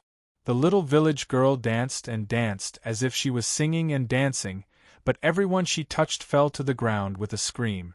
The people who were attacked by Gu Zhuting were all lying down. Those who didn't believe in evil and wanted to fight with this willow-like little girl also fell down. Thus, the remaining people began to retreat as if they had seen a ghost. Every time Gu Zhuting didn't wait for her to come to their side, she only glanced at them with her pair of beautiful eyes. They seemed to see a group of hornets pouncing on them, and with a hong sound they fled backwards. Gu Zhuting waved her hands casually, but there was not a trace of arrogance in her expression. To deal with these so-called Jianghu people, she, who was at the top of the food chain of Jianghu people, was more ferocious than a great white shark and more domineering than a tiger coming down the mountain. She could easily catch these so-called masters who could only dominate Baishang town by their weak points, and deal with them in any way she wanted. Who is this little village girl? Jolin thought as he looked at the girl who continued to dance. Those disciples of the Smooth Wind sect who were beaten to a pulp also opened their mouths wide. Some were lying on the ground, some were kneeling, and some were standing. Everyone's eyes were fixed on the beautiful girl who was dancing. There was only one thought in their minds: who is this beautiful girl? Gu Zhuting finally stopped because she found that the people closest to her had all escaped far away. If she still wanted to fight, she could only chase after them. So she stopped and walked to Qiao Mu's side.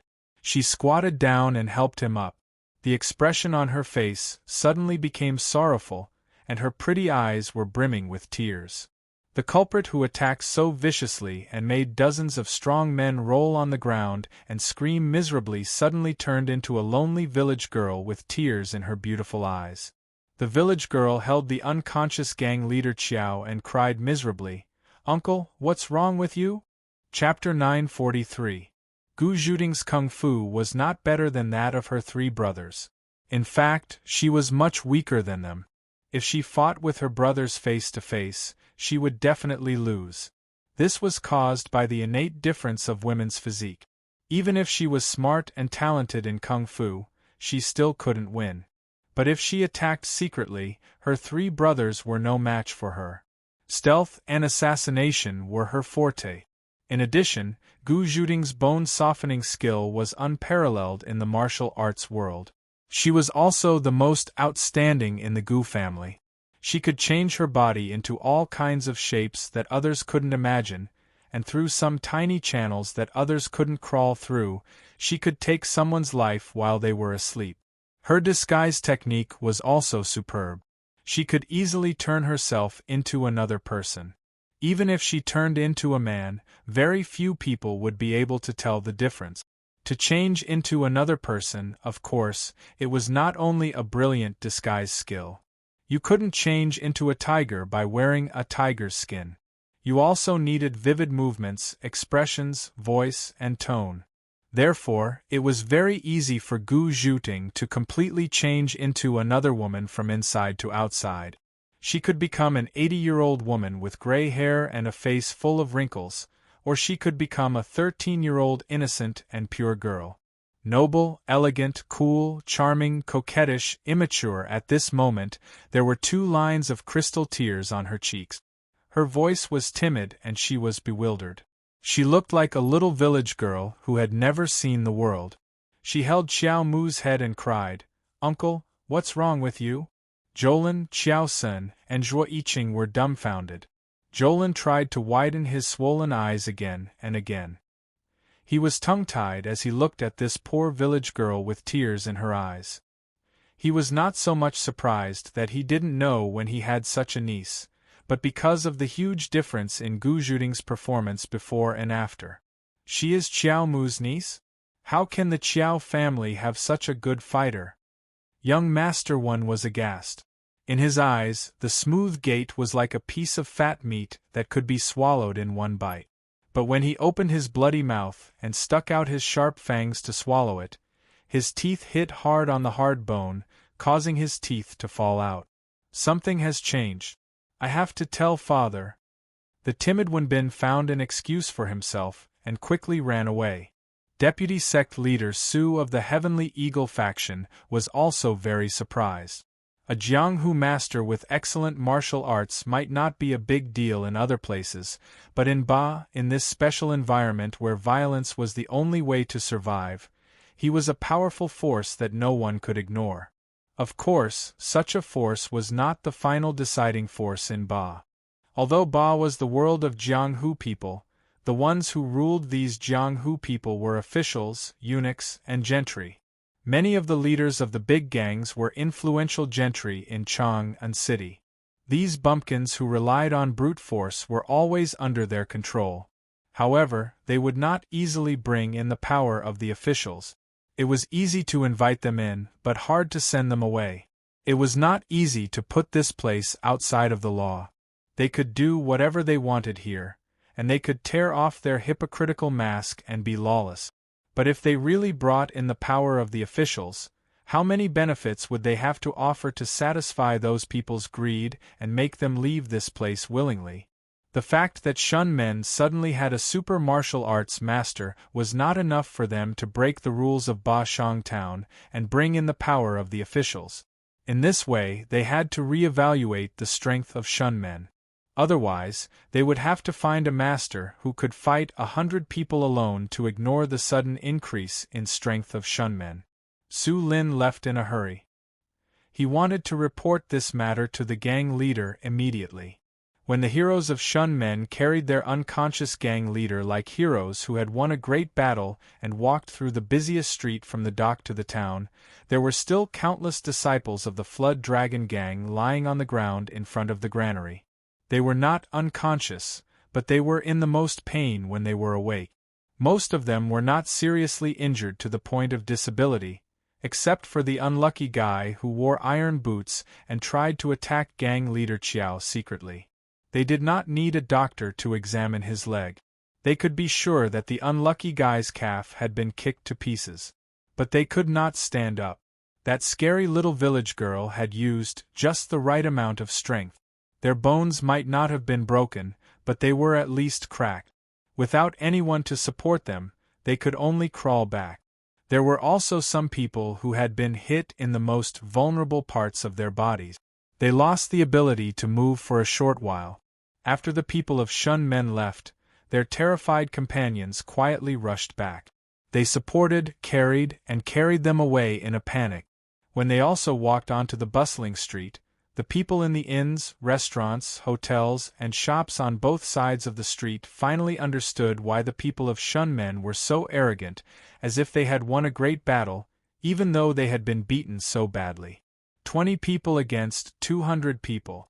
To be able to beat the other party to this state, they were really king men. Baishang Town was a place where one's fist talked. The people here only respected one kind of people, and that was those whose fists were bigger than theirs. For a moment, as they looked at the heroes of the sect of obedience, everyone's gazes became a little strange.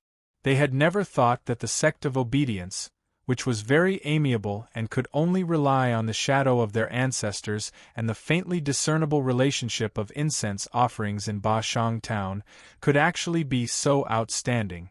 However, although it was already shocking that they had beaten the other party to this state, everyone could see the severity of their own injuries. What should they do next? There were still 2,000 people in the Flood Dragon gang.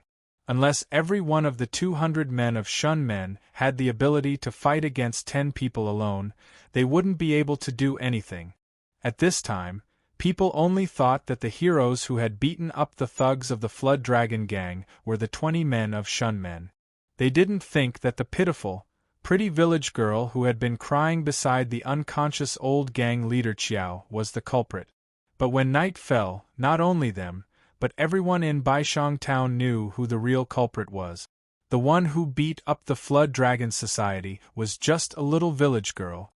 That little village girl was gang leader Qiao's distant niece, who had no idea what kind of relationship he had with gang leader Qiao, but was very lucky. "All right, all of you can leave."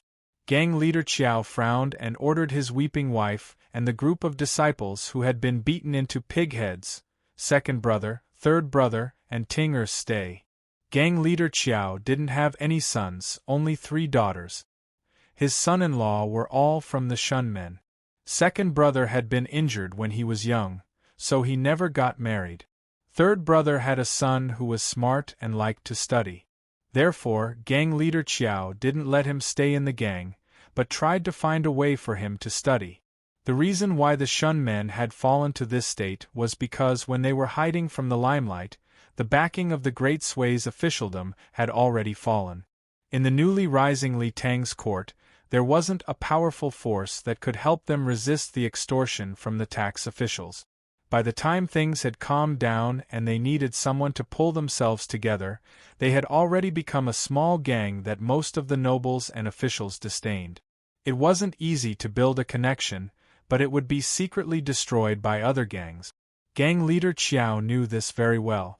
At that time, although the obedient sect had declined in terms of power, their name was still there.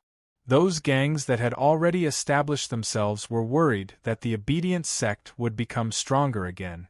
Even if the Shun men had the same power as them, based on the Qiao family's past prestige and reputation, they had the ability to reorganize all the big gangs.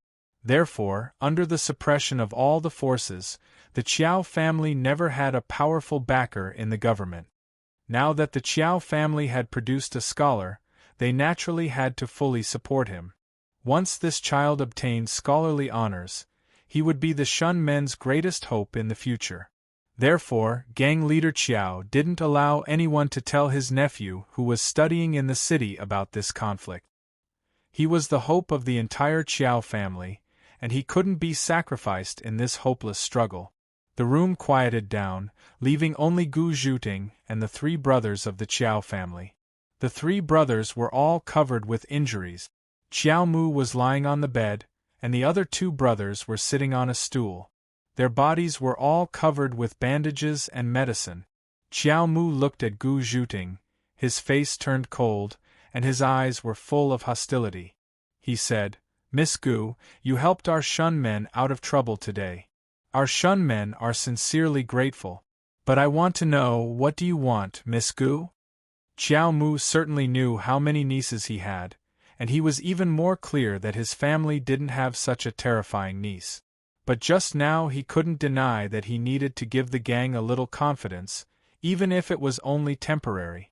Just like a drowning man, he knew he was exhausted and would sink to the bottom sooner or later, but now as long as he still had the strength to struggle, he wanted to float on the surface to take a breath. Gu Zhuting saved him and temporarily got them out of a disaster, but he didn't believe that a person would suddenly appear in Baishang town and help them for no reason.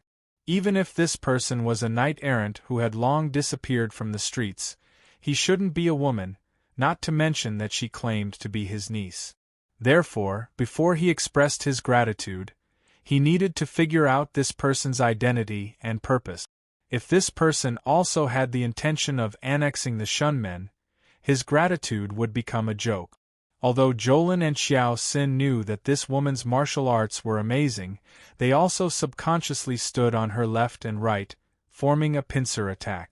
When there were only them in the room, Gu Zhuting's soft and timid look suddenly disappeared. She crossed her arms, glanced coldly at Jolin and Xiao Xin's pincer attack, and sneered, "What do I want? I don't want anything, just a Shun men. You treat it like a treasure, but in my eyes it's nothing." Chapter 944. The gentle and weak village girl suddenly turned into a vagabond. Her expression and tone had the toughness unique to Jianghu people. That kind of clear-cut, unrestrained, cold and ruthless, without any pretense. At first glance, Xiao Mu knew that this woman with changeable expressions was indeed an experienced Jianghu person. With a touch of contempt in her bright eyes, Gu Zhuting glanced at the three people coldly and said slowly, "People in Jianghu should have the awareness of being in Jianghu. If you are not as good as others, you will be trampled on. This is the iron law of Jianghu. I'm not a kind person who will help others when I see injustice. Don't expect me to be a living bodhisattva." Gu Zhuting completely ignored Xiao Lin and Xiao Sen's posture of wanting to pounce on her. She walked forward slowly with her shoulders swaying. As soon as she lifted her leg, her very delicate little boot stepped on the bench in front of the couch. Gu Zhuting bent her waist slightly and looked down at Xiao Mu, who was lying on the couch. She said, "I've killed people since I was 13. I don't care about right or wrong. As long as my master wants him to die, he must die. Over the years, countless heroes in Jianghu and nobles in the imperial court have died in my hand. Do you want to scare me with your lousy skills?" Xiao Mu gritted his teeth and said, "I know that you have amazing skills. You won't stand a chance against me. What's more, you saved my life. But why did you come here? Why did you pretend to be my niece? Please tell me clearly. If I misunderstood your kindness, I'm willing to apologize." Gu Zhuting slowly straightened up and smiled. "You're not very capable, but you're quite cunning. Not bad. I did come for a purpose. You're lucky that my master has taken a fancy to you. Otherwise, even if all of you from the Shun faction, young and old, die in the yard today, I won't give you a second look." Xiao Mu's heart tightened. He hurriedly asked, "Your master? Who is he? What does he want?" Xiao Lin and Xiao Sen were also shocked. Such a terrible woman actually had a master behind her. This master only sent one person to defeat the Flood Dragon faction. How terrible was her master? All of a sudden, the three brothers felt a sense of hopelessness and helplessness. They still had the courage to fight against the Flood Dragon gang, but how could they resist this person who had defeated their invincible enemy, the Flood Dragon gang, by sending a timid little woman? Gu Zhuting sneered and said sarcastically, "Gang leader Qiao, you really value the Shun faction more than your life. Don't be nervous. My master doesn't want to swallow your Shun faction, but he wants to help your Shun faction re-establish itself." Gu Zhuting sighed softly and said, "You guys are very lucky. Originally, my master could have supported a slightly larger gang, and that would have saved a lot of effort. But my master accidentally discovered that the Shun Gate was once Third Master's subordinate. As Third Master's successor, my master couldn't ignore this incense." The three Qiao brothers looked at each other, not knowing who this Third Master was. The era of Curly Beard was too distant for them. When Curly Beard was carefree overseas, the three brothers weren't even born yet. But, as the overlord of the water, whose old subordinates did the Smooth Gate belong to, there was only one Curly Beard. Therefore, this person who was respectfully addressed as Third Master by their own people, and called Curly Beard by outsiders, was quickly recalled by them. The three brothers cried out in surprise almost at the same time, saying in unison, "Third Master Zhang? Curly Beard." Gu Zhuting smiled lightly. "That's right, it's this Third Master. Other than him, who else is worthy of being called Third Master?" The three Qiao brothers were stunned. Curly Beard had long since become a legend in their memories.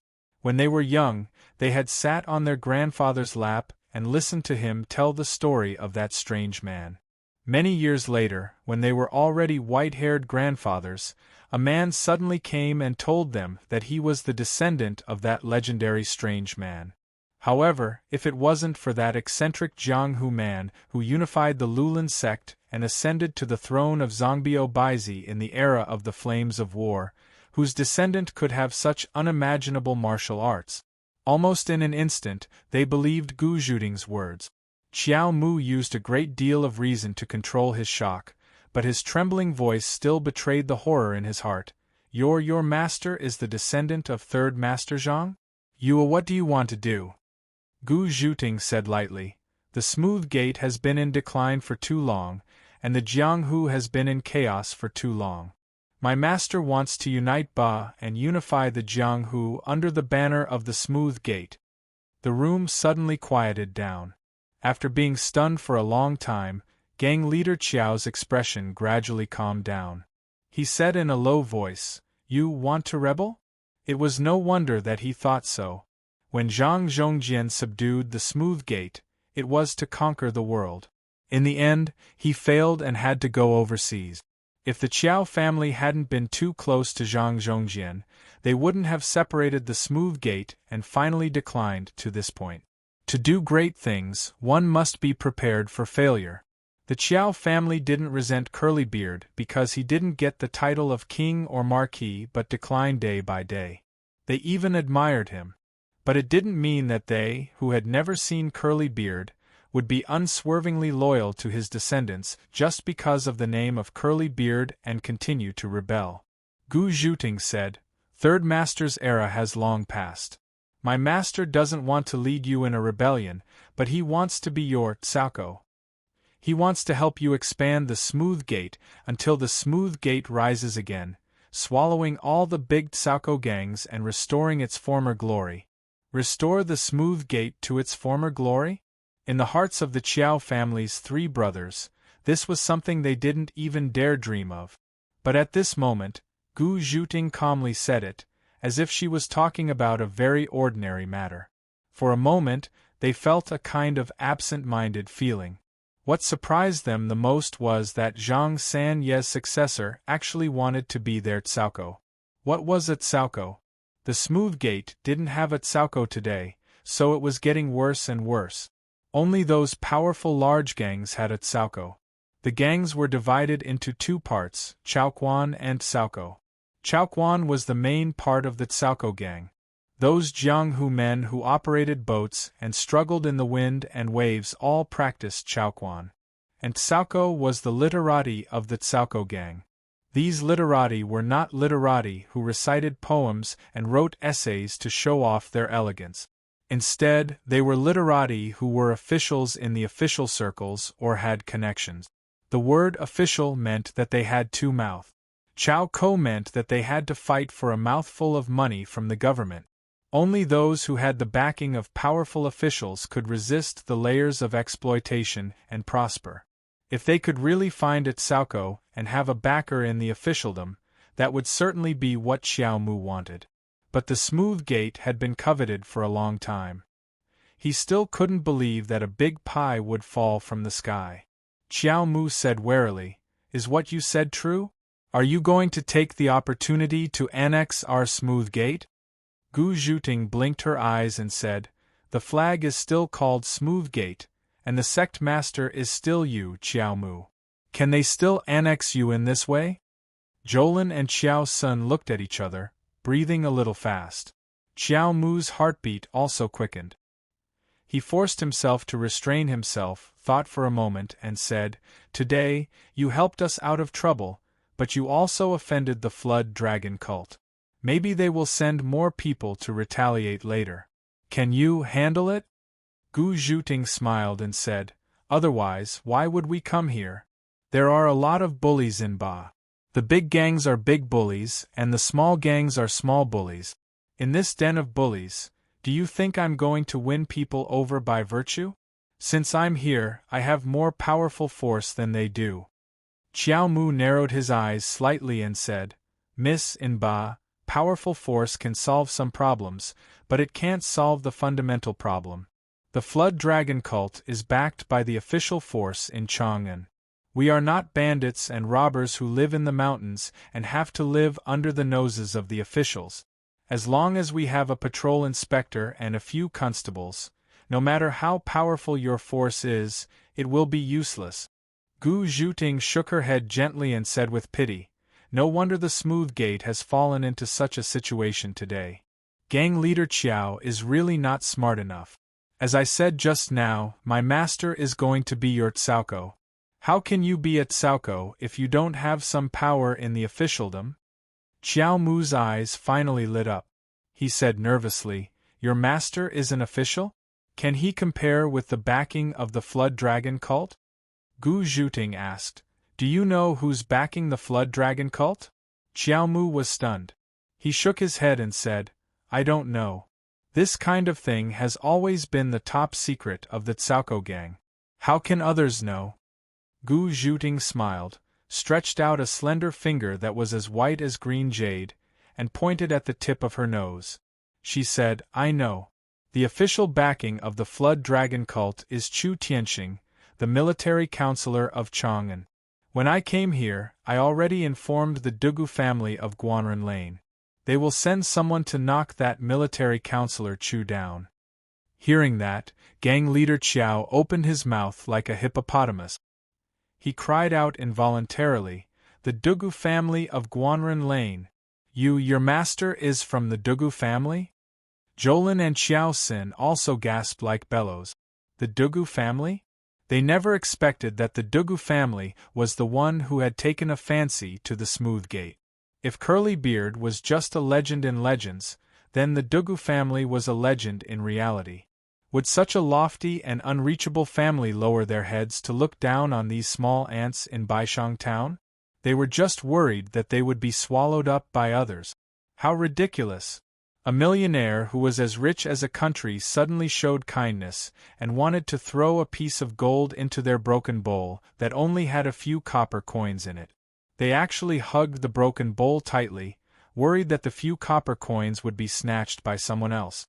If they had the Dugu family as their backer, the great happiness made the three experienced Jianghu people involuntarily tremble. They were already moved to tears, but Gu Zhuting knocked them out with her hammer again. The Dugu family? I didn't say I was from the Dugu family. To be precise, the Dugu family is my master's man. Qiao Mu trembled all over and asked, Who is your master? Where is he? I want to pay my respects to him immediately. Gu Zhuting said sweetly, My master? He will be here in a day or two. Speaking of this, Gu Zhuting felt an indescribable joy in her heart, as if the flowers in her heart were about to bloom. She couldn't help but tremble. Alang will be here soon.